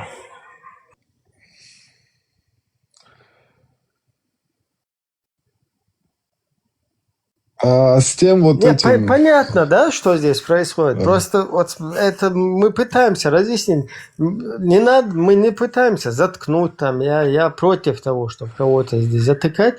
Просто, пользуясь случаем, вот эту тему, просто сами подумайте, почему 90 или сколько регионов в Русне. Плюс вот добавились сейчас там Луганск, Донецк, Аксенов, Да, пока ты не Пушистик. договорил, я, кстати, задумался, я штук 5 знаю, наверное, всего там среди всех. И прикинь, вот никто о них вообще ни слова не говорит. Все вот это на кадырку какую-то говорят. Кадырка. Сын кадырки.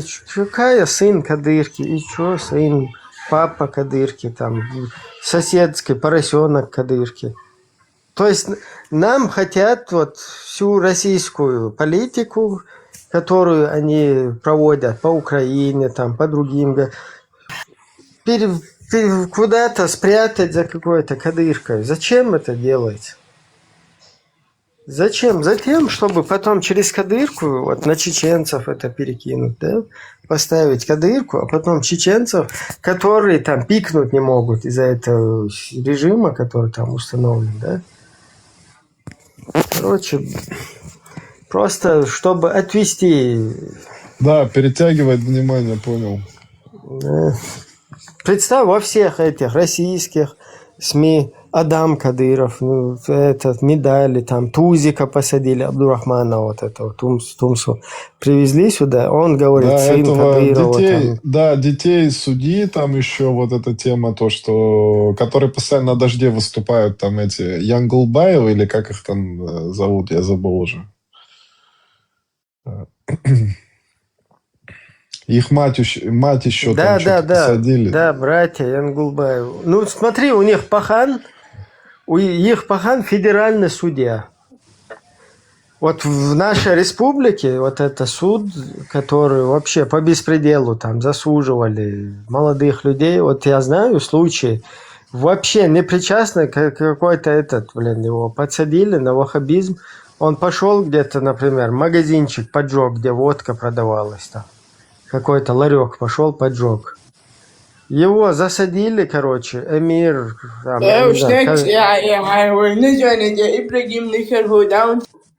Лаэла, памперс, хит, лаэлу, вообще, пискарь. Короче, поджог пошел какой-то ларек. Так, я не того выкинул, что ли? Нет, это друг, да, они оба. Короче, смотри, вот пошел в магазин, этот ларек поджег, из водку, где продают, короче, там водка, харам, туда. Представь, идет война там, вместо того, чтобы вооруженно как-то, короче, противостоять вот этому говнюкам, которые пришли с оружием, он идет, вон бедные люди там выжить хотят, там хоть водку продадут, хоть что, короче, чисто на выживание, да, там, сегодня он водку какую-то или сигареты не продаст, завтра у него семья с голоду вздыхать будет. Этот открыл какой-то ларек, эти пошли говнюки вместо того, чтобы джихадить там, что-то делать, ну, тоже, короче, по мозгам проехали им. Этот пошел, короче, поджег там будку вот эту, короче, и его за шкирку берут, и ему трижды эмир, короче, какого-то этого, джамаата, потом дважды герой всех джихадистов. Короче, 25 статей, которые они там, некоторых сами, короче, там вот эти всякие террористические движения устраивали, вот этому вписали, короче, там почти пожизненно, и пустили его под раздачу. Я сейчас не понял, почему я эту тему вообще начал, елки. Что-то я хотел объяснить. Вот этот говнюк меня сбил. Я наблюдаю судья. Да. И вот этот вот судья, он сидел там все это время, судил. Теперь его сыновья, исламское государство, шариат устанавливает, слово Аллаха во всем мире. Один вообще тоже юрист по образованию, кефир.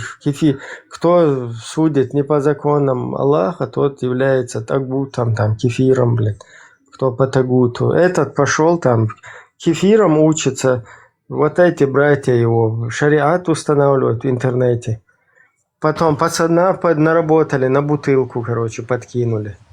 И пахан еще показывает свое удостоверение. Вот, действующее. Вы видели эту съемку? Там к ним, короче, типа я не пришли. видел. Да, там типа пришли к ним, наведались органы власти, да? Он вытаскивает удостоверение с подпись Путина, действующий. То есть у него путинская подпись на этой ксиве, короче, и он не в морду тыкает там всем ходит. Егорхо, тебе чем помешали джихадисты? Мне? Да. Мне не джихадисты помешали, мне мешают те, вот такие как ты, которые их подстрекают на это, а сами под корягой где-то спрятались. Я кого-то подстрекал? Ну, конечно, ты здесь как бы ведешь вот эту пропагандистскую. А здесь есть джихадисты, которых я могу подстрекать? Конечно, есть. Он видел, во Франции подстрекли. Во Франции подстрекли. Ну, ты спросил, я отвечаю. Вон во Франции подстрекли. Угу. Кого? Кого? Вон, пацана Будулака Анзорова. Его Будулак, взяли Будулак, хоу. Ну, видишь ты. Будулак, хоу. Вот я тебе объясняю. Будулак Анзоров, такие, как ты, его подстрекли. Видишь? Видишь, ты под корягой где-то сам, понимаешь? А его подкинул. Вот такие, как ты, это и делают. Я, наоборот, вот хотел бы, чтобы этот пацан жил во Франции, пошел бы, выучился, стал бы сыном своего отечества, стал бы там полезным для своего народа, нормально разбирался бы вообще, что такое плохо, что такое хорошо, и какую-то пользу приносит. Вместо этого вы его взяли куда-то, он вообще невинного какого-то человека. Он-то, иншаллах, в раю. За него не беспокойся. За себя беспокойся. Да, главное, ты... Нет, ты смотри, я вот изучал этот вопрос. А вот все остальные в рай должны. Смотри, я вот изучал вопрос, Вторая мировая война, да? На стороне Гитлера было 20 тысяч евреев. На стороне Сталина было еще больше. С обоих сторон были евреи. Что ты болтаешь? Леон, это специально, чтобы он сейчас пытается... Да, смотри. Подожди, ничего не специально. Смотри, лон наджас. Волк это наджас, это нечисть. Подожди, что такое было? Лоне. Блин, как это читалось правильно по-английски? Да ты не поймешь, что это. Как по-английски это читается правильно? Лон и Вольф. Не Лона. Ты же в Австрии живешь, английский не знаешь. Подожди, я не должен знать английский.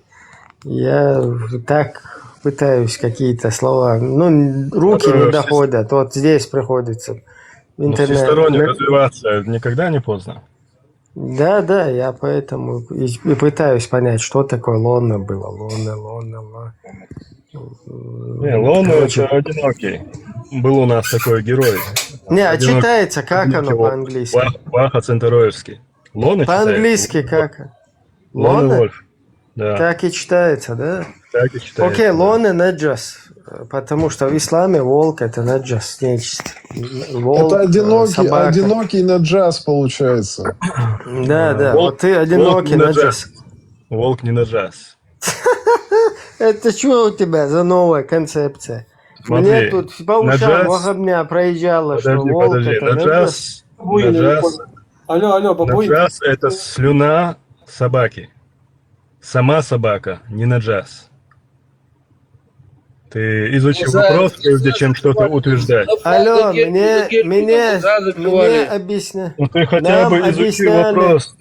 Нам объясняли, что вся собака является наджас, нечисть. Если она тебя коснется, у тебя намаз, нужно тебе снова одежду одежду, никакой не мокрый. И одежду тебе нужно поменять, ее постирать, по-моему, 7 раз нужно воду поменять. Если рукой ты дотронулся, 9 раз землей надо помыть, короче. Потом ученые проверили, оказывается, мылом микробы собачьи не уходят, а если ты землю 9 раз ей помоешь, представьте, вот ученые, блин, и делаешь, что Ты есть. мух ловил. Не, подожди, ты мух ловил на этом уроке, ты просто ничего не понял. Ну, Я на уроке не проходил, я среди будулаков. Нет, ты просто тупой и не уловил то, что тебе рассказывают. Не, понимаешь? я среди искренних вот много тасовался. Вот я мусульманин, я тебе... Смотри, я тебе сначала объясню. Ты где-то этот самый кустарный такой, под корягой. А я видел тех, кто с оружием в руках стояли на тех позициях, которым они призывали сами.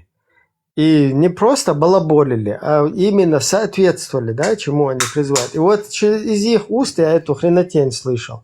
Что если собачкой там ты дотронешься до нее, мылом, если ты руки помоешь, оно не смывается, короче. А землей 9 раз, если ты помоешь, ученые это доказали. Если... она не слюна, это потом уже позже, короче. Вот открой, почитай, вот сейчас можешь в гугле открыть и почитай. Да знаю я, про что ты говоришь. Ты мне на этих сказках нас облапошили, я тебе это и рассказываю. Я тебе и говорю, ты просто пропустил урок, ты мух ловил. Еще раз, оберни Вендетта, еще раз. Смотри, открой. Если ты в унисон не будешь говорить и будешь меня слушать, я тебе разъясню. Просто я не могу... Нам объясняли вот эти вот религиозные деятели, вот эти мои уши, которые на мне, имя я слышал, волк, который на чеченском флаге, он является наджас. Животное, волк, собака, без разницы, которое с вот такими лапками, как бы вот так садится, оно считается нечистотным. И это все наджас. Поэтому как мы, субханаллах, можем на флаге... Я тебе объясняю, да, я тебе объясню. Ты объяснил, я понимаю, к чему ты клонишь. Давай я тебе Я не клоню, я говорю, как нам дискредитировали наше знамя, как нас подбивали, короче, через вот эти вот приемы религиозные, как нас отбивали от нашей государственности. Вот эта вот тема я тебе разъясняю. И точно так же я тебе разъясняю, как про собаку говорили, что 9 раз нужно землей помыть. Кто это? Ахмад Бхаджи это тебе объяснял или кто? Или нет, не Ахмад Бхаджи, ваххабистский. Ибрагим, а у меня можно вопрос к Лоне, к этому ученому? Он такой же знаток всего ислама. Вот скажи мне, вот ты же говоришь, что ты пророка веришь, правильно? Конечно. Конечно, все нормально. А как ты определил, что он пророк? Вот скажи мне, вот как вы определили, что мусульман, что он пророк? Так же, как и определяли других пророков. Того же Моисея, того же Иисуса, того же... А как определяли? Расскажи. Ну, у пророков есть, они делали чудеса, они говорили допустим, пришел один пророк, за ним другой, и у всех у пророков была одна миссия. Одна цель. Ну вот я тебе и объясняю по цепочку. Как вы определили про Мухаммада? Оставь других, как бы ты же... Потому что призывал он к единому Богу. Кто призывал? А я тоже сейчас приду, скажу, давайте верим, я скажу тебе, что прихожу, говорю, смотри. Ну, тебе надо будет тогда концепцию вот этого закона, да, вот предоставить. Как Мухаммад. Я же тебя спрашиваю, как вы поняли, что Мухаммад пророк? Так и поняли. Когда сказал христианин Варака сказал, что он пророк. Ты видишь, вот ты приходишь здесь умничаешь, а элементарные вещи не можешь объяснить. Как вы поняли? Я же тебе и говорю. От собак, пока от собак далеко не отошли, пророк сказал убивать черных собак. Не сказал. У них находится шейтанство. Где? Как не сказал? Как не сказал? Приведи хадис. Сахих хадис. Я не знаю. Давай, в каком месте? Какой надо? Ты не ответил. Подождите, ты мне не ответил, мне не ответил. Вы тут 50 человек вопросы задаете. По Я тебе, Леон, ответил. Варака, вот этот вот, Кефир, христианин, он сказал, что Мухаммад это пророк. Да, он сказал, да, он подтвердил. А кто он такой, что подтвердил? Кто он такой? А Варака был ученый, он знал Тору, он знал... тоже ученый. Он знал Тору, он знал Евангелие. Он знал Тору, он знал Евангелие. Если придет ученый, который знает Тору и это, подтвердит, что я вот, скажем, соберу сейчас 4 ученых и скажу, Вендетта пророк, все, вы будете в него верить, уже больше не будет. Не, уже больше не будет пророка, потому что пророк Мухаммад был последним. Ты это не понял. Давай мы к этому тоже придем. Как вы поняли? Подожди, еврей даже покруче будет, если еврей скажет, что, короче, здесь вот Вендетту можно пророком. Тоже. Да, у меня сейчас 4 ученых. Для себя вы можете, да. Нет, для тебя. У нас был еще такой Арсад. Может, эти ребята не знают, кого я говорю. Ты что, не знаешь? Был такой человек Арсад. В него тоже верили. Ты не можешь сказать, как вы определишь, что он пророк, я не понял. Ты же здесь это... Ученый я тебе и сказал. Давай, как? Я не понял. Что Мухаммад, он пророк. Акбор скажет, что он пророк, то это будет существенный авторитет. Смотри, то, что пророк Мухаммад, он является пророком. Да, Акбор, это ученый у нас, который Лобазанову почку отбил. Лобазанову почку, да? Послушаем. И ребро сломал. Жги, давай. Уран говорит, что пророк Мухаммад, саллаллаху алейхи вассалям, он является пророком. Такой ответ тебя устроит? Кто сказал? Кто? Кто написал? Уран. Кто написал? Уран. Подожди, я сейчас тоже напишу этого. Ну напиши, давай. Напиши, он пророк. Напиши. Он пророк. По цепочке иди. Смотри. Кто ты говоришь, напишешь? Коран? Смотри, ты говоришь, напишешь. В Коране есть вызов. Это в Коране. Кто написал? Смотри, вызов Аллаха есть в Коране. Он говорит, соберитесь все вместе и приведите хотя бы одну суру, подобную тем, что есть в Коране. Напишите, вот вы, сколько вас тут человек? 6 человек? Отвечаю. Соберитесь и напишите. Отвечаю. Кто будет проверять? Смотри, чтобы сказать, что это равноправный аят, допустим, сейчас какой-то придумаем. Не аят, а суру. Это, суру. Абу Нео написал про собаку. Слушайте, можно я про собаку? Он говорил, что хадиса нету. Можно я прочитаю этот хадис, пожалуйста? Божественная книга заявляет, что уникальная сура, да? Если сейчас кто-нибудь придумает суру, это подтвердить, что она равноправная, такая же сура, как из Корана, должен только Аллах. Да. По логике только так. А мы до Аллаха не доберемся. Поэтому мы не сможем это сделать. Поэтому это не работает. Это вызов в никуда, в пустоту. Это вызов человечеству. Вот кто будет проверять? Нет. Ну, вы сперва создаете хотя бы одну подобную суру. Мы и создали уже 1000. Абу Нео несколько сур написал. Ты не в курсе просто. Там есть сура Аль-Лубянка, Аль-Зебра, Аль-Марс и еще ряд сур. Не, у вас, конечно, по вашей религии. В Ютубе есть много там всяких этих, там прям поют как надо, прям суры, аяты, вызовы, там все это есть там. То есть, смотри, просто надо посмотреть, кто будет проверять, по каким критериям. То есть нету в Коране, смотри, когда какие-то заявлена игра, должны поставлены условия. По каким правилам и условиям будем играть. То есть правила игры не озвучены, условия не озвучены. Просто какой-то вызов, мы играем какую-то игру без правил. Понимаешь, это в пустоту вызов, он не работает. Создай сперва суру Урана, а там и видно. Есть уже, есть. А кто будет проверять, понимаешь? Покажи, где.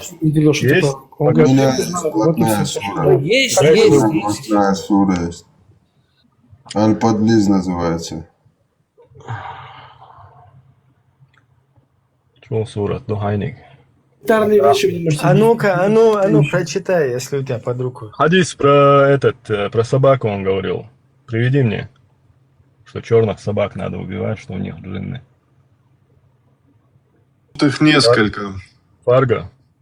Или кто там спрашивает? Не, это я говорил. Смотри. Так, сейчас их тут несколько.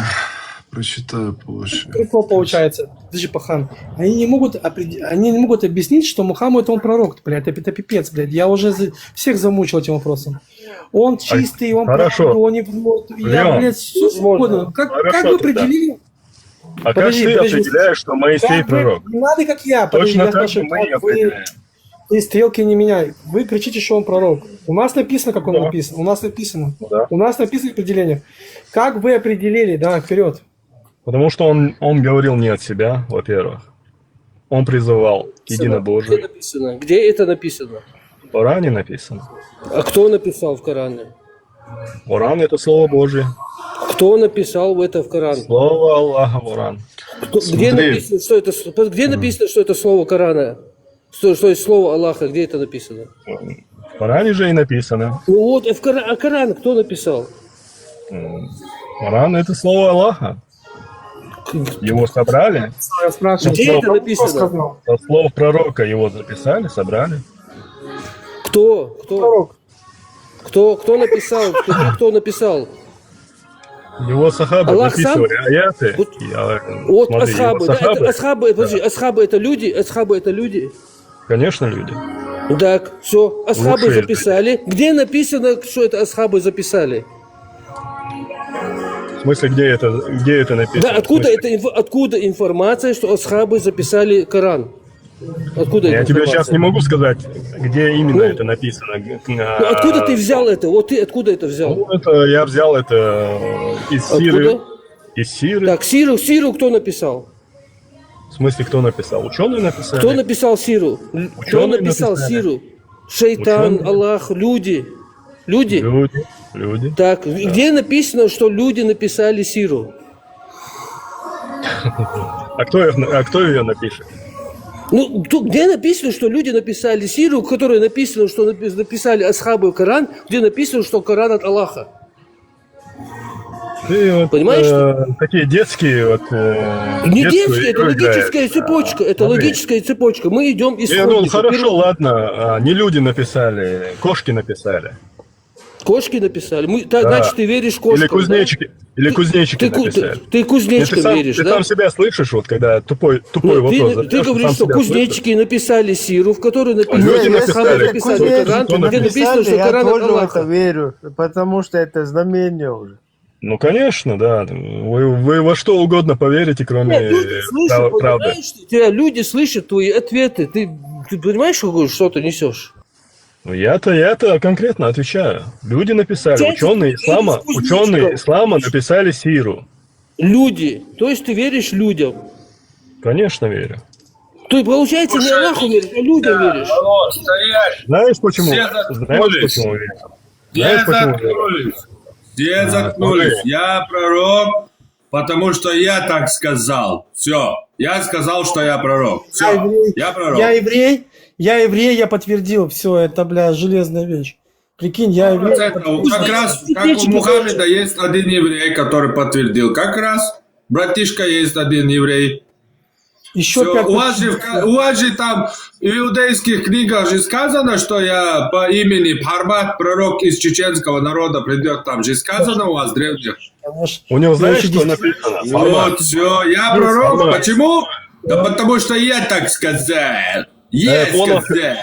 Он чем мир, знаешь, что у них написано, у иудеев? Лучшего из неевреев убей. Ты лучший, если даже ты лучший из неевреев, они должны тебя убить. Эксперт по иудаизму пошел. Ты, Равин Лон Уолл. Равин, какой у вас ранг, пожалуйста? Ты смотри, они вот эти пастухи ваши, да? Вот сегодня вам лапшу на уши. Эксперт по иудаизму у нас сегодня в гостях, друзья, все собирайтесь. Они вам лапшу на уши сегодня вешают. Короче, Коран от Бога, потому что так сказано. Да подожди, ты со своим иудаизмом задолбал. Ты как-то... вообще тупые вещи несешь. Тебе до иудаизма, до Талмуда говорит...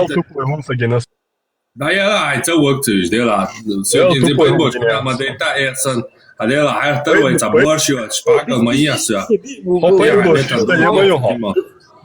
Без личности. Подожди. Мы пришли, мы по цепочке пришли, чтобы... Коран – это истина. Одесский ум, что ты обязал? Фарго. Коран – одесский ум. Соборди. Коран – это истина, потому что в Коране сказано, что это истина. Все. Хова аудал ум дүйч. Ият дебил отснах. Ты ешил. Хова аудал. Петё? Санхейна Коране театра. Хочешь? Ото кузнечик записать. На Эларис. Соборден, ты же коранитом был. Где как тушканчик написали?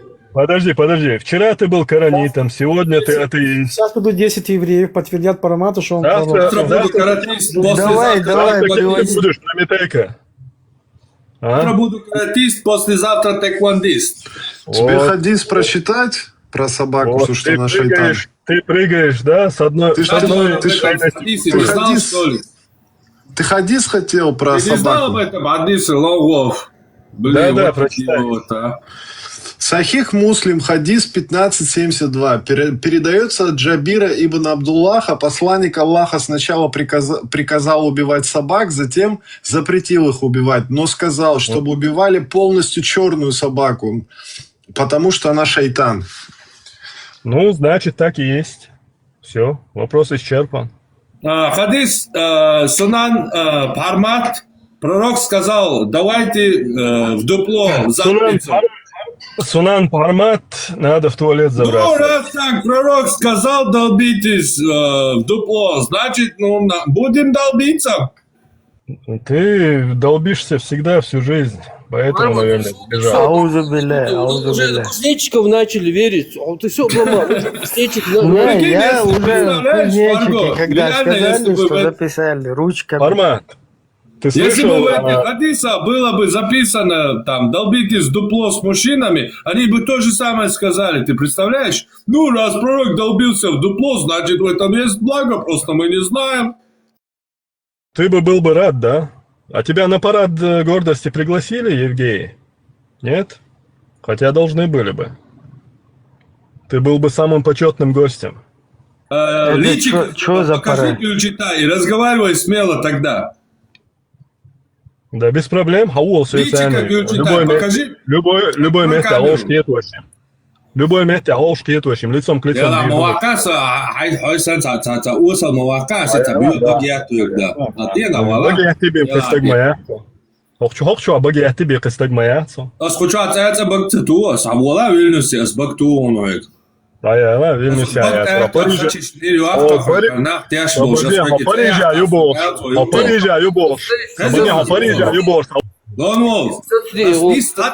Хочешь, не Вильнюсе, Хочу, не реал, аж мое, işte. Ну, со Вильнюсе, вала, сакан, харнах, тяжко, ждаш локон, а снис татаерту, хочешь, не реал, кого? Личко, хай номер, я твой жовтый, это рука Вильнюсе. Са проблема, иншаллах. Хаула, шхайтан. Последний мясо, он бегался яга. Так у меня цахата яга. Давай. Хаяет.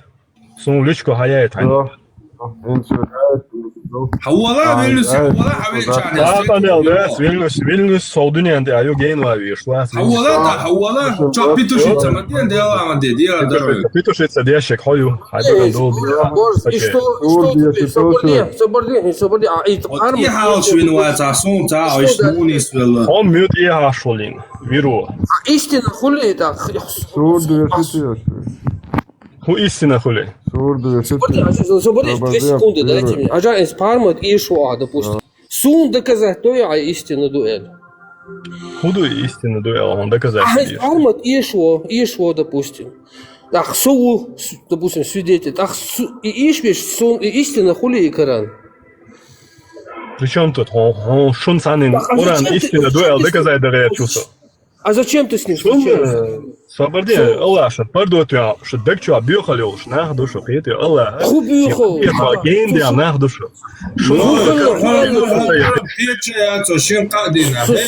لوجيك متقيطع لوجيك متقيطع نا مو دا مو الله مو ورد تعين بو حقوق الله مو ورد تعين تو بيرنت إلى صديق شناخ خلر باندوش تو مو ورد تعين لا إذن دلي حدك تعين مور هدوتيا بيرست إلى بيرن إيروش خلوا تجا بيمر منول شيشان تيق قنو شيكان تاع ماريا حلو ماريا بو زدريشان تليا شرو كروتشي اتستقى بيمر ويتنول حدك حتى عينتي مور اتنوالي بيرنت إلي أش بشو مهتي شعبو شو سنتي حد يزليوش دشو إيه هو بشي هو بيرنت إلي شو شعبو بوش هو بشي قيا كيقعو كوميريل حبيمرو بيرنت إيوال سنتي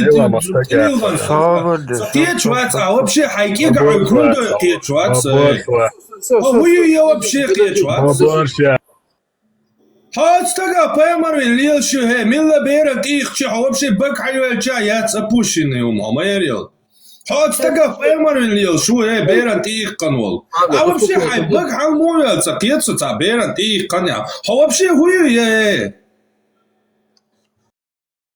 ما عليه تاخل هو يا بوارشيو تكوتا مع ميريول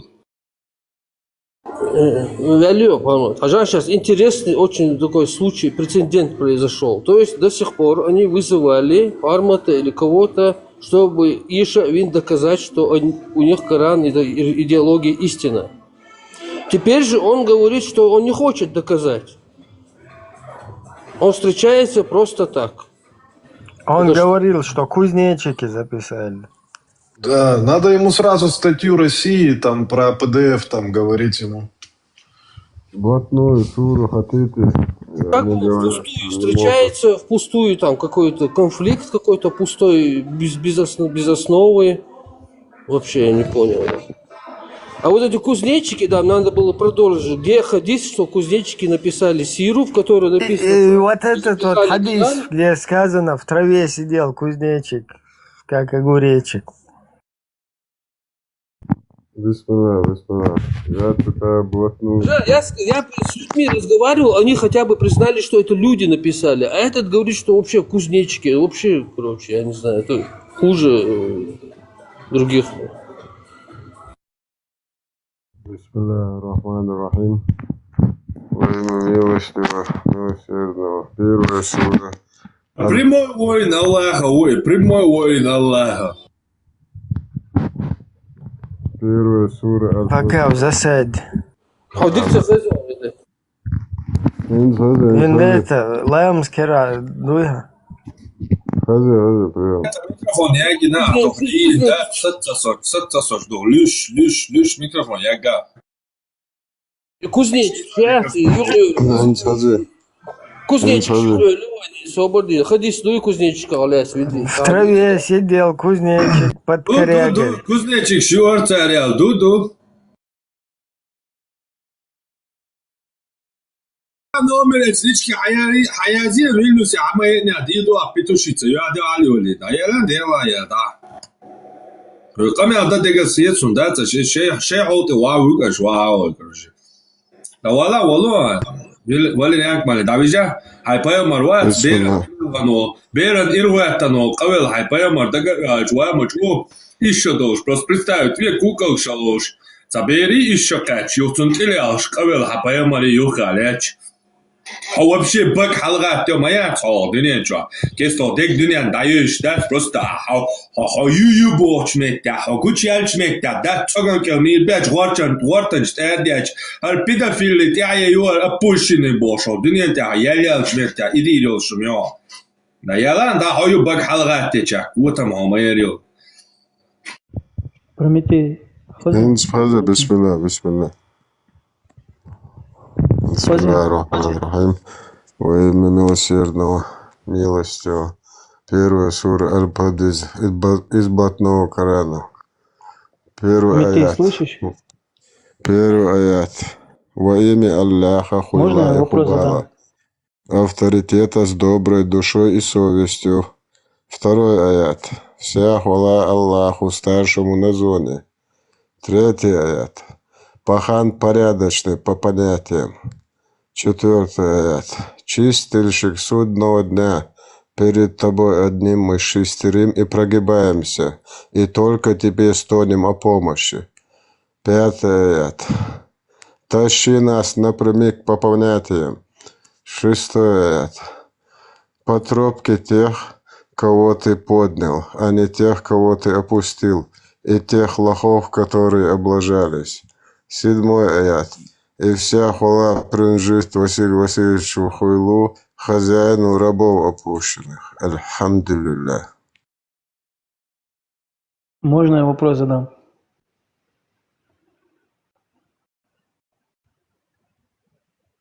Слышно меня? Да, слышно. Прометей, слышишь? Где это ты что, ушел что ли, да? Да, слышу. حاجة صباح أخويا واحد يدرج إسلامي Знис яхтюй. Яхтер, низ. Хорошо, малая или то нисайр? В смысле малая низ? Религия мала нисью истина. Масалайнцу, Бог худухайон. Еще тоже бег тадар, кавел саго, низ туй басюк. Азба, дацнер? А басюк так, малая, короче. Лартаду. Смотри, есть религия христианства. Православная, исламская религия. Какая вообще религия самая верная? Можешь мне ответить? Мне вообще другие религии мне не интересны. Оставь их, капля и смерть, и спермы он просто. Он просто ничего. Смерть остановите. Смерть остановите, если можете. Серьезно? Извращенец. Какая сейчас свобода, дайте ему. Можете? Можете. Сможем, через 100 лет сможем, уже придумали. Да, уже, слушай, отвечаю. Это язык, ты будешь болтать. Блин, кто-нибудь хочет ответа или нет? Ты можешь ответить? Кто-нибудь слышит или нет? От чего ты Алло, От чего ты кто-нибудь слышит? Откуда ты? Включите микрофон. Просто не можешь. Алло, слышно меня вообще? Кусок месячных. Отвечаю. Уже придумали лекарства по омолаживанию клеток. Все, стареть не будем. Через 100 лет смерть остановим и смерть победим. И что? Дальше. Через только 100 лет?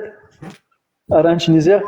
Ну, через 100 лет, может быть, и при нашей жизни.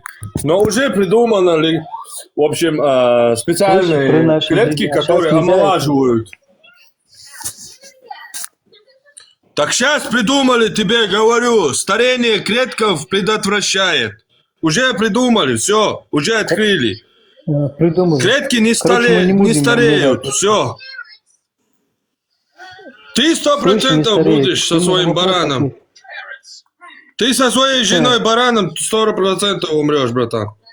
Ты просто можешь агрессию просто включить, или ты можешь ответить нормально? Не, вот ты, баран у тебя, который в сарае стоит, да, твоя любимица? У меня нету барана. Ну, если нету, тогда иди поинтересуйся. Ну, тогда, если нету, возьми телефон, открой. Омолаживание клеток, предотвращение старения клеток. Подожди, ты же умный, я умного человека хочу добиться ответа. Так я тебе ответил, что ты хочешь от меня еще? Я говорю, какая истина самая религия? Вот самая истинная религия какая? Хочу прямо самая спросить. истинная религия, что значит? Или вообще религии не существует? Или это обман?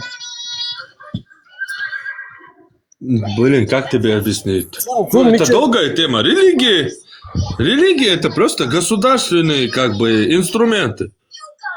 И все, чтобы контролировать там. И христианство? Да, христианство. Да, все религии такие. Еврейские? Еврейские это уже этнорелигия. Это их народная религия. Ладно, больше вопросов нет. Есть только один вопрос у Ибрахима Никакого. Это что за смех был? Ты типа не согласен с тем, что иудаизм это национальная религия евреев? Я не понял. Ты же говоришь, вся религия просто придумана.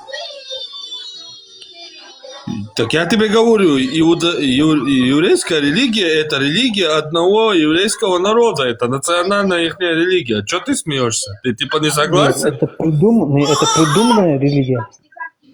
Да все религии придуманы. Религии нет, у евреев нет религии. Это образ жизни еврейского народа. Да, ну да. Это, образ жизни. Хороший образ жизни. Какая самый правильный образ жизни? Нет, у нас нет такого понятия религия. Не бывает Хороший такого, что какой-то образ жизни самый правильный. У каждого народа свой образ жизни. Нету такого, какая самый образ правильный. Нету такого. Вы с чего вообще это придумали, блин? Хорошо, все, ладно, я это понял. Вопрос Ибрахиму Никрахо. Бисмилля. А ты мусульманин, да? Ты мусульманин? Альхамдулилlah. Создаешь. Альхамдулилlah. Ученый, да, как всегда, ученый? Я не ученый. Я просто учусь правильно идти. Ну ты стремишься. Студент. Алимуль. Талибуль илм. У меня вопрос. Ты знаешь, что значит субханаллах? Подожди. А ты скажи мне, ты веришь в пророка? Пророку Мухаммаду веришь? Вопрос Ибрахиму, дайте задать вопрос. Я слушаю. Пусть он мне тупиковый вопрос задаст, потом будете ему задавать.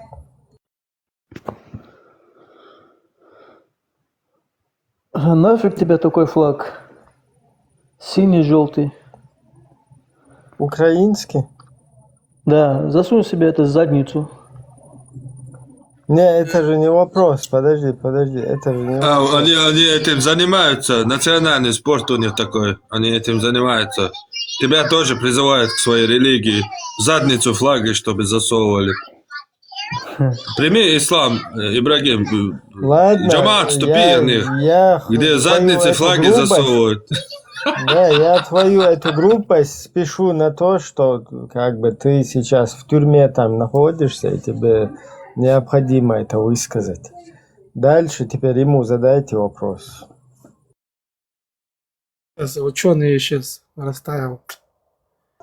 Ладно, короче. Ну, видишь, все равно он где-то там... Какой красивый ислам, блин, Ибрагим, что ты противишься? Почему не примешь? Вот смотри, сколько плюшек, сколько красоты. Я 72%, я побольше, чем он. Если бы вы дали бы мне... 100%.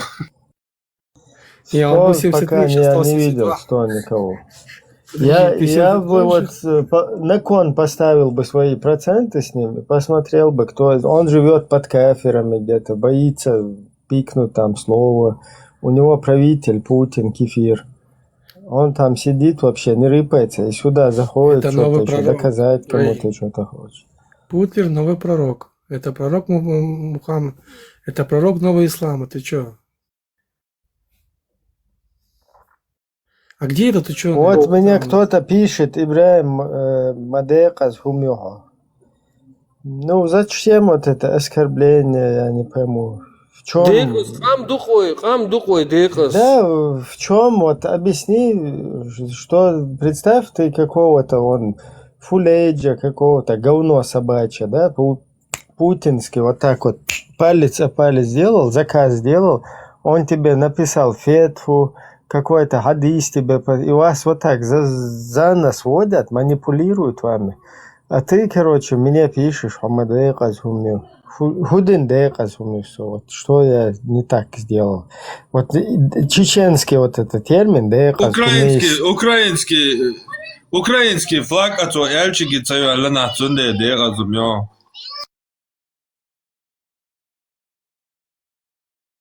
Не, я знаешь, что хочу сказать? Один сюда заскочил, один баш дубах. Представь, баш хила иштахум дел мадизи сюгер, и хум эл. То есть один заскочил, стагец, короче, пишет. Другой пишет, ходех азгумю. Представь, вот все, что угодно, они на человека могут вот так наклеветать, накинуть. Вообще не по теме, не по адресу. И не, из-за того, что вот мы здесь как бы свободно пытаемся говорить, разъяснить, что к чему, что происходит, чтобы их, дебилов, там за нас не водили, да, чтобы ими не манипулировали. А он сюда заскакивает, вместо того, чтобы подняться или по теме вопрос задать. Ибрагим, хочешь прикол? Да. Хочешь прикол? Вот смотри, в чате есть евреи? Если есть евреи, напишите «да». Сейчас будет прикол. Мне хотя бы 4. Евреи есть в чате?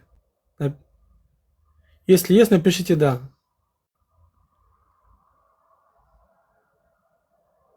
Еще 1. 2. Ну, мне надо еще 2. 3. 4. Вот, короче, 4 еврея, я 5. Подтверждаем, что Парамат Прометей, он пророк. Все, правильно? И мы можем доказать, что он пророк. Кстати, мы можем объяснить. Вы согласны, евреи? 4 еврея.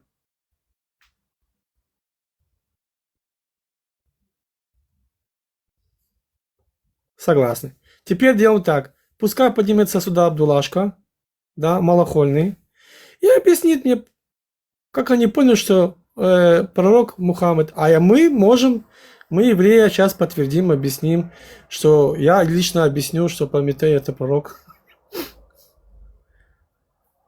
Вперед. Я могу объяснить, а вы нет.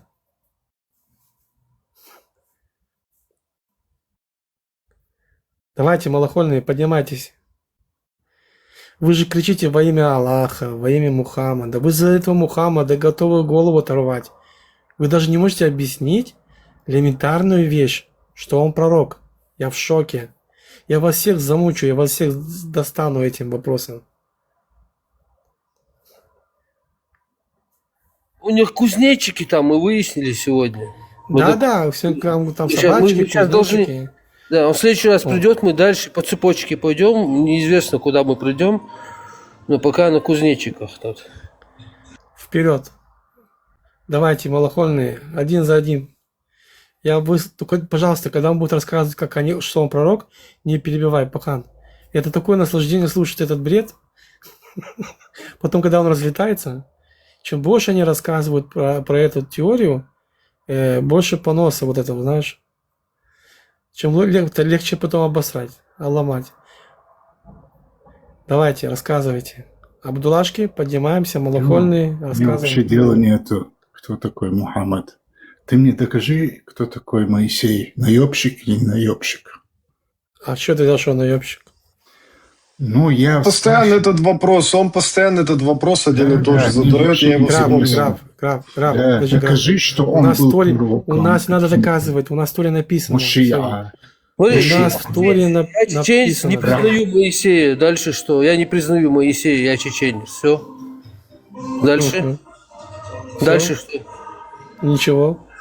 Но дело в том, что у нас написано, как определить пророка, а у них не написано. Этот сам себе в ногу стреляет, отвергая. Да. Тогда ты вообще не пророк. Ну, все, если ты не признаешь, ты вообще не еврей. Понятно? Я признаю его, он нет. Короче, он тебя из еврейства тоже затакфирил и выкинул. Ферго, ты больше не еврей. Я понимаю, ты хочешь лизнуть, я тут спрашиваю его. Ферго, ты больше не еврей, Ферго, все. У нас написано в Торе. Дебил. Ты не признаешь Моисея, ты не признаешь Я признаю Моисея, я признаю Авраама, я признаю всех. У нас написано, как определить пророка. Вы объясните, вы, малохольные, как вы поняли, что Мухаммед я спрашиваю. Нет, вообще мне дела нету, интереса нету. Да, как нет, нифига себе. У меня вообще нету интереса. Интереса нету, говорит, признай. Ну как все, нету у меня. Ты мусульманин? Так он тут 3 часа или 4 сидит и говорит, что интереса нету. Это помните, заходил вчера, что ли, был, говорил, валай, я язычник. Да. Я вообще не знаю, кто ты такой вообще. Смотри, ты Нас не вообще... интересует Мне иудаизм, нас просто не интересно интересует. У нас эти персонажи. Он сейчас Авраам, выйдет отсюда, остаются одни Моисей. чеченцы. Нас не интересует Да иудаизм. Все, какие вопросы? Нет, я понял. Ну пойди к евреям на стрим и там с ними обсуждай еврейство.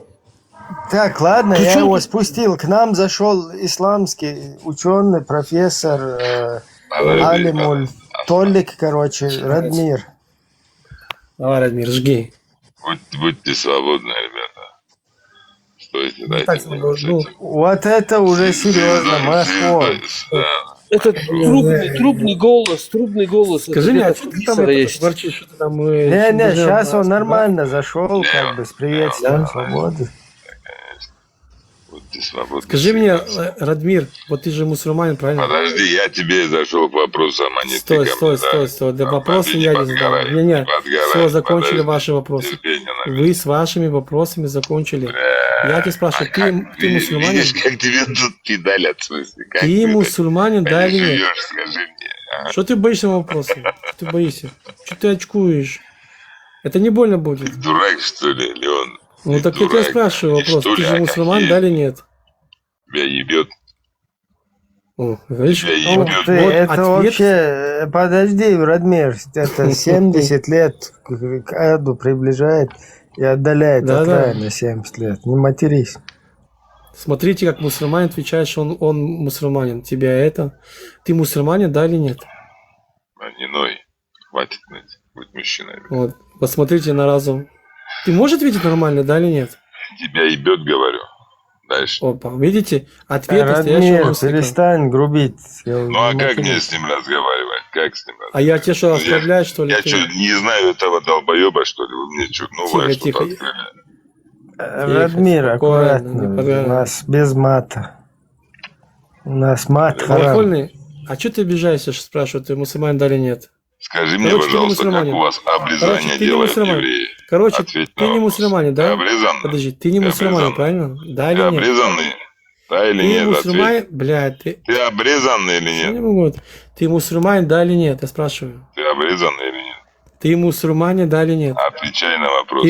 Ты что, боишься сказать, Ты что ты еврей? мусульманин, что ли? Не понял. Ты еврей или нет? Ты Ты еврей или стыдишься, нет? что сказать? Ты стыдишься, еврей я или еврей. нет? Ответь Я на еврей, вопрос. все, давай.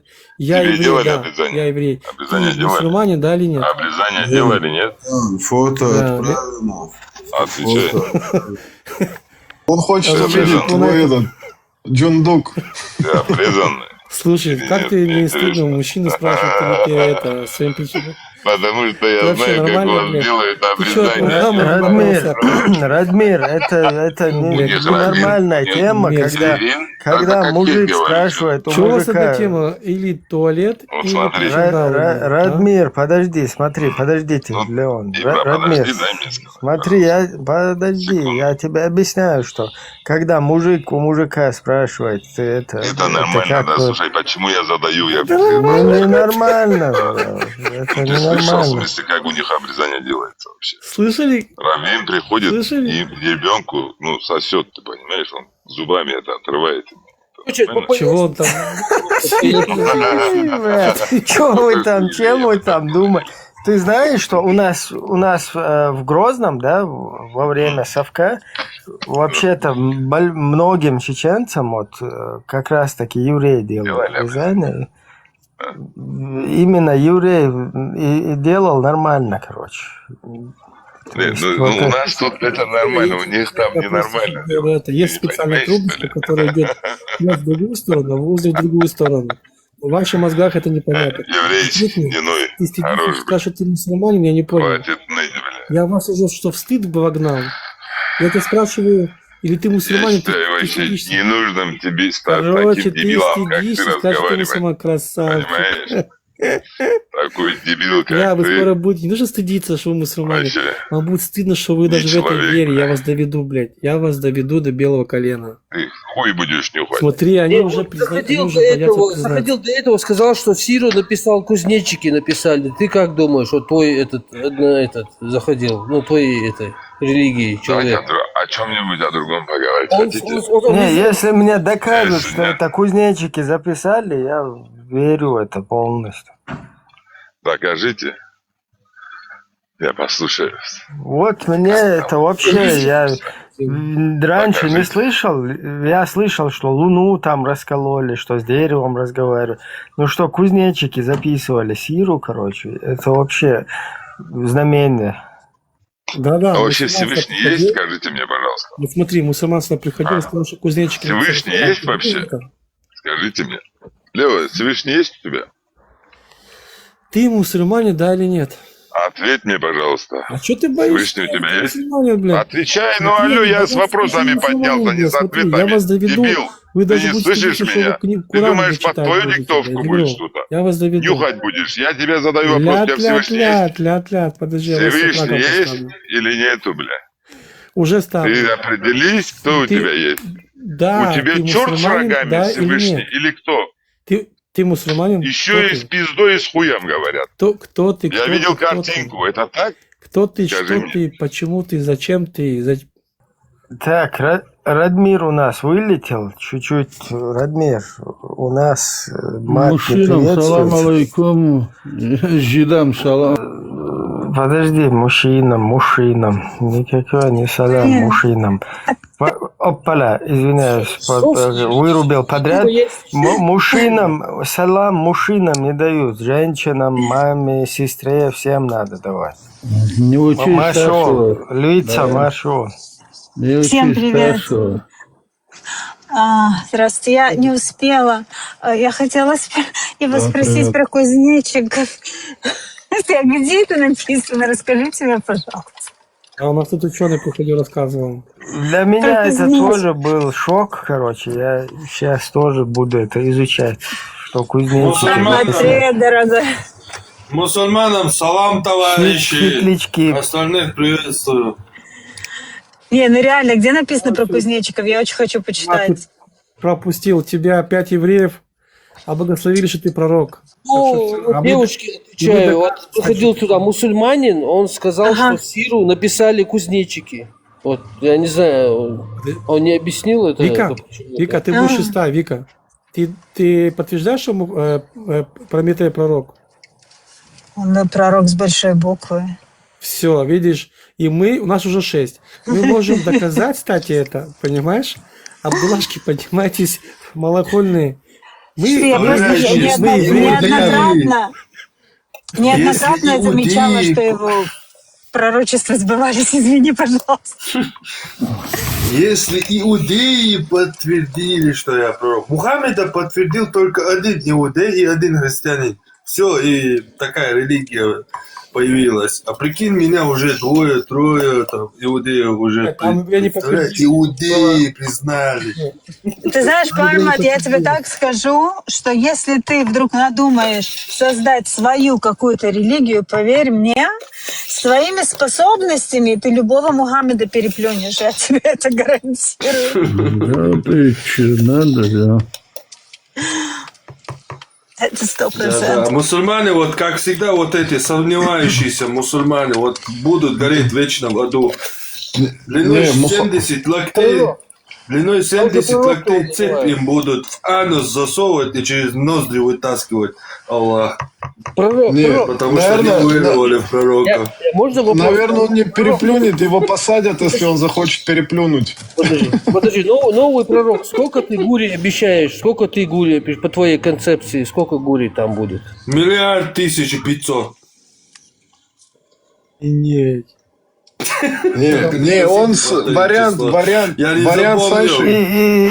На каждую по 70 лет. Подожди, да, у каждой будет по 70 тысяч миллиардов этих слуг. У каждой гури. А виски там будут, коньяк, все такое движуха там. Конечно. Можно текилу, пожалуйста? Виски, коньяк, шайтан, аузбилляй. Да, только Саша не переплюнь случайно, там не нужно переплевывать. Можно мне текилу? Там есть будут алкоголь раздавать. Я очень люблю текилу. Касазул называется. Нет, к сожалению, текилы нету, только есть ликер. К сожалению, текилы нету. Тогда такой рай мне не подходит. Рай без текилы не мой рай. Блин. Тогда куам, скорее всего, исламский. Там вино есть. Не, вино не подходит, я же тебе говорю, текила. Если ты квартиру Я отдашь ему, созру. он напишет «ходись». Он «ходись» напишет, если ты... Да, 100%, да. Отвечаю. Слово мужчине слово даю. Ты обещаешь мне текилу за дом? Конечно. Хадис обещаю. Там текила Ну, не всё. знаю, но хадис про текилу 100%. Еврею вопрос. Почему, когда Моисей на гору Синай поднялся, евреи сделали... Вы стали поклоняться тельцу, да? Теленки, это самое, тельца сделали. Почему? Тебе действительно Золотой теленок, золотого теленка, почему? Да, Тебе именно действительно этот вопрос интересует? Именно вот золотого тельца. Но у тебя же Почему вроде там евреи? у тебя же в Коране вроде там Золотой прописано, теленок. нет? Что там Не вопрос, самаритянин. евреи, золото, Подожди, тельца, почему подожди. дайте Я ему, тебе Я с отвечу. женщинами разговариваю, вообще Я женщины отвечу, вообще так я ничего не еврейка. Я еврейка, Женщина я только тебе с мужчинами отвечаю. встречаешься. Он только с Голос не мужчинами. является ауратом. Да, он с женщинами голос не является разговаривает. ауратом. Не имеет значения. Голос не является ауратом, поэтому Еврею терпи. вопрос, еврей. Да вот я Почему тебе делали отвечаю. У тельца? тебя в Коране Ответ. прописано. Не, он с женщинами не разговаривает, А ему Вика, он с придет- женщинами. Ну, Слушай, Хамат, ему придется. У него нет Только с другого выхода мальчиками. здесь. Почему евреи тельца сделали? Ответ дайте. Потому что, исходя из того, что написано в Коране, на это и сподвигнул Иди у тебя на самаритянин, который кухне, прилетел женщина, на, тебя у который тебя на прилетел кухне на машине разберись. На времени. машине времени, да. Слушай, ну что, еврей, молчишь? Почему тельца сделали? Прилетел на остров. Мухаммед, Мухаммед прилетел. Мы из Мухаммеда сделали это. Не-не-не, самаритянин, Ты он ответь каким-то по человеку, образом ты там, как я не человек, знаю, ответь как мужчина, телепортировался. ответь как черт. И он это вы Абу Бурака подарили Мухаммеду? Конечно. Ответ как мужчина, что ты как черт избегаешь? Конечно, конечно. От вопроса. Как мусульманин? мужчина, это как? Джигит, Ответ, Ты мусульманин? почему тельца сделали? подожди, ты мусульманин? Почему тельцу поклонялись? Ты мусульманин? Ты мусульманин? Альхамдулилlah, почему ты, вот почему евреи Ты тельца мусульманин. сделали? Ответ дай. Ответ дай. На это ответ лежит, знаешь, в чем? Почему Вот арабы ты, после... на это вопрос, ответ нет. Как Да ты можешь секунду, Олеги- можно, пожалуйста, Олеги секунду, Моисеевки можно, говорить? ты вопрос задал, хороший вопрос, брат задал, очень хороший вопрос. Ответ, Почему я отвечаю. арабы... Нет, Да, вот- почему арабы начали поклоняться от Авраама единобожия, были ханифами. Потом один араб принес идола, и они стали поклоняться почему- наравне, почему это сам еврей так наравне с сделал? Аллаху.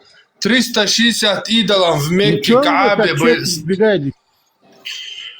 Я же тебе ответила. Я сдаюсь, я сдаюсь. Ты меня победил. Я же ответила тебе, я не понимаю. Ты же Ответ. вроде бы хорошо слышишь, нет? И попроси, Геры, да? Геры. когда вы Вот ослушались, они, да, которые не евреи. Слушай, ты мне задал вопрос. Слушай. отвечай. Ляма читал там бы Тору. аспильно. Это Что ты геры объясняешь? сделали тельца. Понимаешь? Понимаешь? Написано. Теперь у меня нет вопрос к тебе. Вот ты, Как написано? ты Что веришь в написано? Мухаммада, правильно? Что Ну, щас, Вика, написано? дай Как секундочку. написано насчет тельца? Подожди, Вика, давай.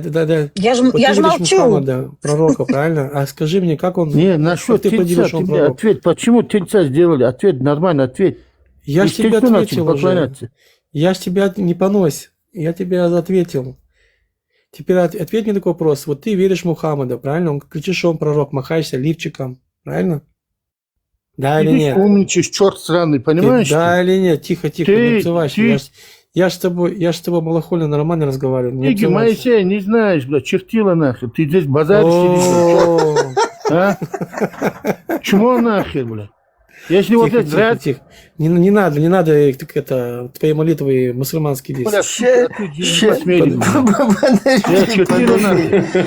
Сейчас он тебя научит религии Моисея.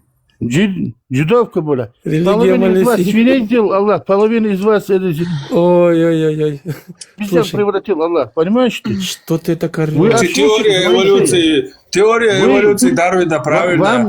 Вам Моисей запретил рыбу ловить. Вы рыбу ловили. Что так погаешь? Что так орешь?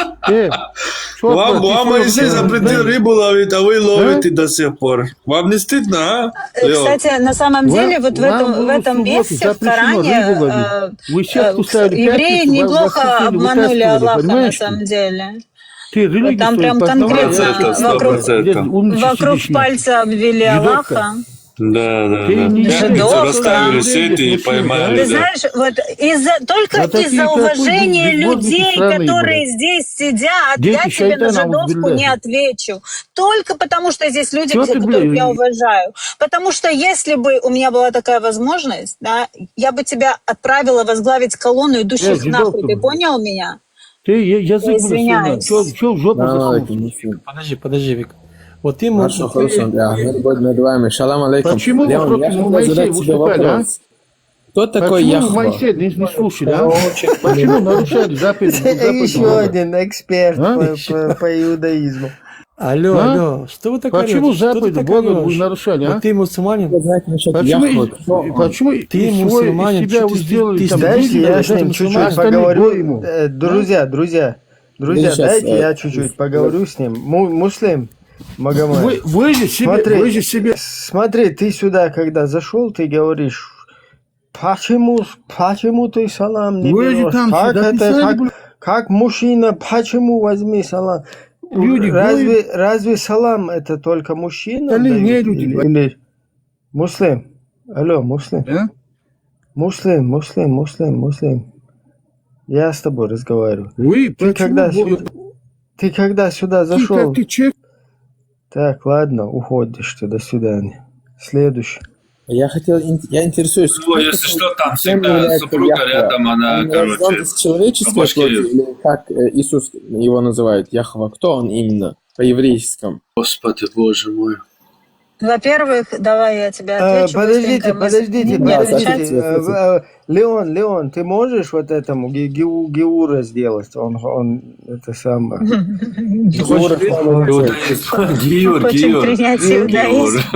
или как? Гиур, да. Просто хочу быть в курсе, как Я не знаю, короче. по вашей вере. Подожди. Абдул-Малик, ты Гиур хочешь пройти, да? Как эту еврейскую шахаду? Ашхаду? Как там дальше? Ашхаду ла иля ва ашхаду анна Натаньяху Расулуллах. Ему у него капельку крови должны будут взять с джундука. У него капельку крови с джундука должны будут взять. Не, я заинтересовался, Леон. Давай мы тебе пуску сначала отрежем, и все будет израильская нормально. звездочка. Скажи мне, пожалуйста, Да. сейчас, дай мне, Леон, 2 минуты. Скажи мне, пожалуйста, а с чего ты взял, что именно Яхве? А потому что я часто слышу, когда в интернете, ютубе слушаю, Яхва, Мосе и еще... Как вы Бога Окей, называете?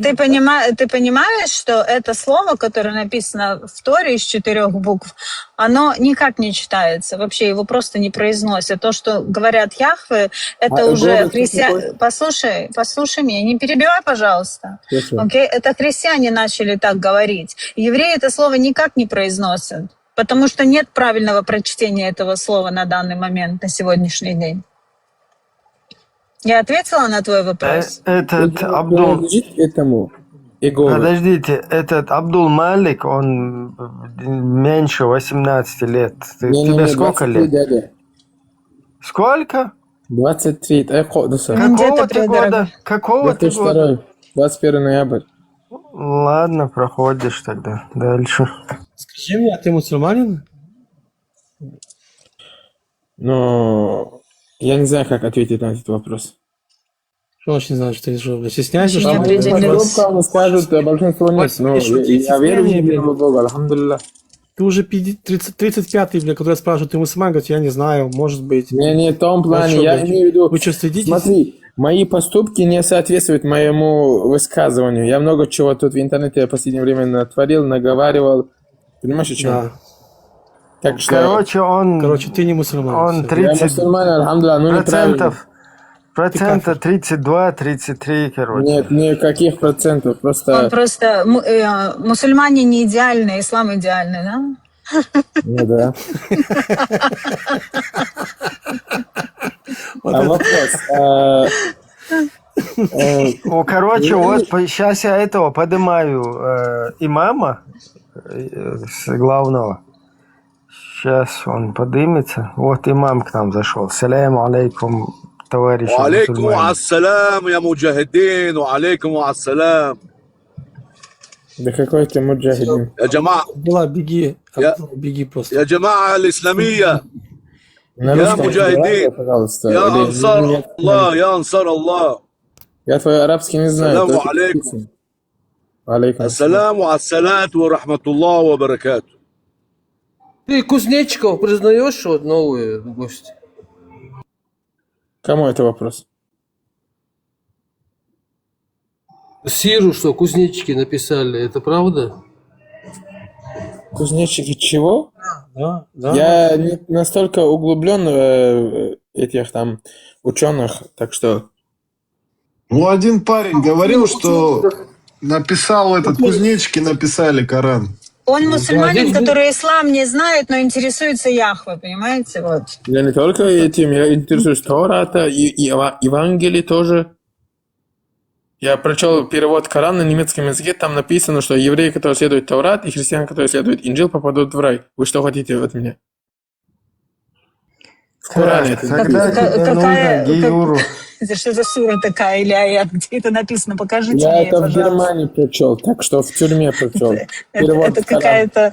Это какой-то немецкий Коран, походу. Это как имам Шамиль Маликов говорил, нормальный мусульманин должен быть, как он это сказал? Ну, короче, должен сидеть в тюрьме. Короче, вот этот... Должен быть в розыске. Должен быть в то есть розыске, либо в тюрьме. в розыске, да. Здорово, привет. Здорово, брат, как ты? Саляму алейкум, саляму алейкум. Как там этот позавчера этот или вчера на Вильнюсовский вокзал этот не приехал там? Чего? Конечно. Кому это вопрос? Вильнюсовский вокзал уже полностью забитый там, с палатками полностью эти сидят, собрались, короче, маджахеты там. Он так рвался. Все загадили, короче, мусор там вообще. Бессрочно. Германия, Австрия, Италия, Франция, Норвегия. Вендетта наш брат тоже здесь. В Германии, я знаю. Ибрагим, как ты, братуха, как ты? Нормально, все нормально. Чего тебя не Ты видно? сколько? Неделю уже неделю не разговаривали, братан. Что там такое? Что происходит? У меня сейчас началась работа, пошла там, знаешь. Да, когда этот Вендетто отправлял людям номер, я позвонил каким-то, они сказали, что они спецслужбы Германии, там, террористических расследований. Я в шоке был, я был и так под кокаином, у меня паранойя были, я пошел в полицию, они меня домой послали. Ты замечательный муслим. Это ты, что ли, был? Это был я, да. Он тоже нюхал порошок. Нет, там кто-то петушился с Вендеттой и сказал номер скинуть. Вендетта, короче, номер этих спецслужб кинул. Там кто-то позвонил, короче, да, петушиться. И сразу его зацепили. Так, Подожди, что там это где-то сюда предмет, что ли, звонит? петушиться, или я не понял? Мне знаешь вот этот вот Муслим Азизов, кого он мне Ибрагим, напоминает? свободен, жоп, лоца, ног чумова, вы? Ну, чего? А ты замолчи, пожалуйста, ты не моей национальности, низшая форма жизни. А все хаттар. Так, сейчас ты вылетишь отсюда. И кому там Ты здесь у меня на канале, здесь на канале, если Асу наши хаттар, друзья. делар, ахсу петушиться, дина бар, Закрой свой рот, рот свой А ты закрой. свой рот закрой, чертов. Я не твоей национальности. Ты что, Ты не вообще моей знаешь, кто я? Так, ладно, иди чуть-чуть посиди там, потапай внизу. и поучись, как себя вести. Короче, он на Вильнюсовский вокзал уехал, короче, все уже. Тоже воспитывать будем. Вендетта там не уснул случайно? Так, вот еще мой поклонник, который у меня вопросы. Можно скажу я одно? Я Это опять ко мне вопрос? Да, тебе. Я хочу извиниться за свои слова. Не проблема. Ты и так, короче, без извинения мы знаем, что ты там в тюрьме находишься. Я свободен. Ну ладно, скажу, допустим, что ты на свободе, где нельзя высказывать свое мнение. Не, почему можно свое мнение высказывать? Просто обидно то, что Украина поддерживает Израиль, а Израиль бомбит Палестину. Путин пидорас, скажи, Путин пидорас. Подожди, стоп. Вот как раз ты мне нужен был. Смотри, бисмилля, брат.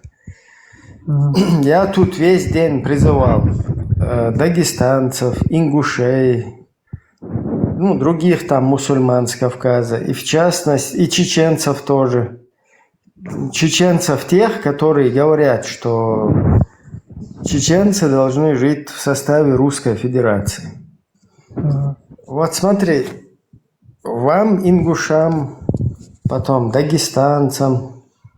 Так, я у тебя выключу микрофон, когда будешь говорить, включу у тебя там шумы. Вам, дагестанцам, ингушам, там, я не знаю, кабардинцам, карачаевцам, балкарцам, там все, кто мусульманами ассоциируется, вам можно жить под русскими кафирами. Вы при этом остаетесь правоверными мусульманами, вы как бы, ну, нормально, там, намазы выполняете, там, молитесь, там, делаете, короче, эти самые, поститесь, там, и так далее. И вам все нормально. Теперь, смотри, вот арабы, которые, там, палестинцы, не палестинцы, я не знаю, вам всем нужно им сказать, вот этим арабам: алло, ты слышишь, 29-й, вы чё, с ума посходили там? Живите, будьте внутренним делом Израиля. Мы здесь живем. Алло, ты чё? Мы здесь под русским кафиром, под русским царем живем. Кафир самый настоящий. В этом Мухосранске, в России. Вы там почему не живете внутренним делом Израиля под кафирами? Почему не делаете террористические акты ни 7 октября, ни в другой день? Живите там в составе Израиля полностью, как вот мы живем с кафирами. Только мы здесь живем, Мухосранске. Вот недавно наводнение было в Дагестане. Вместо того, чтобы нам выплатить компенсации, там, хоть как-то на ноги нас поставить, русские чиновники делают заявление, что вы там ходите, там, накачавшиеся, ноете, идите, выбивайте бабки у своих олигархов. Официальные лица нам это говорят. И ничего, мы сидим дальше под кафирами, не рыпаемся, и мы нормальные мусульмане. Делайте, как мы. Алло, вы там в Палестине или Пакистане, где вы там? Ибрагим, когда вы вернетесь? Живите, да, живите все под кафирами. Вот вы будете, как мы, мусульманами. Никто вас не будет тогда трогать. Все вы будете созидать. И все нормально будет. Вот почему вы вот такое обращение не делаете? Можете мне объяснить?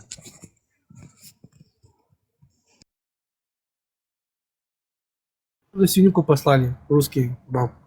Консервы, да, еще представь, там наводнение, люди там без крова, без ничего остались, им целую фуру, короче, свининки прислали. Да, это ерунда. Я вообще говорю, вот если вы под кафирами сидите, и вам можно, вашему мусульманству это не мешает, так помогите этим братьям. Зачем вы их подстрекаете, потом они нападают, теракты делают, потом их дети там страдают, женщины страдают, короче. Вы же переживаете за них. Скажите, дураки, косите под аулия, сидите, как мы... Дышите ровно, сидите смирно, короче. Зачем мы? Тем более мы в Мухосранске, в вонючем здесь живем, перебиваемся, и нам нормально. А вы там в современном государстве западного типа, европейского, Израиле, где есть права человека, где даже, мы бы сами бы хотели бы в таком жить. Живите там. Вот почему вы вот так не помогаете этим братьям своим? А берете их, подстрекаете там против ягудов, сволочи, там туда-сюда делаете какие-то эти против них. Может кто-то объяснить мне внятно, что вот происходит? Что произойдет, я тебе скажу. Ибрагим, Хармат, Вендетта, вы вот все вот освободите от ислама Чечню. Израиль тоже, короче, продвинется на север подальше. И на полдороги мы встретимся, вот это, короче, знаешь, на полпути. Там, короче, все мы сойдемся.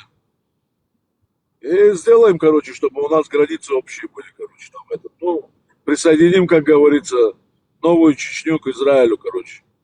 Понимаешь, и будет вот это. Воссоединение. Воссоединение. Воссоединение будет, конкретное воссоединение будет. Я тебе говорю, такой бомбачный будет. Не, это я понимаю, но вот по существу я вот сейчас faceless, я не знаю, как это правильно читается, зашел и... А вот граф хочет ответить. Граф, быстро поднимите. Да пусть вот этот парень ответит, который... Подожди, вот граф хочет ответить, сейчас. Так, кто на секундочку? Я могу спуститься, я спущусь. Все, тогда, Вика, сейчас мы с графом поговорим, подымем потом. Так, граф, вот к тебе я перенаправляю этот вопрос. Ты можешь внятно ответить так? Вот она спустилась. Зачем? Чтобы дать тебе слово, ты же поднимался, чтобы ответить. То есть она спустилась, чтобы дать мне вопрос? Конечно, тебе женщина даже дала это самое. Да? Вообще благодарность. Бисмилля. Я думал, вообще мусульмане спустятся. А тут и еврейков спустилась. Вот с тобой проявили вежливость даже, тебе уступили место. Ты будешь отвечать сегодня? Ибрям, что за вопрос у тебя? Я задал вопрос. Все дагестанцы, ингуши, там, кабардинцы, черкесы, мусульмане и те же даже чеченцы, которые говорят, да забудьте про 300 тысяч жертв, да сидите нормально. Не могут сказать палестинцам, да забудьте там про жертвы, сидите, вы что рыпаетесь, у вас законное государство современное.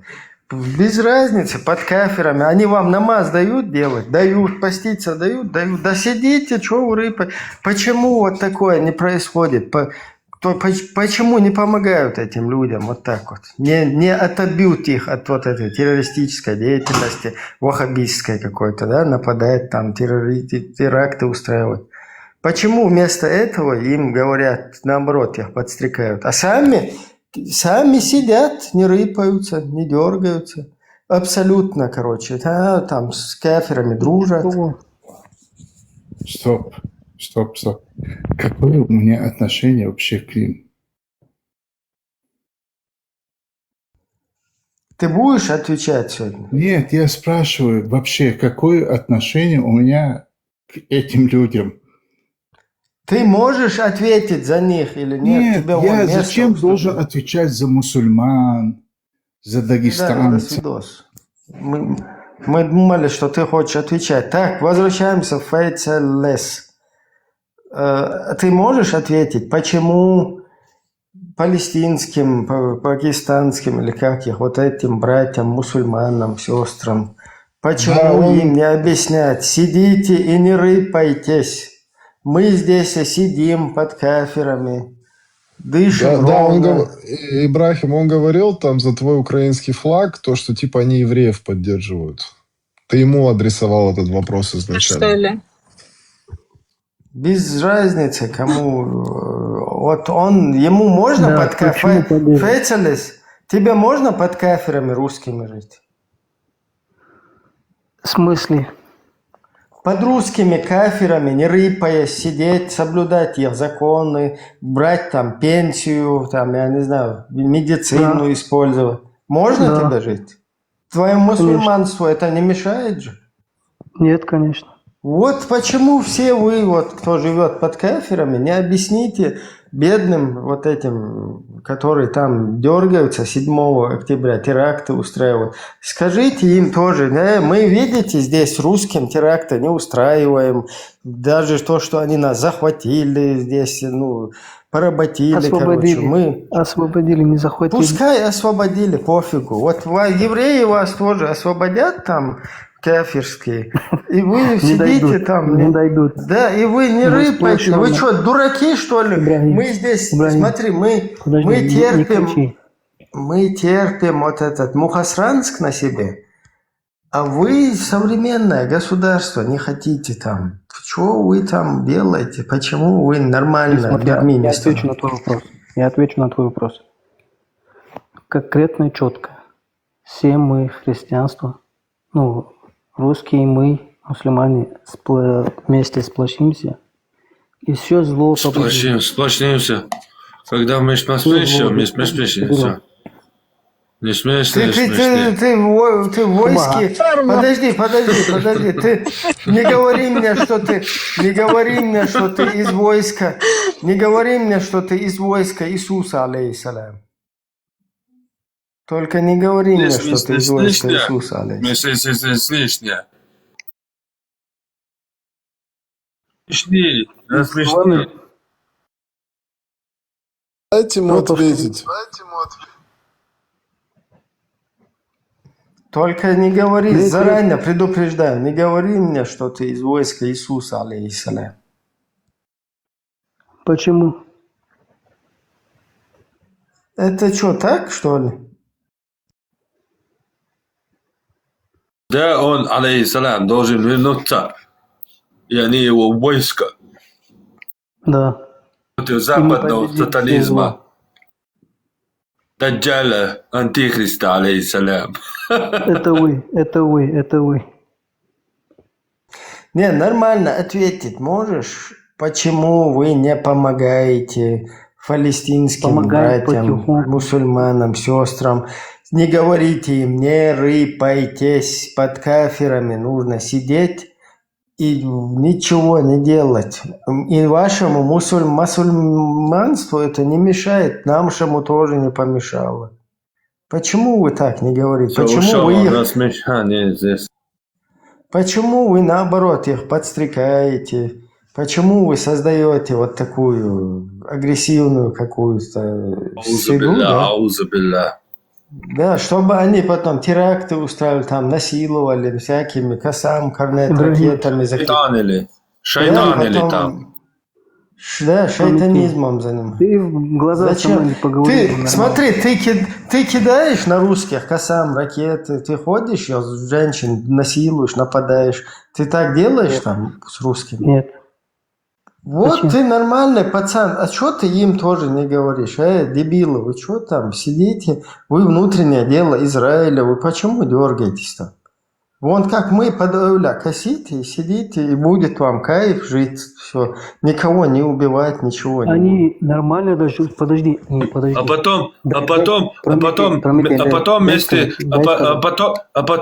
потом вместе с Израилем и Россией станем войска Иси, алейхиссалям, и пойдем против западного ЛГБТ воевать. Аузу билля. Да, вместе с войском.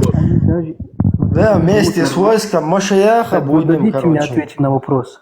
Всех англосаксов, короче, давить. Дадите мне вопрос ответить?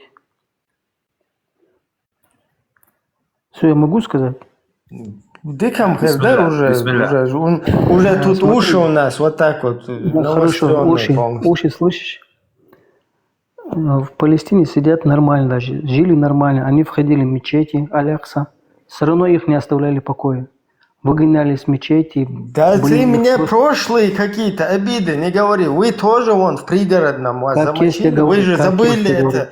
Я тебе как есть говорю, забудь это старые неправда, болячки. Это пропаганда, это неправда. Забудь, да пускай мы их мочили. Вон чеченцев мочили, все же чеченцам говорят, сидите под русскими. Почему палестинцам тоже не помогаете, не говорите? Да забудьте, блин. Так, вон чеченцев Хорошо, из 1 миллиона, за 2 последние войны 300 тысяч чеченцев замочили, они сидят... Они Нет, сидят, ты не понимаешь, а вы Ибрагим. тоже не сидите. Русские мочили, будучи войском Иси, алейхиссалям. А яхуды это противники Иси, алейхиссалям. Вот оно что. А они тоже же кефиры или нет? Это не кефиры? Не войско Иси, алейхиссалям. Собердиться, секунду. Сейчас я отвечу на твой вопрос. Они даже не дают нормально жить. Понимаешь? Они живут спокойно. Это пропаганда. Скажи мне, пожалуйста, ты когда-нибудь был в Израиле? Никогда в своей жизни. Ты не был в Израиле. Тогда откуда тебе известно, кто и как живет и жил и будет жить? Откуда ты черпаешь эту лживую информацию? Кто они так говорят? Ты знаешь, что на Аляксу евреи подняться не могут. Хотя там была когда-то там была когда-то их святыня. Окей? Евреи туда подняться не могут. Арабы же там играют, извини меня, в футбол. На вашем святом месте, там, где Алякса стоит, окей? И евреи шагу туда не делают. Был случай, там один еврей туда пошел, его вытащили свои же солдаты за шкирки оттуда. Окей? О чем ты говоришь? Кто кому что запрещает? Взрывают автобусы, дискотеки, детские сады, машины, взрывают все, убивают просто на улицах людей, со спины нож вставляют. О чем ты говоришь? Что за чушь ты сейчас несешь? Вот эта вот пропаганда, которая пропитывает ваши вот эти вот детские умы, от нее уже просто тошнит. Уже просто блевать хочется, когда это слышишь. Какую правду ты можешь сказать, когда ты там никогда не жил, никогда не был? Какую правду ты можешь сказать? Дай мне сказать. Подожди, у меня другой вопрос. У тебя убивали русские, подожди, тут другой прикол. Тебя убивали русские, приходили 2 раза воевать. И ты говоришь, это нормально. Это ингуш. Это нормально. Их убивали в 92 году, создав осетино-ингушский конфликт. Вот. Потом русские каткомпаниям прокатились там это нормально. В пригородном районе, и он это забыл. А вот палестинцам он не говорит, забудьте это. Чеченцам он тоже говорит, забудьте вообще, плевали они. То есть он не говорит, что видите, чеченцев не оставляют, чеченцы, давайте джихад делайте против русских. Он не говорит. А палестинцы, которые вон там в пустыне где-то, им он говорит, давайте там. Сейчас, у меня вопрос к Ингушу. То, что русские пришли в твой дом, убивали твоих родных, это нормально. И ты с ними как бы сейчас это живешь. Никто из моих русских не убивал моих родных. Да, это однозначно. Россия не приходила к вам, не убивала вас? Не высылали высылали ингушей? Сейчас, подожди, Пахан. Это тоже пропаганда. Это вообще... это тоже это пропаганда. Круто, да. Конченый. Нет, ты же, смотри, ты же понимаешь, да, вот ты... Просто ты не хочешь понять посыл, вот о чем я здесь вообще эту тему начал. Вот представь, ты сидишь сам там, не рыпаешься, а палестинцам говоришь, короче, чтобы они, вот, потом же там их дети, потому что вот такие дебилы, как вот эти вы, да, там, исламизированные, там, ваххабистизированные, они идут, нападают, короче, всякие эти, устраивают террористические акты, потом евреи же не будут сидеть, они потом говорят, дайте сюда этих говнюков, те их не отдают, тогда евреи их забирают туда, приходят. И там страдают и другие потом люди получают. Вы сидите, вы их подстрекаете, а сами сидите, шикуете вообще. У вас ничего нету, короче. Вам можно под кафирами. И 44-й год, вы выселение, ты забыл уже. Это Я все ему один пропаганда. вопрос за это задам. Подожди, а без русских он не может Дайте прийти? мне хотя бы ответить. У вас столько Без много, русских я ты не один. Дайте можешь? мне ответить. Без русских ты не можешь прийти и освободить в Израиле палестинцев? Ты не можешь прийти без русских? Ты говоришь, Я я с один? русскими объединяюсь. Один против толпы не пропьет. Причем есть один? Ты что, один что ли? Таких, как ты, знаешь сколько? Собери вот своих мусульман всех, братьев, и приходите, и посмотрим, что мы сделаем с вами. Смотри. Приходите. Давай. Хорошо. Ты мужик, давай, приходи и освободи. Я твою душу от твоего тела освобожу в течение первых 10 секунд, когда ты Ты появишься. ничего не сделаешь. Ты Я даже тебе кадык вырву. Кадык тебе вырву. Подождите, аккуратно. Сидят на диване и рассказывают, кому, как, где жить. Нет, я хочу Никто не услышать говорит, внятный ответ. Внятный ответ тот, что почему то, что дозволено Юпитеру, не дозволено быку. Вот почему? Давайте Что у вас там поймем, давайте поймем, какие у него мысли. Пускай один раз полностью расскажет, что он думает вообще обо всем. Наконец-то пахан арабов. Слушайте, Израиль сам интервью давал и говорит, когда ему задают вопрос, вы убиваете дети в Палестине? Он говорит, да, мы убиваем детей. И вам не жалко? Он говорит, нет, нам не жалко вообще. Почему они так поступают? Ответьте на этот вопрос. Детей, ребенка. Они наслаждаются, убивают. Кто Израиль? Ты о чем вообще говоришь? Откуда ты это берешь? Подождите, сразу вы... Подождите, вы сразу... Подожди, Леон, подожди, один момент. Вот смотри, как тебя там, Файцелес. Вот у тебя по соседству чеченцы, ты ингуш, и чеченцы, мы один народ, по сути, просто политически русские нас разделили, а по происхождению мы один народ.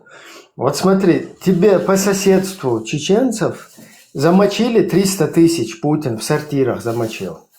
Из них 42 тысячи детей. Это такая примерная цифра. Вот смотри, твое состояние, вот что ты считаешь, должны чеченцы в ответ замочить, ответку сделать за своих вот этих всех убитых? Или не должны? Объясни мне сначала. Я просто хочу понять, что у тебя в голове. Ты про Ивана, я тебе про Ивана, ты про Балана. Я задал вопрос. Почему они так поступают? Это хорошо или я нехорошо? тебе отвечаю. Подожди, Бабель, подожди, я сам. Сперва ответьте вы. Нет, подожди. Если ты правозащитник, который беспокоишься о детях из пустыни, у тебя под носом твоей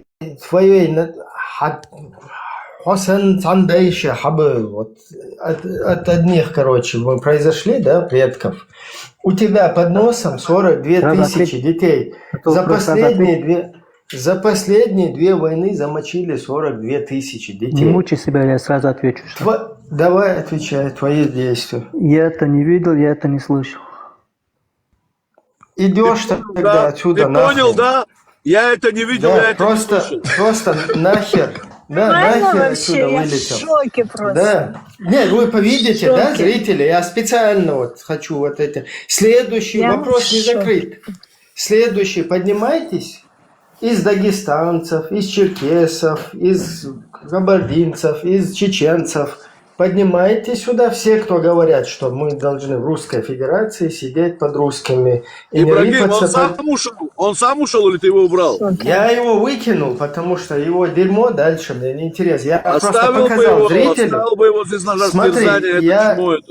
Я показал зрителю, что у этих людей мозги работают не как... Вот как физика есть, да, вот в Индии видели?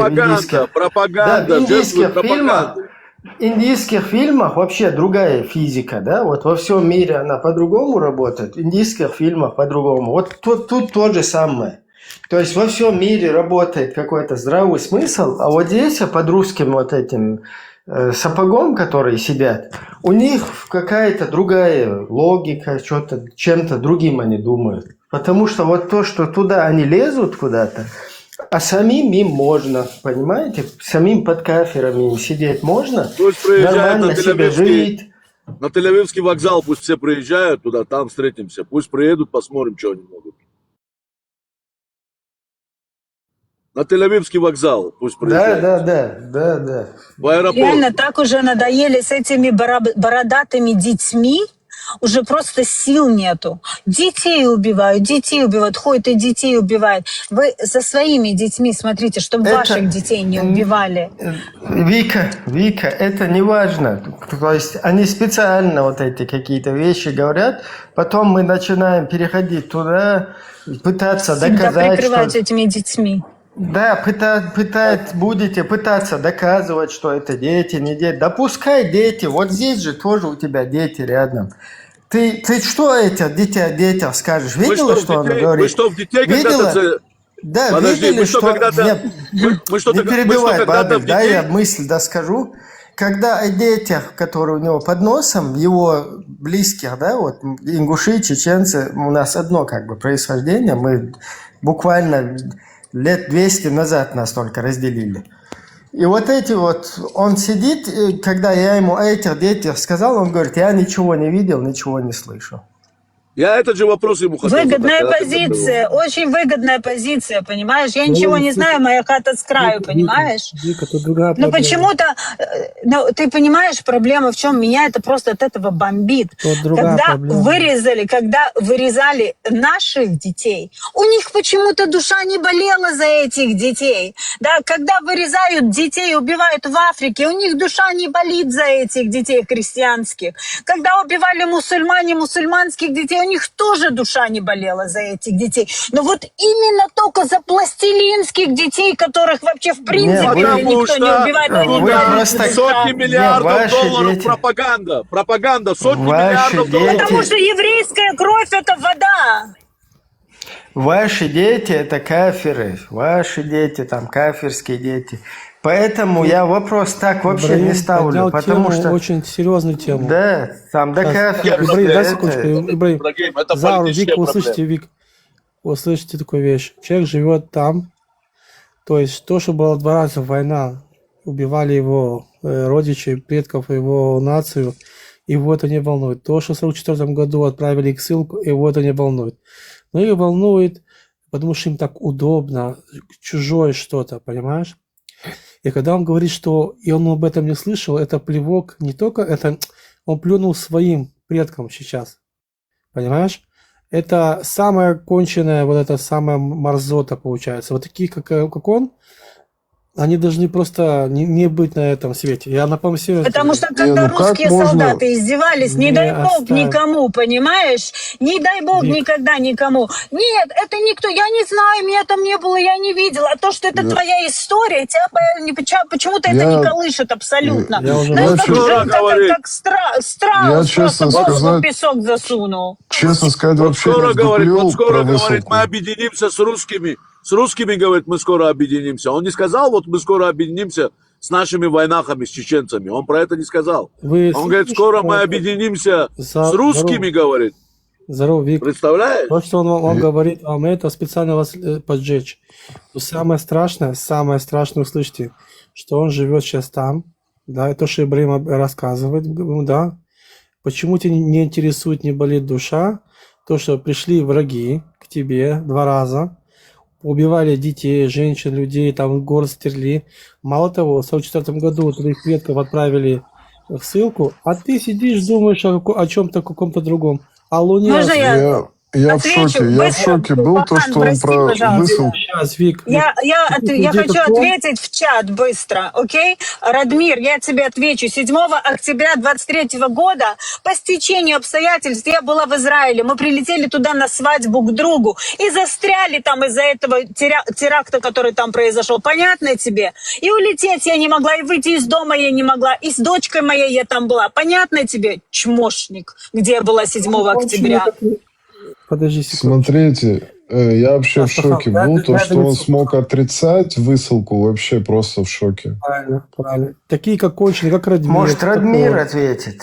Может, да не, он конченый такой же конченый, как он же тоже... Подожди.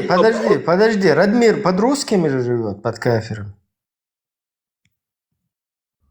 Подождите, так, сейчас я его подниму. Радмир, ну-ка, поднимись, бисмилля.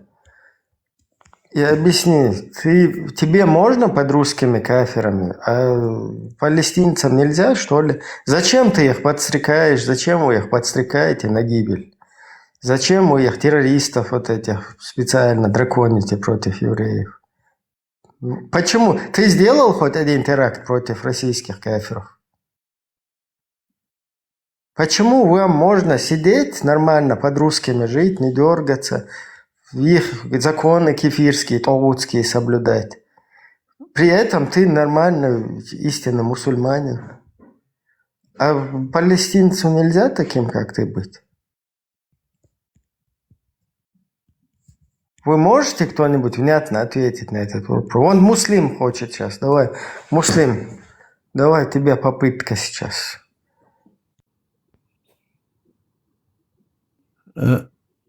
Ассаламу алейкум. Здрасте. Алейкум ассалям. Я отвечу вам на вопрос 44-й год выселения. Выселяли нас евреи. Советский Союз полностью во главе евреев. Подожди. Во главе, начиная от Сталина, все евреи были. Берия, все. А исполняли приказ остальные, короче, да, там русские, мусские, кто такие. А командовали... Заберите у него интернет. Подождите. Две войны. Во, алхамдулилlah, две войны в Чечне. А при чем здесь алхамдулилlah? Подожди. Забудь про выселение. Про выселение. Вот у тебя сейчас, в данный момент, у тебя президент кафир русский, Путин. Так? Он еврей? Ну, я же в Казахстане живу, я же не там живу. Он еврей, Путин, вот этот. Я не знаю, он еврей, он русский, кто он. Меня до него... Подождите, да елки-палки, подождите. Я в Казахстане живу. Один момент, дайте мне я в Казахстане живу. Смотри, муслим, нас евреи выслали. Ага. Убивали евреи, да. Сталин, Берия, все командовали, евреи командовали. Если это не еврей, чтобы ты сегодня сдох. Подождите. Если это не еврей. Так, я вас буду выключать. Вы мне сбиваете мысль, тему. Смотри,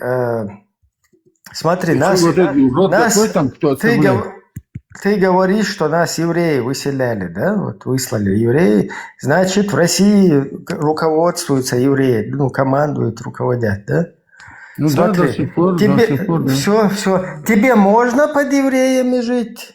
Под евреями вот в России можно тебе жить, не рыпаться, соблюдать законы. Тебе, чеченцу, ингушу, кабардинцу, там, черкесу, дагестанцу. Вам под евреями жить можно, соблюдать их таугутские законы, полностью сидеть ровно, дышать, короче, тихо, в строю, не рыпаться. Так, да? Почему это же самое вы не говорите, дебилы там, которые вы сидите в Палестине? Вы зачем лишний раз? Видите, сидим под евреями, и нормально, короче, мы мусульмане, и все. Вы почему там не сидите? Ты сейчас, наоборот, сам себя закопал. Ты не понял? Давай, отвечай теперь на вопрос. Почему вам можно под евреями сидеть, а вот этим палестинцам нельзя? Почему вы им говорите теракты устраивать там и оправдываете их, а сами своим евреям в России не устраиваете их? Почему? Из этих, я простой чеченец, я из Казахстана. Нет, ты зачем, я тебе объясняю, вы зачем тогда подстрекаете бедных вот этих пустынных жителей? Зачем? Тебе же можно... Причем тебе можно, зачем вы их подстрекаете? Они потом там ноют воду, страдают. И сами страдают, и этим теракты устраивают евреям там. Я не Почему? Я не из этих, я за свой народ переживаю. У меня все душа, сердце за свой народ болит. Еще раз повторяю. Еще раз. Ты не знаешь, ты не можешь на этот вопрос ответить, так? Я же говорю тебе, Все, тогда ты спускаешься. Следующий, кто может на этот вопрос ответить? Почему вот этим мусульманам с Кавказа, с Татарстана, там, я не знаю, кто еще там, удмурты, башкиры, кто у вас там, мусульмане? Вам всем можно под русскими кафирами, евреями, там, без разницы, Путин, еврей, окей, еще лучше. Под евреями, под таутами. Можно вам там жить, не рыпаться, вообще не дергаться, и вы остаетесь правоверными, все. Почему вон тем нельзя? Почему вы им не скажете, дураки, блядь, под Ойля косите, как мы живите, и все, вы что, сдурели там, что ли? Мы в Мухосранске живем и то, а вы там в современном государстве будете жить. Почему вот это не происходит?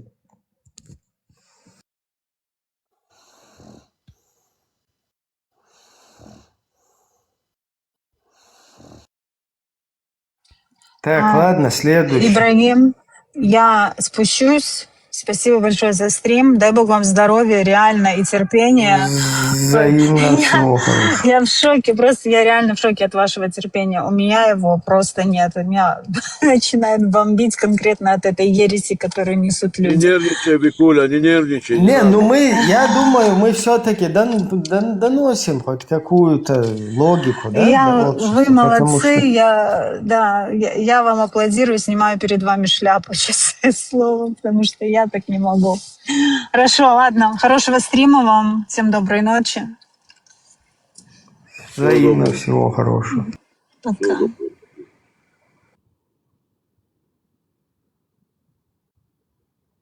Так, есть у нас желающие, кто хочет ответить? Кто будет спасать мусульман вот с пустынь оттуда, чтобы они и другим не мешали жить? Вы же в России живете, не устраивайте русским теракты, не говорите, вы нас убили, не убили, вы захватили. Вы сидите под кафирами, тем более вот сейчас, который был, сказал, евреи, все в России, Путин, еврей. То есть вам можно под евреями не рыпаться, а вон тем вы не даете. Что тут происходит? Это что такое вообще? Они реально во все это верят, что там везде евреи, короче, кругом одни евреи.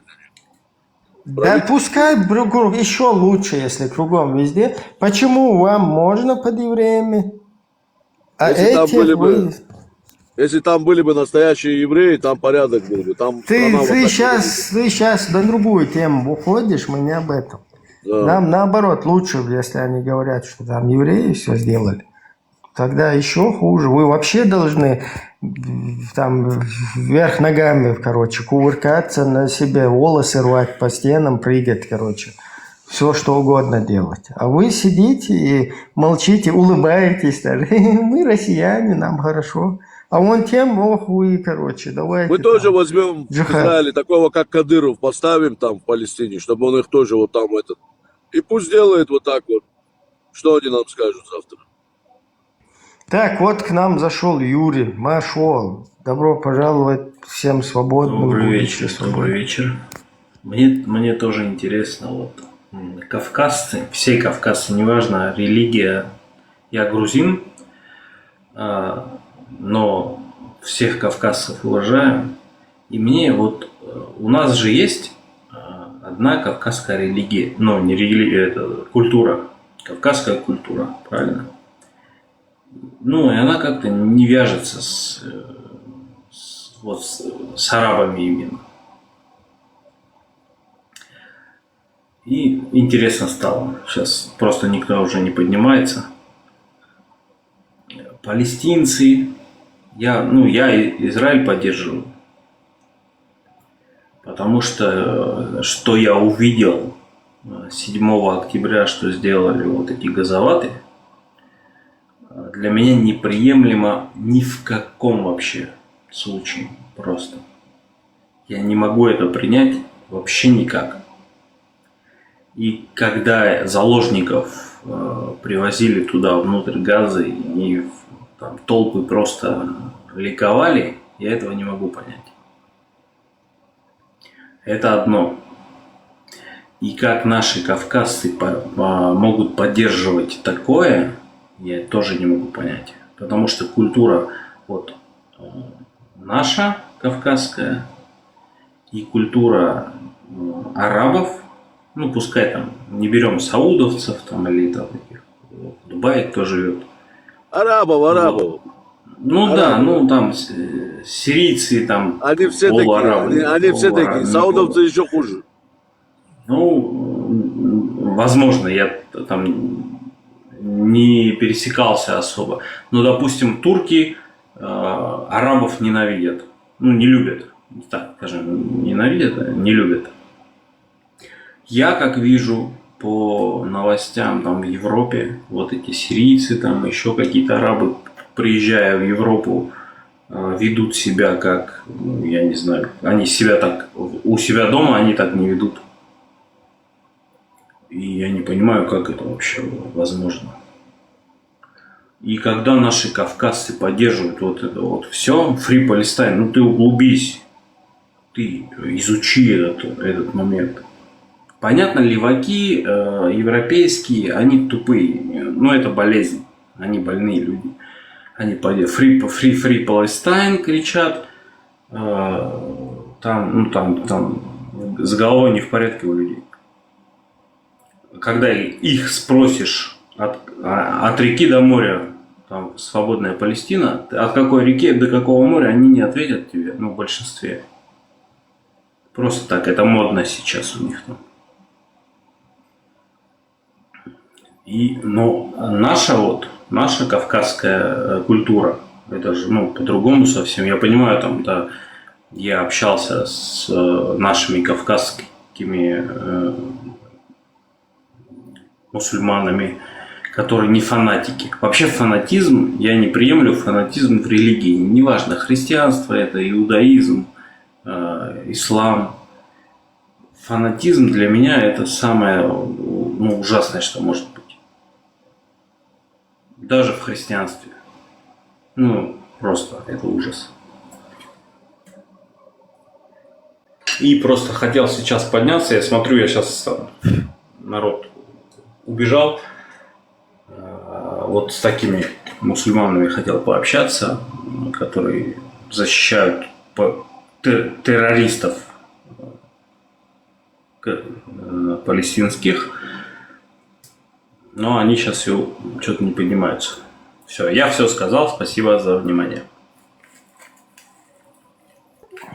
Благодарю, тоже спасибо за участие. Ну вот как вам вопрос, Юрий? Вот люди, которые сами, сейчас мы будем говорить именно риторикой там, исламистов, там, риторикой истинного ислама, ну и вообще мусульман в целом. Вот люди, которые сами под кафирами живут, да, вот сейчас один вообще сказал, залепил там, что в России и выселяли там евреи, короче, и сейчас евреи. Окей, значит, вот этим можно под евреем жить там, всему, скажем так, Северному Кавказу, он Татарстану, еще каким-то регионам мусульманским там. То есть там башкиры или кто, я не знаю, еще мусульмане.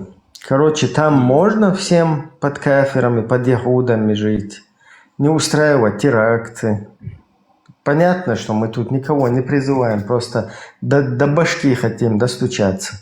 Вот вы там сидите, и то в Мухосранске, который устраивает войны против сирийских мусульман, да, Мухосранск, который устраивает там войны против чеченцев, 300 тысяч загубили. Присутствует еще в других, в Африке где-то там мусульман постоянно драконит. Везде, по всему, ну, я сейчас не говорю о других, да, потому что эти других там людьми не считают. Именно о мусульманах идет речь. И вам можно под ними сидеть, никакие ни акты, ни теракты, ни хренакты, короче. Вы сидите там нормально, улыбаетесь. О, молодец, Путин, там голосуйте за кафира Путина или Ягуда, кто он у вас там. Вам это можно, а этих почему вы тогда драконите? Почему всем миром, русским миром вы не соберетесь, вот, мусульмане России, и не скажете: алло, 29-й, остановитесь, как вот этот говорил Янукович, остановитесь, сделайте байат Нетаньяху, Кефиру. Мы же Путину сделали байат, то есть за него проголосовали, сделайте там байат, то есть присягу, если это на русский язык перевести. Сделайте присягу. Мы здесь живем в Мухосранске. Перебиваемся, нормально, нет у нас ни работы, ни зарплаты, ни, еще войны какие-то, СВО, хрен везде нас. Мы здесь сидим и не рыпаемся, несмотря на то, что нас завоевали, выселяли. Вон по всему Кавказу, короче, всякие зачистки, не зачистки, чего только нам не устраивали. Но мы сидим нормально, не рыпаемся. Почему вы, наши братья, мы вас призываем, бисмилля, или там, субханаллах, сидите, сделайте Нетаньяху присягу, проголосуйте, и все, нормально будете в Израиле жить, будет вам пенсия, короче, пособие, намаз, вы дадите с Зерубабель намаз делать, там, я не знаю, разве там, я не знаю, поститься, намазы делать, это же там же никого не трогают. Вроде он Аляску открытую оставили, в Аляске, короче, приходили. Насколько я знаю, в Израиле это не запрещено. Все, вон 2 миллиона живут себе нормально, не рыпают, в армии даже. Почему в армии нельзя быть мусульманом в кефирской, израильской, а этим можно быть почему-то в армии? Войско Иисуса даже есть, алейхиссалям, который в Украине. Ну давай подумаем, мы сами ответим. Вот давай, почему? Скажи, почему? Почему? Потому что в голове сидит ОРТ у всех. Вот почему. Вместо ОРТ? головы телевизор, ОРТ, и там в этом телевизоре Соловьев, там, я не знаю, Киселев, вот это вот, как ее, блин. Блин, я от нее неприязнь, блин, к ней, я даже ее имя забыл. Пропаганда. Короче, Симонян. Симонян, потом, блин, вот эта, которая здесь в Австрию, тоже она приезжала как-то. Мне фотку даже она сделала, тут на демонстрации мы были. Скобеева, вспомнил, да. Вот голова, телевизор вот так, да, вот этот, который с плоскогубцами там переключали еще, он ломался, короче. Вот такой телевизор вместо головы, и там Скобеева говорит. Ну. Вот что такое. Я вот так это отвечаю. Пропаганда, жертвы пропаганды, правильно. В мечетях тоже эту пропаганду ведут. Это ислам тоже, ислам. Да, это исламский телевизор, короче. И Скобеева там в хиджабе. Да.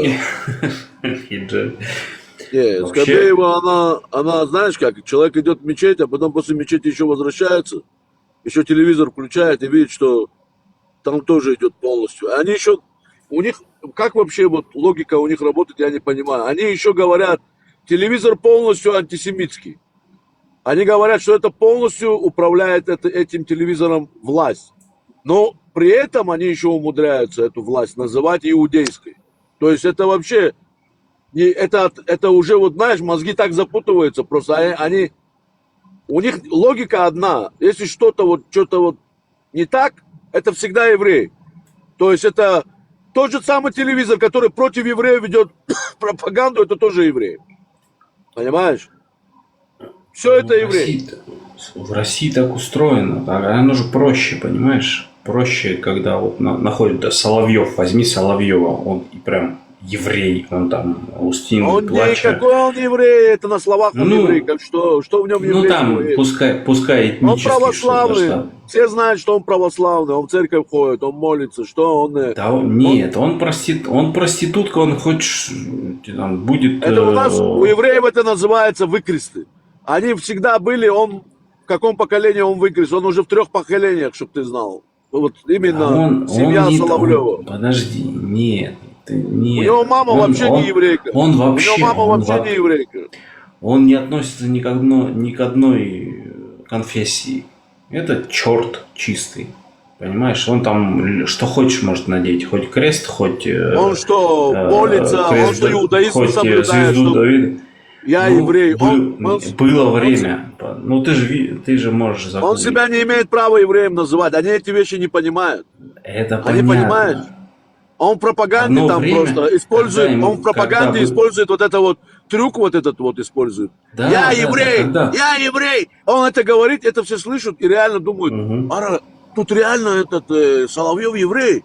Короче, какой он еврей? Жириновский тоже, когда ему удобно было, он говорил, что он юрист, еврей. Он тоже говорил так же. А на самом деле вообще себя не считал за еврея, он всегда был антисемитом. Жириновский, будучи тем, что он по отцу еврей, он настоящий был антисемит. А у него настоящий отец его еврей, настоящий еврей, который в Израиль потом уехал. Он говорил, у меня мама русская, папа юрист. Это как удобно, они имперцы все. Вот так их религию назовем, они все имперцы. И когда им удобно для пропаганды, они себя называют хоть кем, хоть православным, хоть иудеем, хоть мусульманином себя называют. Да, но Соловьев и Жириновский, они судьбу страны не решают. Они уже и Путина к евреям уже и Лаврова к евреям. Нет, армяне уже тихо сидят в стороне, курят. Единственный у них был армянин, который хоть до этого уровня поднялся там. Они уже сидят, мусульмане этого Лаврова тоже в евреи записали. Все евреи, короче, понимаешь, там, все евреи... Это традиция, это российская традиция. Если чуть что не нравится, начинаются проблемы в России, значит, во власти евреи. Тут вопросов нет. Это традиция там, уже 200 лет как минимум. Друзья мои, извините, пожалуйста, меня просто пока подняли, мой вопрос стал сильно не в тему. Короткий, но если можно. К Юрию вопрос у меня. Юрий, я сама из Одессы, живу в Европе сейчас. У меня тут, естественно, сталкиваюсь с разным отношением. Вы живете в Грузии, да? Да, я грузин. Могу я получить ответ или честный, или никакого? Задавайте. Максимально честно попытаюсь ответить. Максимально честно, пожалуйста. Вот из 2 частей вопрос. Как ведет себя большая часть украинцев в Грузии? И как относятся грузины в основном к украинцам? Или честно, или никак, пожалуйста. Большинство, смотрите, грузины максимально, если слышат русскую речь, в большинстве негативно, если там какой-то там непонятные ситуации, вдруг слышат русскую речь, негатив. Большинство, вы имеете в виду молодежь или людей всех, да. Если вдруг есть, смотрите, вот в чем разница, я вам всем скажу, в чем разница между русскими, россиянами, и так как я наполовину русский, я могу ответить, но считаю себя грузином, потому что все-таки, значит, вторая половина грузинская, и я считаю себя грузином. Смотрите, разница между россиянами и грузинами в чем? Смотрите, у грузин любого встречного ты считаешь хорошим человеком. То есть, по умолчанию, да? Да, по умолчанию он хороший человек, тем более гость, тем более не грузин, в Грузии, значит, ты пытаешься с ним хороший, то есть ты считаешь изначально, это ментальность такая у грузин, гость от Бога, опять же.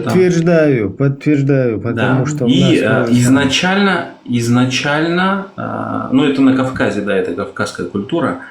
ты встречаешь, первый раз видишь человека, ты считаешь, что он хороший, если он не докажет обратного. В России, как я жил в России, я знаю это прекрасно, там наоборот абсолютно на 180 градусов. То есть там ты по умолчанию плохой, пока не заслужишь. Там ты плохой, если не покажешь, что ты хороший. Поэтому, а если покажешь, смотрите, что ты хороший, вы уверены, что меняются отношения? Не, там в России все, это уже сейчас это не работает, уже там Мордор, все. В Грузии как отношения, смотрите, если украинец, вот одесситы... Извините, Юрий, я вас перебью, вы отвечаете чисто по-одесски. Вот вы так долго издалека заходите, что у меня такое ощущение, что вы пытаетесь смягчить мне какую-то подсластить. Нет, я сейчас к сути перехожу. Очень приятно, что я очень хочу в Одессу попасть когда-нибудь. Я вас приглашаю. Жванецкий, мой любимый юморист, писатель. Значит, смотрите, если даже вот такие случаи были, рядом со мной жили украинцы, я очень сильно пытался там как-то что-то подсказать, помочь как-то там туда-сюда, но они вот с Херсона были люди, и по телефону на остановке разговаривала моя соседка, она жила какое-то время там рядом, и грузинка бабушка проходила, бабушка вот говорила по-русски или по-украински? Старенькая, да, она по-русски говорила по телефону, и бабушка на нее наехала. Вот вы оккупанты, туда-сюда, короче, та промолчала. Следующий раз, на следующий день, там или через 2 дня, это с Херсона увидела приближение бабушки и на украинском начала разговаривать. И эта бабушка сразу поменялась. Она говорит, почему ты мне не сказала, что ты украинка, я тебя обругала зря. Извини меня, там все дела. Если украинец ведет себя нормально, украинцы очень отличные люди. Вот это большая разница между русскими и украинцами. Не все, слушайте. Не все. Я не... Это зависит в основном от региона. Бывают конфликты. Да, бывают конфликты, но если вот это украинец, который за Украину, который хочет, чтобы Украина осталась Украиной и не была под оккупацией России, который не приемлет не все так однозначно, у которого нет в голове вот этого, к нему отношение идеальное. Все, украинец, добро пожаловать. Но говори по-украински, да, типа? Вы имеете в виду, что типа идентификация вот такая, быстрая идентификация по языковому, да, вот критерию?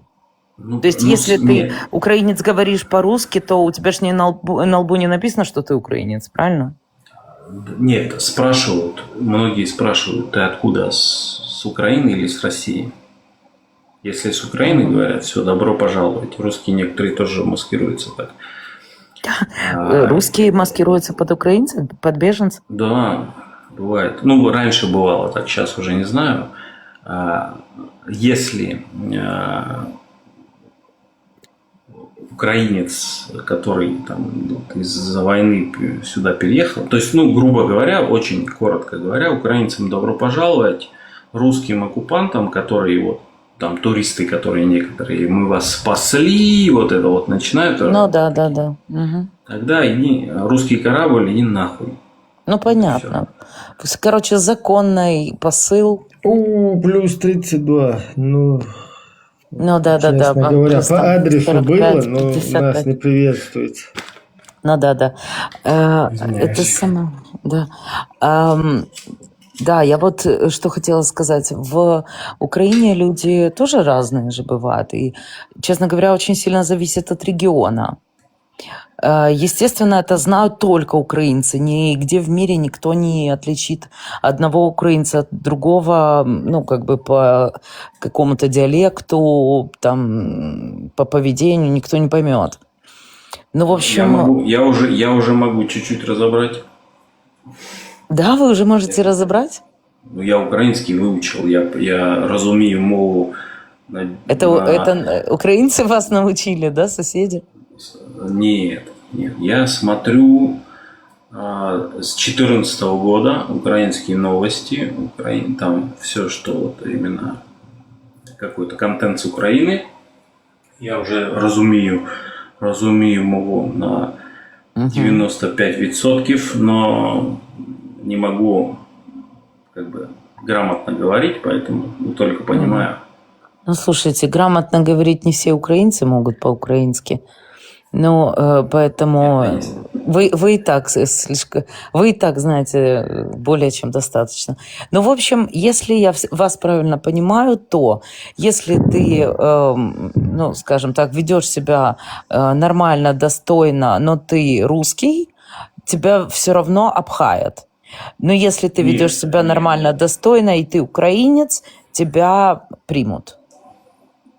Нет, русский, который против Путина, здесь тоже приветствуется.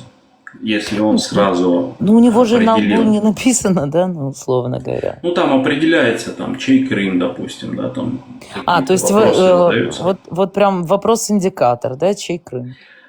К сожалению, нет. Вот в Грузии не так. Вот в Казахстане было. Там, когда вот эта мобилизация была, много русских туда приехало, так же, как в Грузию.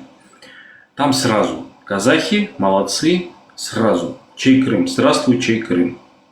А у вас чья У нас, да, у нас нет. Ну, нет, у нас тоже чей Крым могут спросить, но сначала долго очень там разговаривают с ними, а потом только могут спросить. Угу. То есть, нет, не всех русских, конечно, тут много русских живет, никто их, опять же, как я говорил, что изначально считается человек хорошим, если не докажет обратного. И, ну, со всеми общаются изначально нормально. Потом, если вдруг выясняется, что это имперец и поддерживает тогда пусть Путина идет, да. и оккупацию, тогда все, тогда начинают там... Ну да, добро пожаловать на борт Могут и... военного корабля. Да, было пару случаев, когда кто-то там решил тряпку трехцветную свою вывесить там или там на мосту показать. И сразу подбежали люди, вырвали тряпочку, бросили в мусор. Именно грузины, не украинцы, а именно грузины. Грузины, конечно, грузины. Мы же тоже оккупированы, у нас тоже 20% оккупировано. Сколько, 20, да, у вас? Да.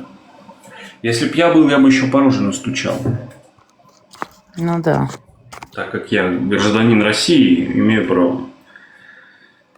Ну, сейчас не только граждане России имеют такое право. Международного конфликта не было бы. Угу.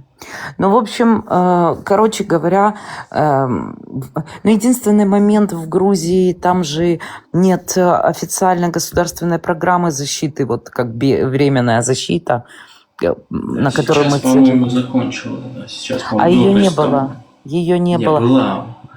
Была изначально, была там поддержка. В начале войны была разве? По-моему, не было. В начале принимали... не смотрели на сроки пребывания и, по-моему, даже там подыскивали какие-то квартиры, что-то туда-сюда, но не так, как в Европе, все конечно. Помогали, да. Но в Европе вообще это все прям на уровне Евросоюза, там Европарламент и все такое.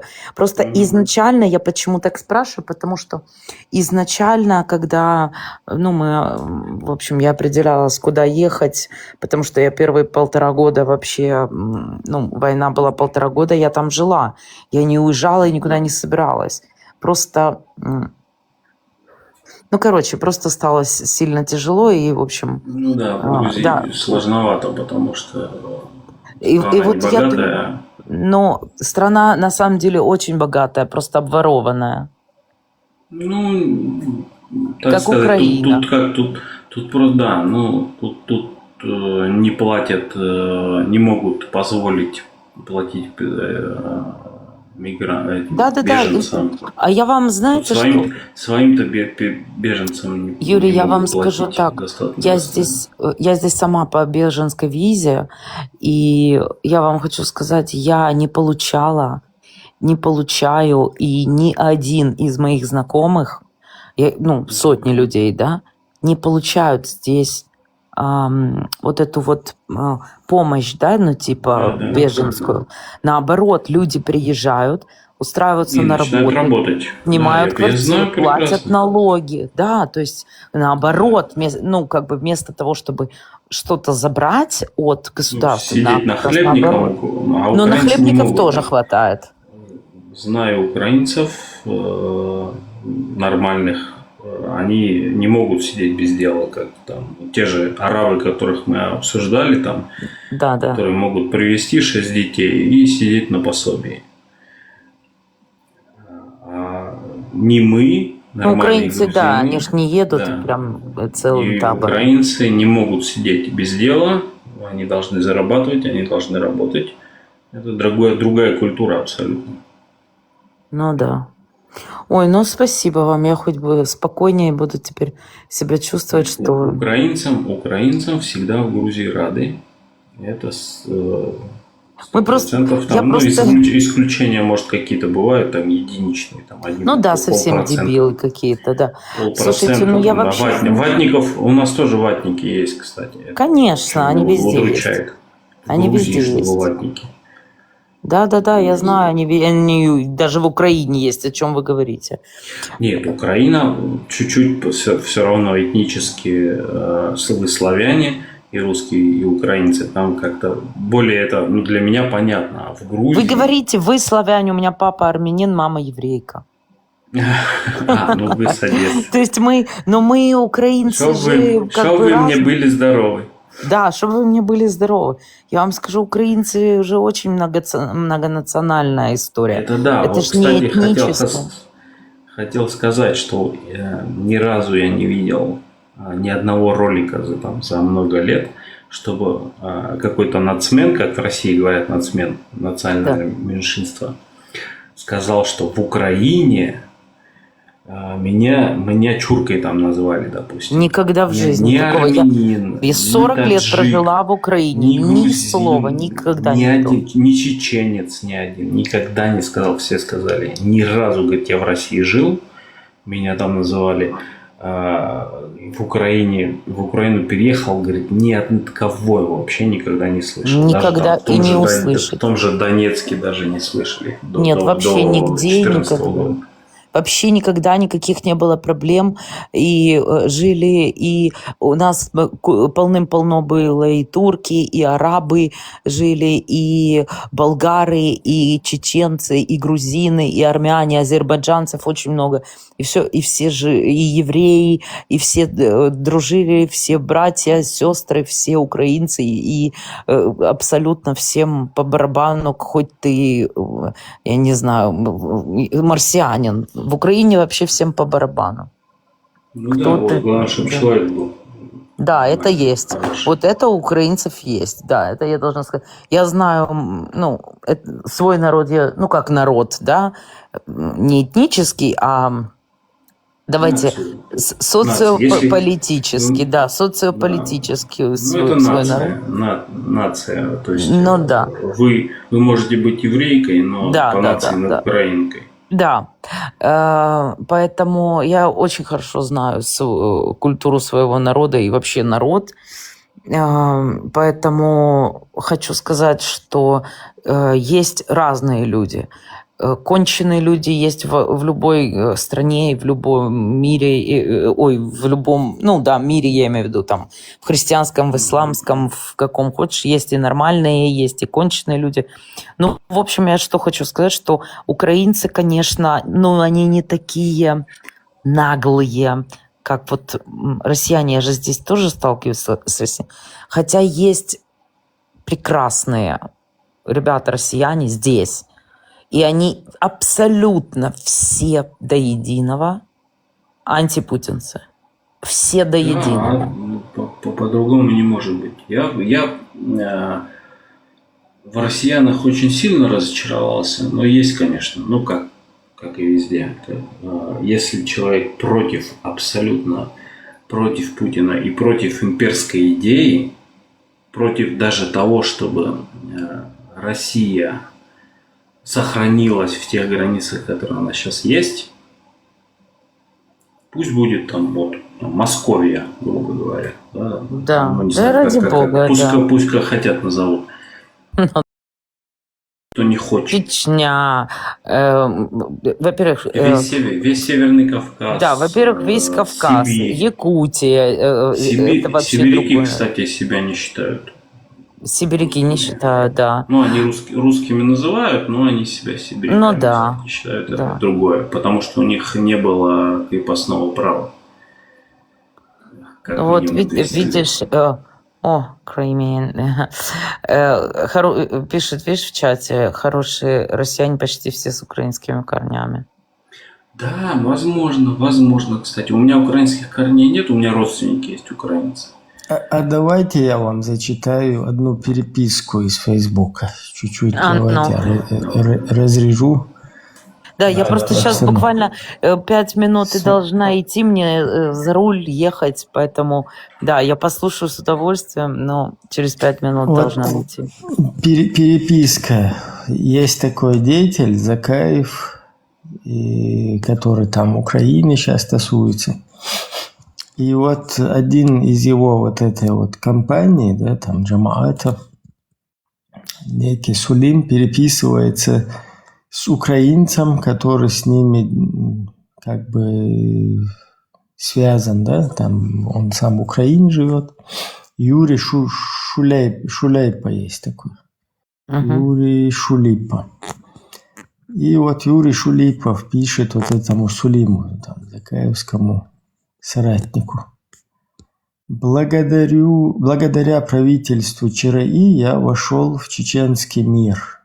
Если кто не в курсе, там правительство ЧРИ, то, что вот этот Закаев представляет, я в одно время тоже был там оболванен этой темой, да, там считал, что они придерживаются государственных каких-то позиций, там демократических, светских ценностей, да, ну, оказалось, что там такое в закулисье религиозная тема сидит, и эти люди на трагедии, так скажем так, чеченского народа там, занимаются продолжением вот этой там, религиозной вот этой своей пропагандой, да, своей идеологии.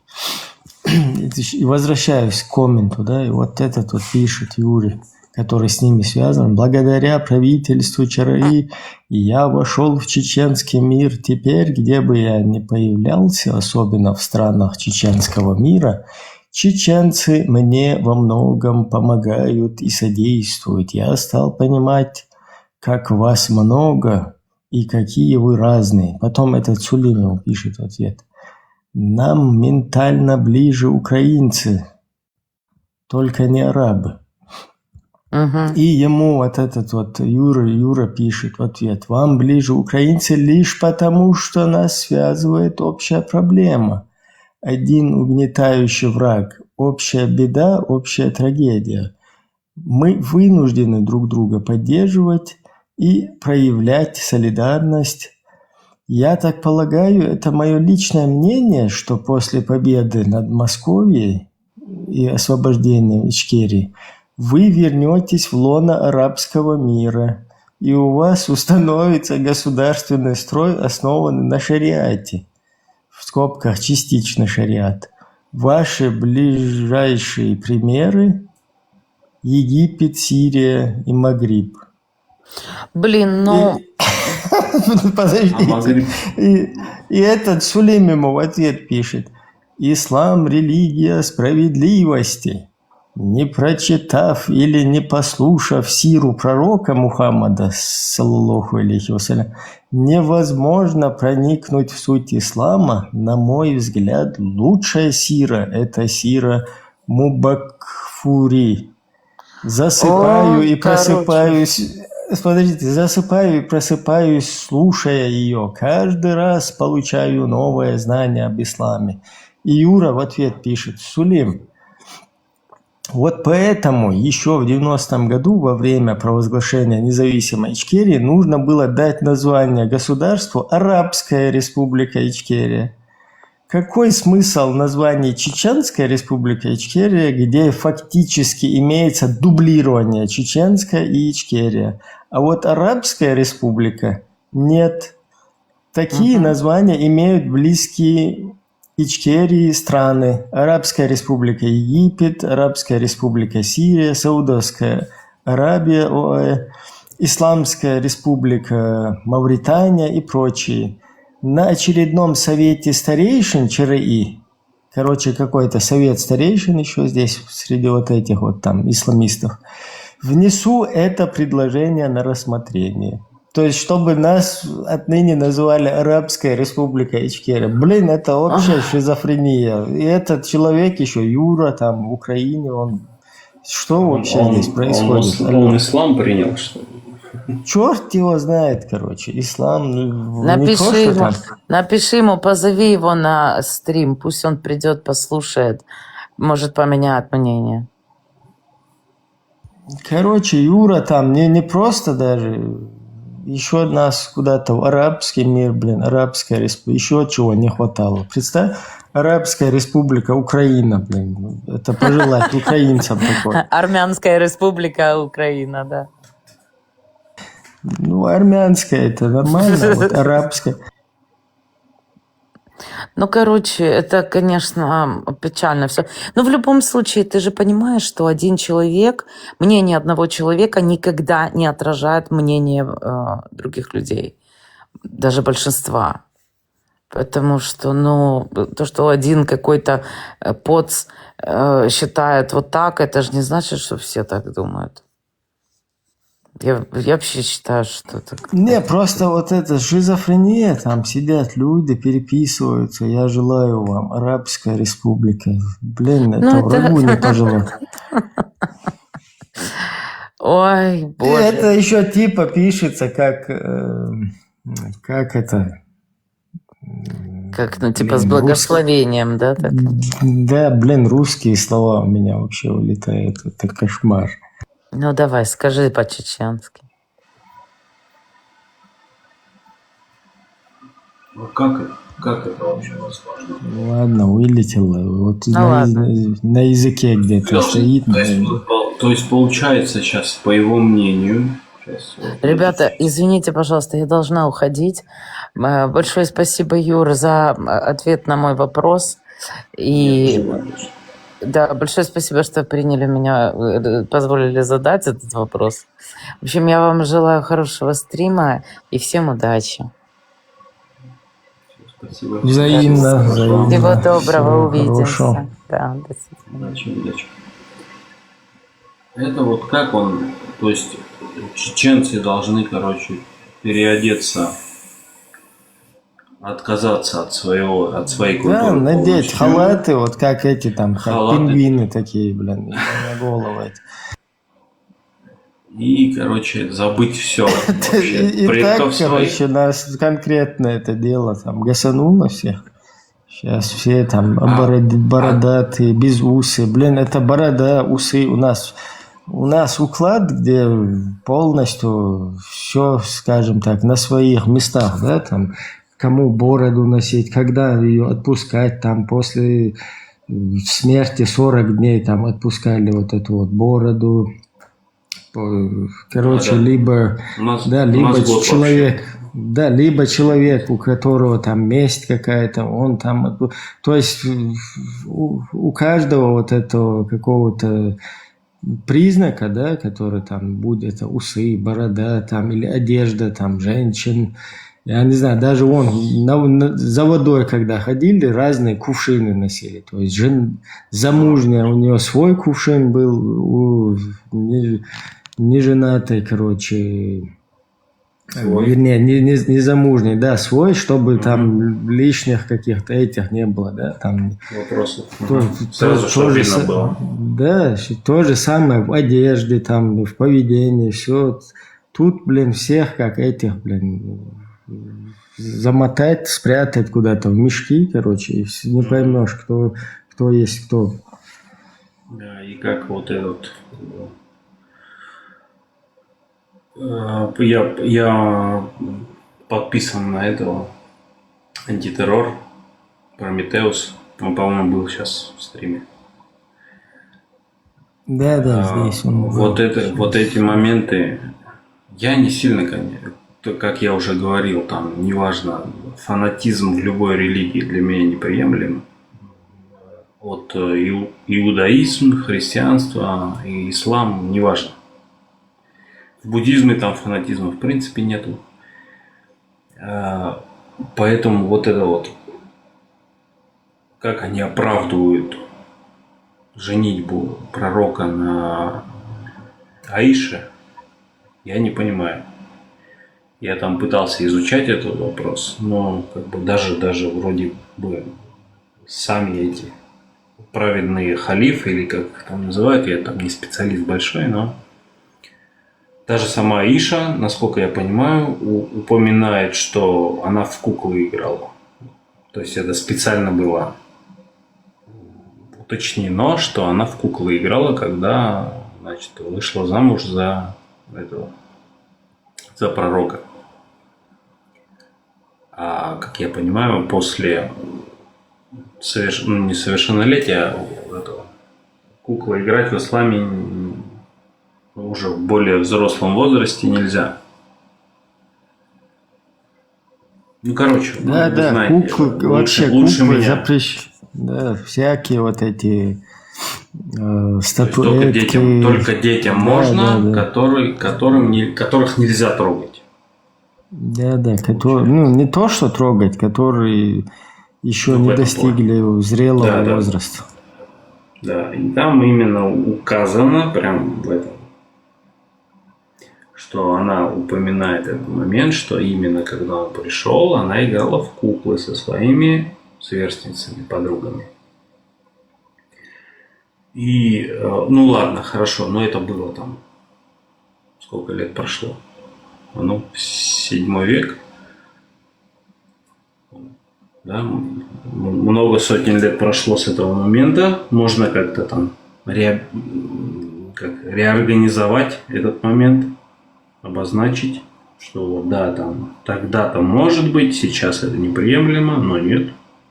Некоторые из тех, кто в Европу приезжают, утверждают, что это нормально, а это вообще ненормально, как по мне, не принадлежащему, ну как бы я говорю, в христианской культуре воспитан, но я агностик больше, то есть для меня нету разницы, как ты назовешь создателя.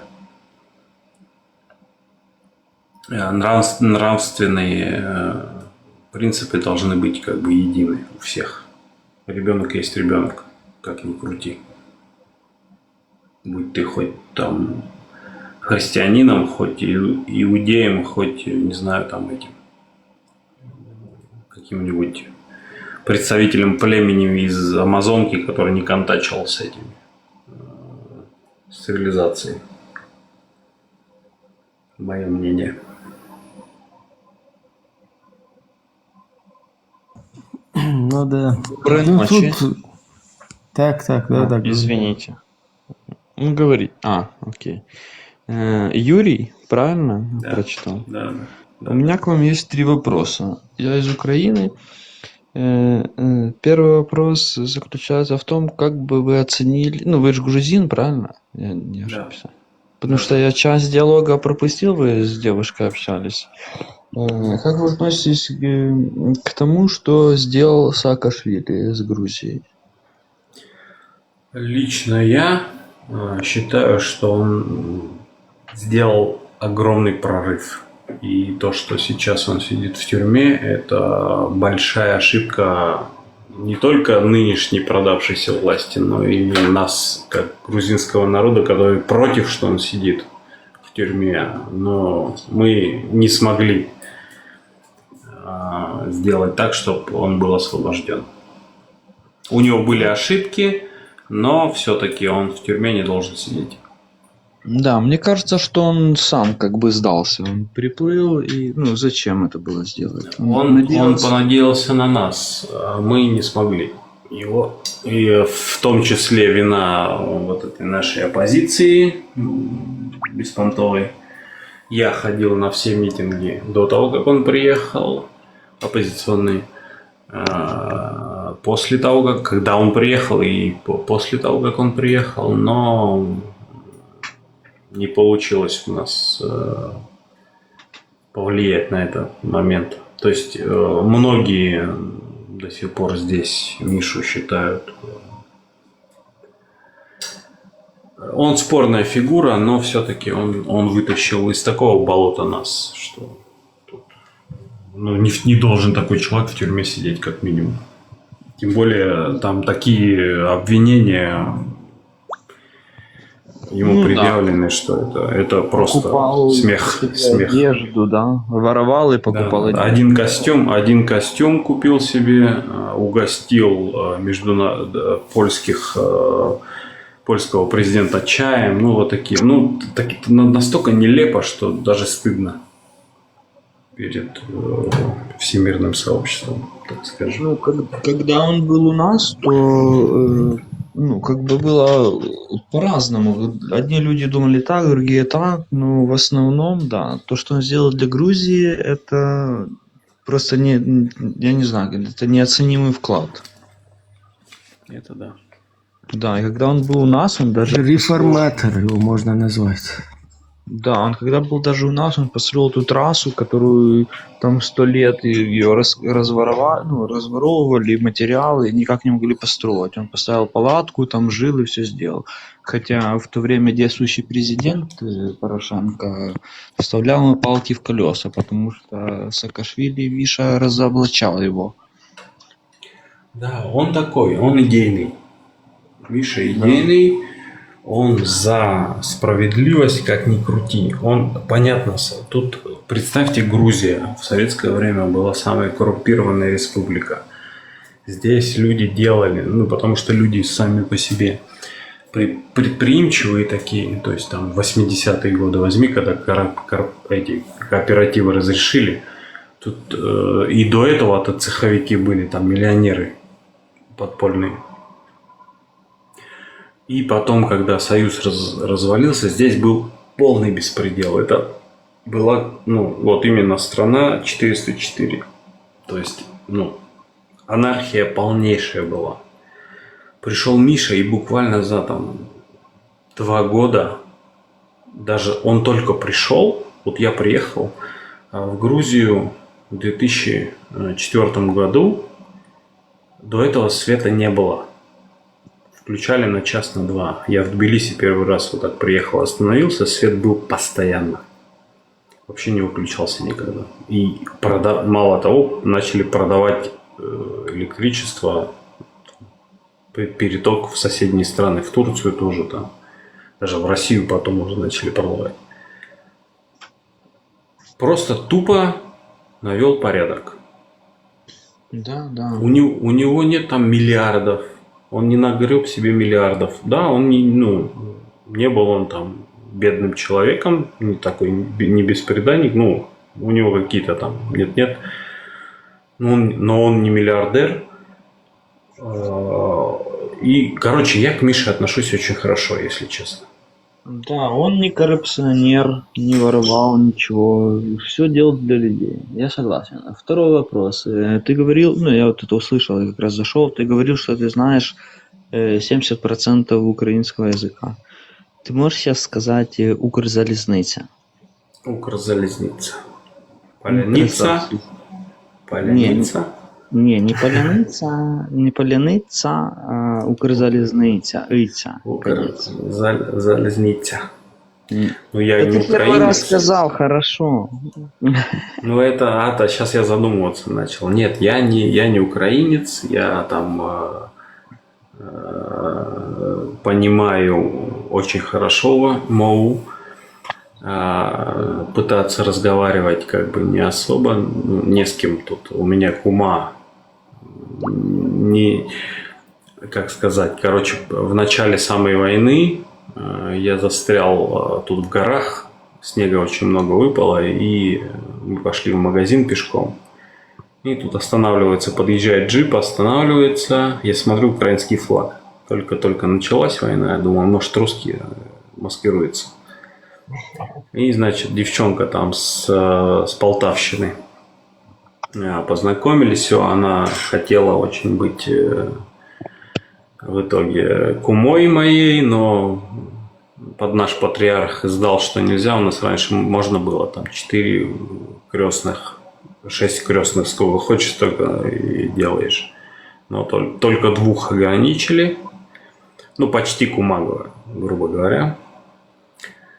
И вот только с ней, если там, ну, какие-то песни знаю украинские.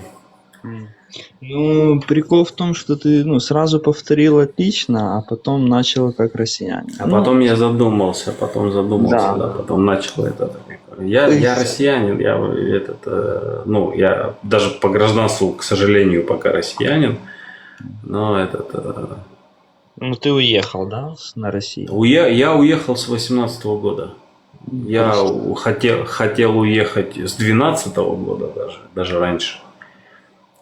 С 8-го года я все понял про эту страну. И как только малейший момент появился, я все бросил там и переехал в Грузию на свою родину и бросил там, и все. Я проклинаю их, и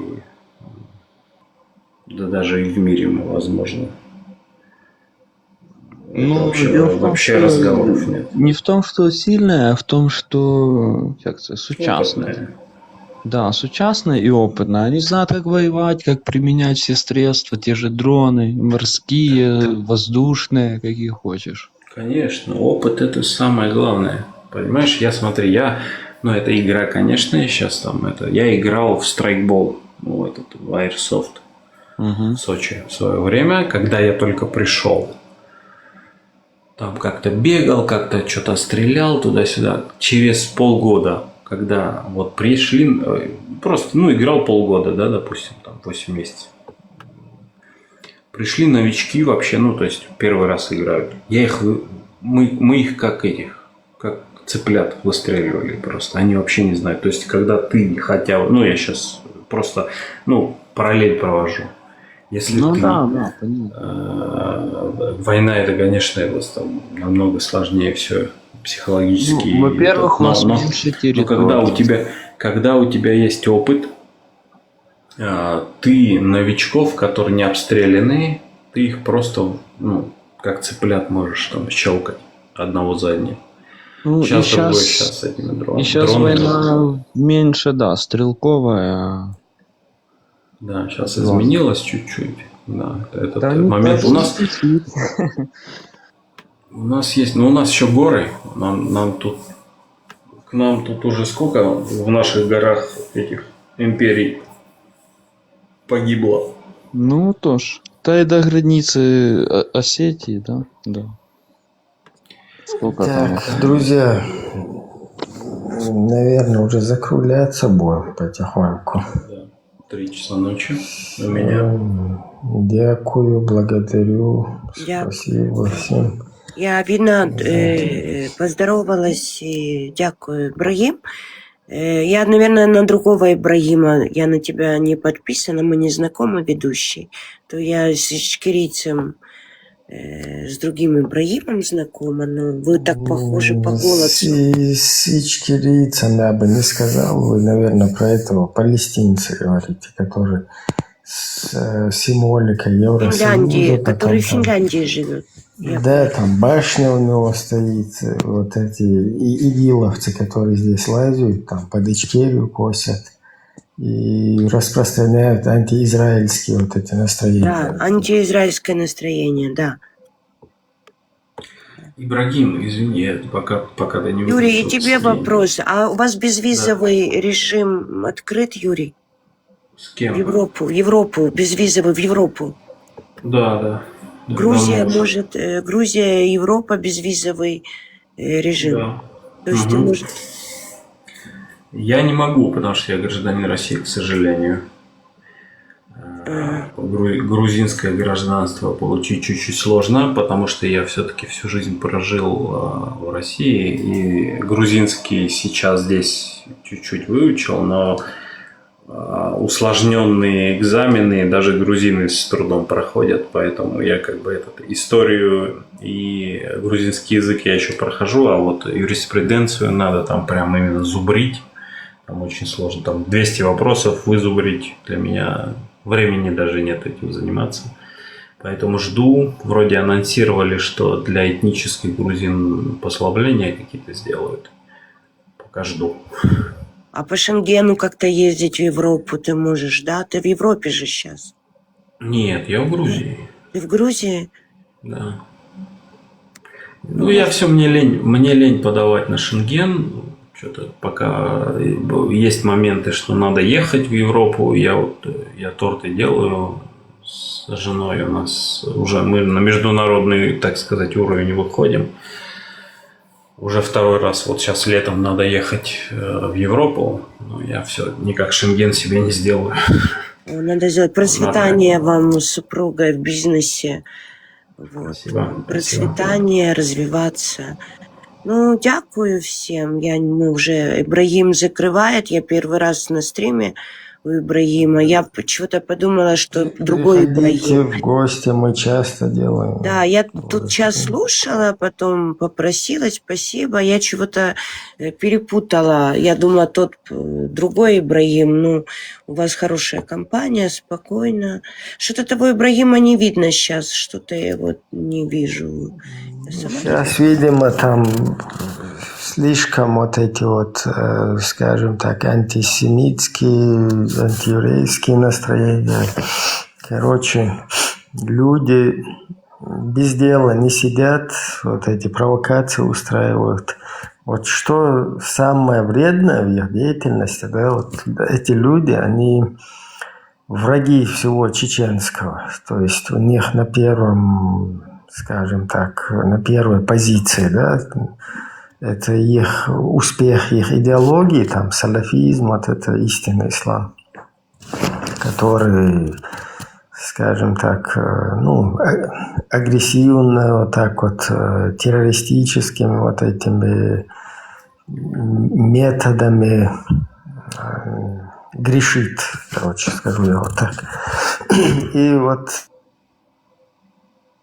вот эту свою идеологию на бедствующем чеченском народе, да, вот, у которого трагедия, который пережил 2 войны там и попал под неволю, под русскую оккупацию. Вот сегодня, паразитируя вот на этой трагедии, они, как и вот после Первой русско-чеченской войны, паразитировали, распространяли вот эти свои идеологии, да, там, народу, пережившему, короче, вот эти вот все там тяготы войны. Сейчас они это дело продолжают, как бы это все. Если кто не в курсе вообще, после Первой русско-чеченской войны в России активно печатали вот эти всякие брошюрки религиозные, такого радикального, ну, истинного ислама, да, вот такого толка. Потому что чеченцы то, что практиковали, это было там смесь язычества, христианства, там часть иудаизма, ну, то есть наш какой-то чеченский культурный уклад это был. А вот истинный ислам, он к нам пришел именно после Первой войны, в середине 90-х, когда к нам начали тоннами завозить из России вот эту литературу, через 100 постов там провозили, это бесплатно нам раздавали. И вот эти русскоязычные арабы потом какие-то появились, да.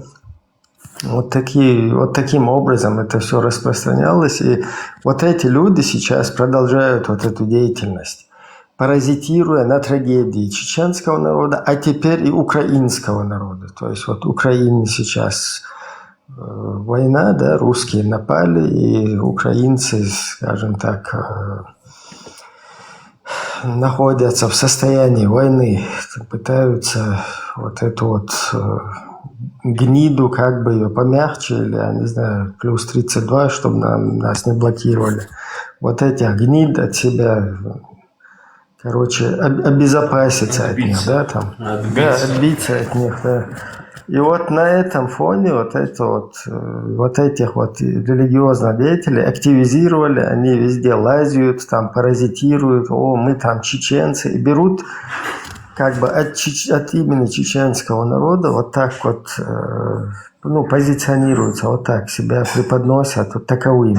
Потом сейчас вот как в Иране вот эта война началась, да, там, они лезут везде к евреям на израильские площадки и вот эти вот антиеврейские настроения там разводят, а сами позиционируются чеченцами. То есть мы чеченцы, хотя по факту эти люди борются полностью со всем чеченским.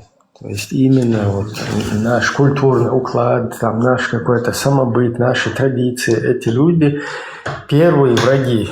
Самые первые враги, и они враги нашего государства, которые создали прецедент, создали казус белли через вот этих совместно с дагестанскими ваххабистами, которых наплодили ФСБ, да, там селение Карамахи, Чабанмахи, куда Степашин, директор ФСБ, приезжал еще в 98 году, благословлял эти населенные пункты. И вот так вот нас через эту исламистскую тему, там, через наших исламистов совместно с дагестанскими Габнюковыми вот этими исламистами затянули туда, в эту военную, как бы, в бойню, короче.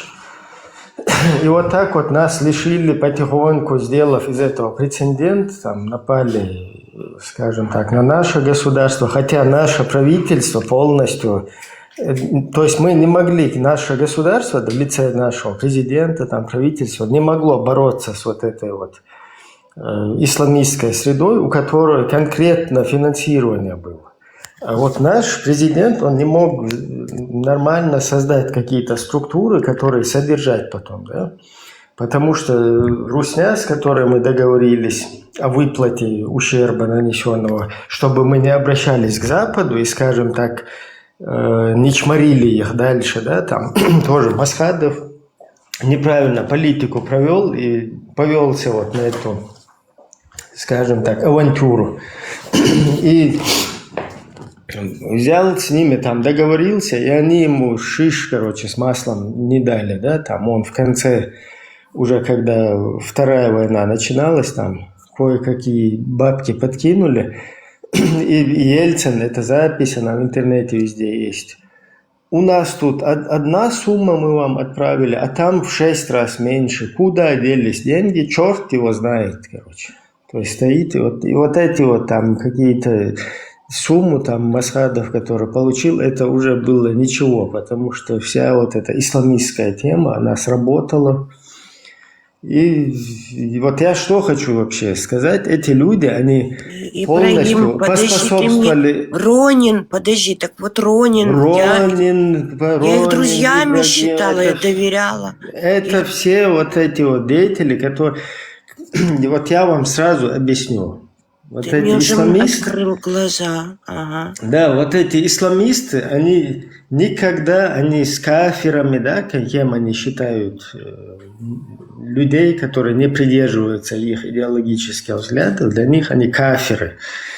И никогда эти люди кафирам там искренне какие-то, скажем так, проявления там дружественных отношений, либо сочувствия, либо это вообще не их тема. То есть там есть такое понимание, такие, да, там. Идеология. Вранье, да, там вранье, да, во имя религия, да, во имя веры.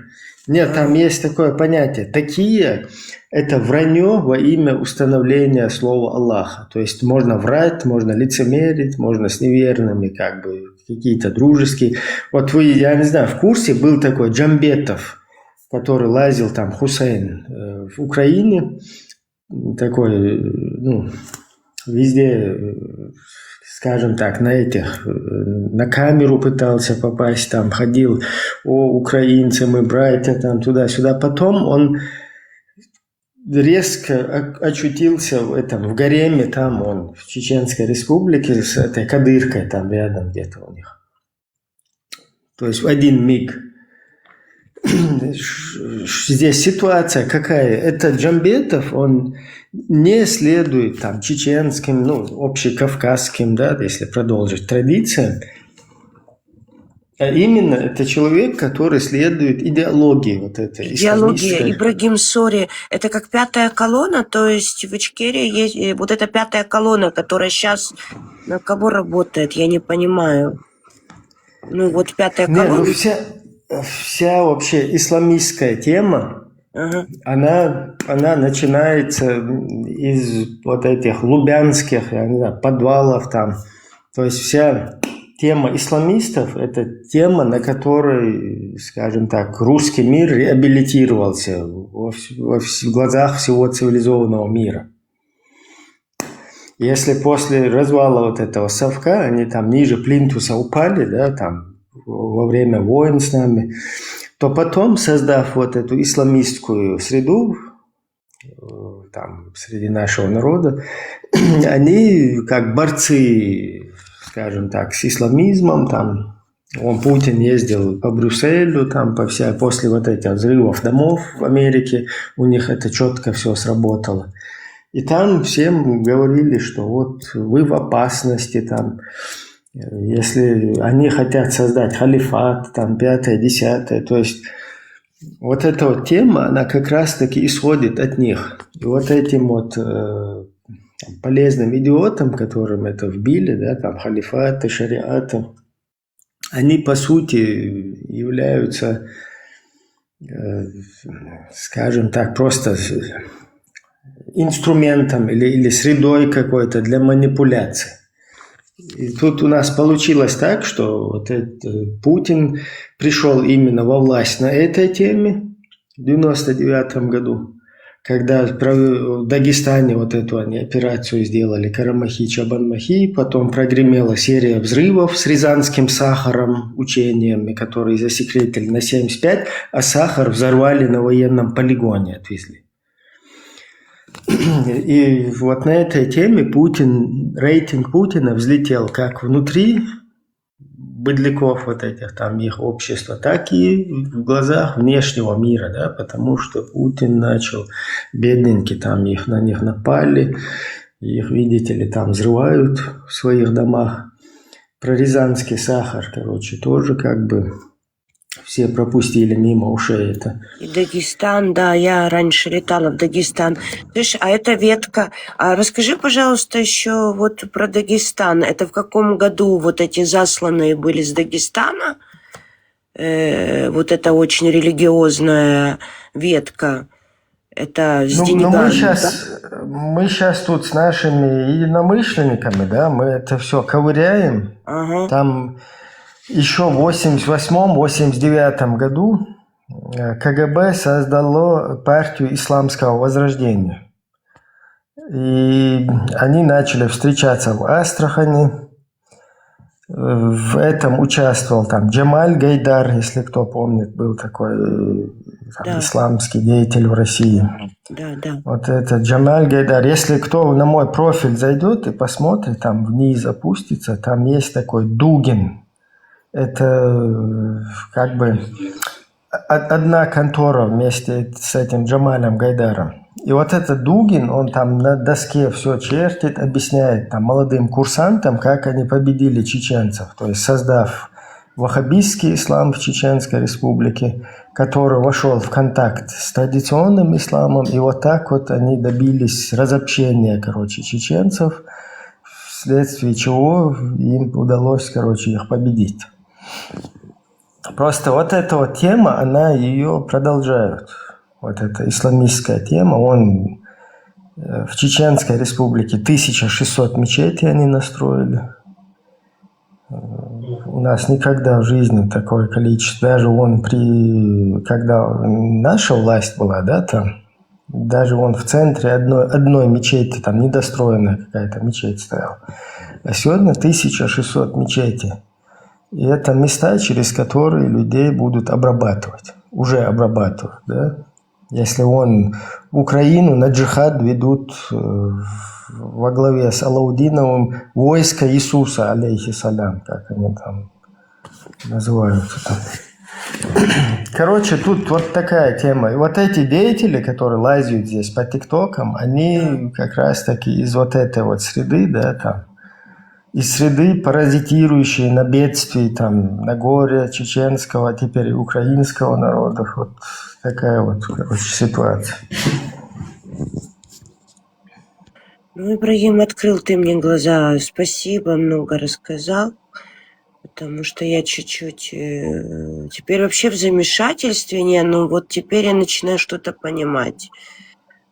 Потому что видите, у нас вот я чуть-чуть хотел уже на отбой, но все-таки я вот чуть-чуть разъясню, да, там очередной раз. Ну да, я считала это моими друзьями, Ронина, Ибрагима, я считала, а оказались они идеологические. Ну да, у них такое было преследование, им казалось, что все за ними следят, вот такое что-то. Нет, они вот именно сторонники вот этого истинного ислама, да, который нам втюхнули, вот они все, их цель уничтожить чеченскую культуру, ну, которая там кавказская, вот грузин не даст мне соврать, да, там у нас как бы общекавказская культура, ну и с какими-то уже на местах, скажем так, в частности, например, гостеприимство, это почти одинаково, да, там все, да, и, ну и там многие остальные моменты. То есть они борются с этой культурой, они противопоставляют там вот это религиозное дело там чеченской культуре и говорят, что вот это надо убрать, потому что это, короче, мерзко, подло, там грязно. И вот так вот с этим борются, и при всем при этом ходят потом и говорят, что они чеченцы, то есть на всех вот этих площадках. И получается такое использование вот этого чеченской карты, да, там, паразитирование на ней. И то есть у нас, я что хочу объяснить, у нас вот в чеченском народе, да, то, что мы практиковали до селя, там пару столетий, скажем так, когда к нам пришел вот этот ислам, это не тот ислам, который вот по Корану, по Сунне, то есть мы, то, что чеченцы практиковали, это такой турецкий суфизм. Это такая, скажем, идеология, которая не посягала на традиции, там, на культурные какие-то моменты.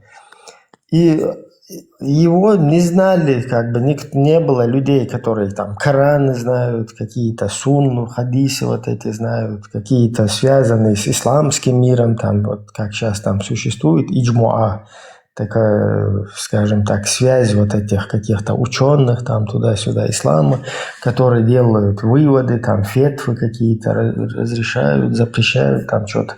Мы вообще отдельно от этого всего жили, да, там закапсулировано, скажем так. И наш ислам – это в основном чеченские, там, языческие традиции, потом частично христианство, там, частично иудаизм и вот этот суфизм, да, там. То есть мы могли, там, я не знаю, практиковать какие-то вещи, которые связаны там с языческими какими-то традициями. Потом, скажем так, вообще наш уклад традиционный, он полностью противоречит, короче, какие-то родственные отношения, например, там, до 7 поколений у нас считаются родственниками, да, там, близкими. Если в исламе на двоюродной сестре можно жениться, то у нас до 7 поколений этим как бы вообще не подпускали такое дело. Вон у нас, например, в четверг вечером, да, ну, уже на утро пятницы, вот с четверга вечера, это по-чеченски вообще пятница – это пейриска. То есть в нашем языке день пятницы, он называется пейриска. И что интересно, в этот вечер четверга, уже он считается пейриска, мы давали, скажем так, ну, подаяние, да, вот, или что-то там готовили, давали соседям, менее имущим таким, да, малоимущим, раздавали друг другу, как бы. Оказывается, потом, когда истинный ислам пришел, это оказалось новшеством для ислама, и истинный ислам сказал отказаться от этого, потому что это не соответствует там канонам ислама. А само название... Вставлю. Переская Параскевий. Да, грузинский. Да, Параскева пятница. Да. Извини, Дело в том, что перебил. это великомученица христианская. И у нас это даже день, да, от имени Парасковии. То есть вот что мы практиковали, понимаете? А потом к нам уже через русскую литературу и через исламскую партию Возрождения, Джамали Гайдары, Дугины притащили этих арабов, притащили нам истинный ислам. И мы, не понимая, что происходит, и сегодня люди многие не понимают, и мы потихоньку увязываемся туда и уходим. Вот сейчас мы начали вот эту тему, вот Пармат, короче, мы как бы пытаемся просветительскую вот такую работу вести и все наше общество пробудить, что алло, мы вообще нас не туда куда-то ведут. То есть он свет в конце туннеля, он там, это вообще не свет, это тьма там. То есть мы вообще в болото куда-то стремимся, мы уходим от своего культурного. Вон в конце туннеля посмотрите, что там будет. 9-летняя девочка и 53-летний дедуля, да, там, который... Изнасилование замужних женщин, 4 сура, 24 аят. Алло, чеченцы, это что такое вообще? Придите в себя. На мой взгляд, вы очень нужное дело делаете. И надеюсь, что как можно больше не только чеченцев, но и вообще с Северного Кавказа ребят поймут, что главнее должно... Меня тут критикуют, вот пишут: Ибрагим, ты обрывочно объясняешь, люди не поймут полностью. Я согласен, это надо по чуть-чуть правильно все объяснять. Ну, так как я подготовленный, я антитеррор смотрю давно уже, как бы это понимаю. В Сочи, Юра, аэропорты не летают.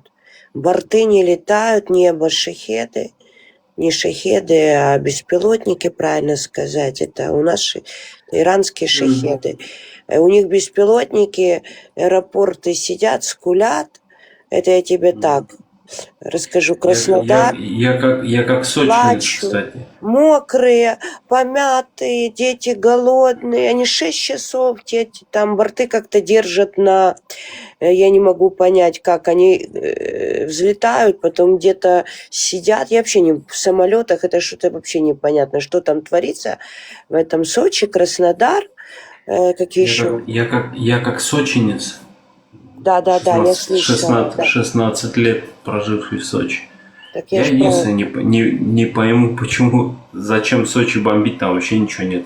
Там не бомбят никто, Юрий, никто ничего не бомбит. Это я так. Я понимаю, почему. Может, дурят, дизеля нету, заправляться. У меня тоже самолеты подорожали. Из Украины я летаю, из Кишинева, там, Польши. Нам, чаще из Кишинева. У меня, цену подняли на дизель. Может, их дурят, этих с россиянцев. Нету дизеля. Говорят, что там непонятно, что сейчас творится. Нету топлива, Юрий. На самом деле, почему Сочи кошмарят, я понимаю. Это потому что, просто с моря залететь, просто чтобы самолеты не летали, даже так чисто. Может, чтобы осознали чуть-чуть. Но они же не осознают ничего. Может, один беспилотник увидели, уже все обосрались, понимаешь, обосрались. Ты же понимаешь, Юрий, как там, я не знаю, почему небо закрытое, причину не знаю, топливо, небо, что там, они дурятся. Там правда такой я не узнаю. Нет, там беспилотники с моря залетают, им легче оттуда залетать, аэропорт закрывается, эти там сидят, которые прилетели отдыхать в Сочи, которые политикой не интересуются. Так мало того, ладно Сочи. Юрий, это Те, кто внутреннее. до сих пор в Крым, те, Ага. кто до сих пор в Крым собираются ехать до сих пор, даже сейчас. Я, говорит, еду на машине в Твиттере бывшем. Я, говорит, еду в Крым, возьму одну попутчицу, там девушка какая-то пишет. Я, говорит, сначала в Крым, потом в Грузию, заедем туда-сюда. Ну, я уже не пишу давно эти комментарии, там, эти срачи, не хочу участвовать, уже неинтересно. Это больные фантазии какие. Это у них больные фантазии. Сейчас апартаменты такие дают за бензин, за топливо, заселяют где хочешь. Нету топлива, как он доедет, куда он поедет, какой Крым. Это у него больные фантазии. Слушай, в Краснодаре... Меняют, сейчас чинч меняется. Ты понял, на что меняют местные? На топливо. Да, нет, в Крым я изначально вообще когда-нибудь хотел бы побывать в Крыму. Ты ни разу не в был? Украине. Я вдоль и Нет, поверил. после 2014 года я принципиально туда, ни ногой вообще. То есть все для меня там закрыто. Хотя я мог поехать спокойно. Я в 2018 году только переехал в Грузию из России. 4 года как минимум я мог туда поехать. Ну или когда там мост построили, неважно, короче. Я принципиально туда не ездил, потому что это оккупированная территория для меня. До полномасштабного вторжения я хотел поехать в Украину, потому что нашел своего, брата моего деда. Вот у меня дед, их трое было, один из братьев пропал без вести на войне. И я нашел его. Там архивы же открыли эти русские чуть-чуть. Кто где погиб. И я разыскал еле-еле. Там миллион ошибок было в похоронке. Поэтому не дошла она до семьи. И он в Украине похоронен. Как раз сейчас там вот именно линия фронта. Именно сейчас там это Разниковка. Село в Донецкой области. Я до полномасштабного вторжения хотел поехать туда. Хоть горсть земли привезти из дома. Потому что мы с ним полные тезки. Он, вот этот мой двоюродный дед, ну, меня в честь него назвали. И мы с ним полные тезки абсолютно. Фамилия, имя, отчество, все полностью. А сейчас уже, когда туда попаду, не знаю. Но на оккупированные территории Украины я принципиально не ездил. Ладно, друзья, я извиняюсь. Да, Ибрагим, все, да, мы тебя задержали. С вами интересно, конечно, и не хотелось, да, там прерывать. Просто TikTok тоже не самая такая удачная платформа, да. Что-то они никак не могут сделать, чтобы вот, например, в Телеграме можно было эфир запустить, ну и самому выходить, заходить, как бы, да, там модераторы контролируют. А здесь ты привязан к устройству, то есть не можешь это самое. И сложновато в этом. Все, спасибо. Друзья, всем всего хорошего. Спасибо. Да, До новых встреч. Будем разбираться, Ибрагим. Будем Украине желаю победы, да. Мы уже победители. Слава сынам, дочерям, да, не знаю, отважным Украине. Слава ЗСУ. За подарки там друзьям всем спасибо. Все, кто тапал, тоже благодарю. Да, спасибо всем. До новых встреч. Все, я подписался, Ибрагим, Ой, спасибо. Юрий, я на тебя подписалась. Успею, не успею. Ой, подписалась. Счастливо. Успела. Всего всем хорошего. И традиционное чеченское прощание. Маш Ойл, оставайтесь свободными. Дудаев такое говорил? Дудаев говорил? Нет, это чеченское традиционное приветствие и прощание. То есть мы при встрече говорим «Маш Довил» или «Маршалду», и при прощании говорим «Машу». Ну, просто «Маршу» можно сказать, тоже это сложно, в разных это склонениях там. Просто «Маршу» сказать достаточно. Просто у нас есть свое чеченское приветствие, но вот нам арабский какой-то салам алейкум суют, да, там. Я не против, чтобы у арабов очень красивое у них приветствие, я желаю его им там хранить, короче, давать друг другу. Но зачем мне там на моем языке, когда зачем это делается? Он что, Бог я не знаю, или Бог, или люди не понимают и там своего языка, да, там какого-то. Обязательно надо вот эту экспансию, чужую, короче, там, идеологию или язык чужой, короче, навязать, чтобы Бог там понимал, да? Ибрагим, повтори еще раз приветствие по-чеченски, я запомню, и если увижу по... Ну, у нас вот к мужчине, когда обращаются, Маш Вовел говорят, приходи, будучи свободным. Да. Маш Вовел. Да. Ну и когда прощаются, Маш Ойл, оставайтесь или пребывайте там, будучи свободным. Постараюсь запомнить все. Такая тема. Счастливо. Да, и я Всё. тоже отличие возьму Спасибо. на заметку, да. Приветствие, салам, отличие. Видишь, столько нового. Спасибо, Ибрагим, да. Спасибо. До свидания тогда. До свидания. Всем до встречи еще. ТикТок, к счастью, еще рабочий у нас. Так,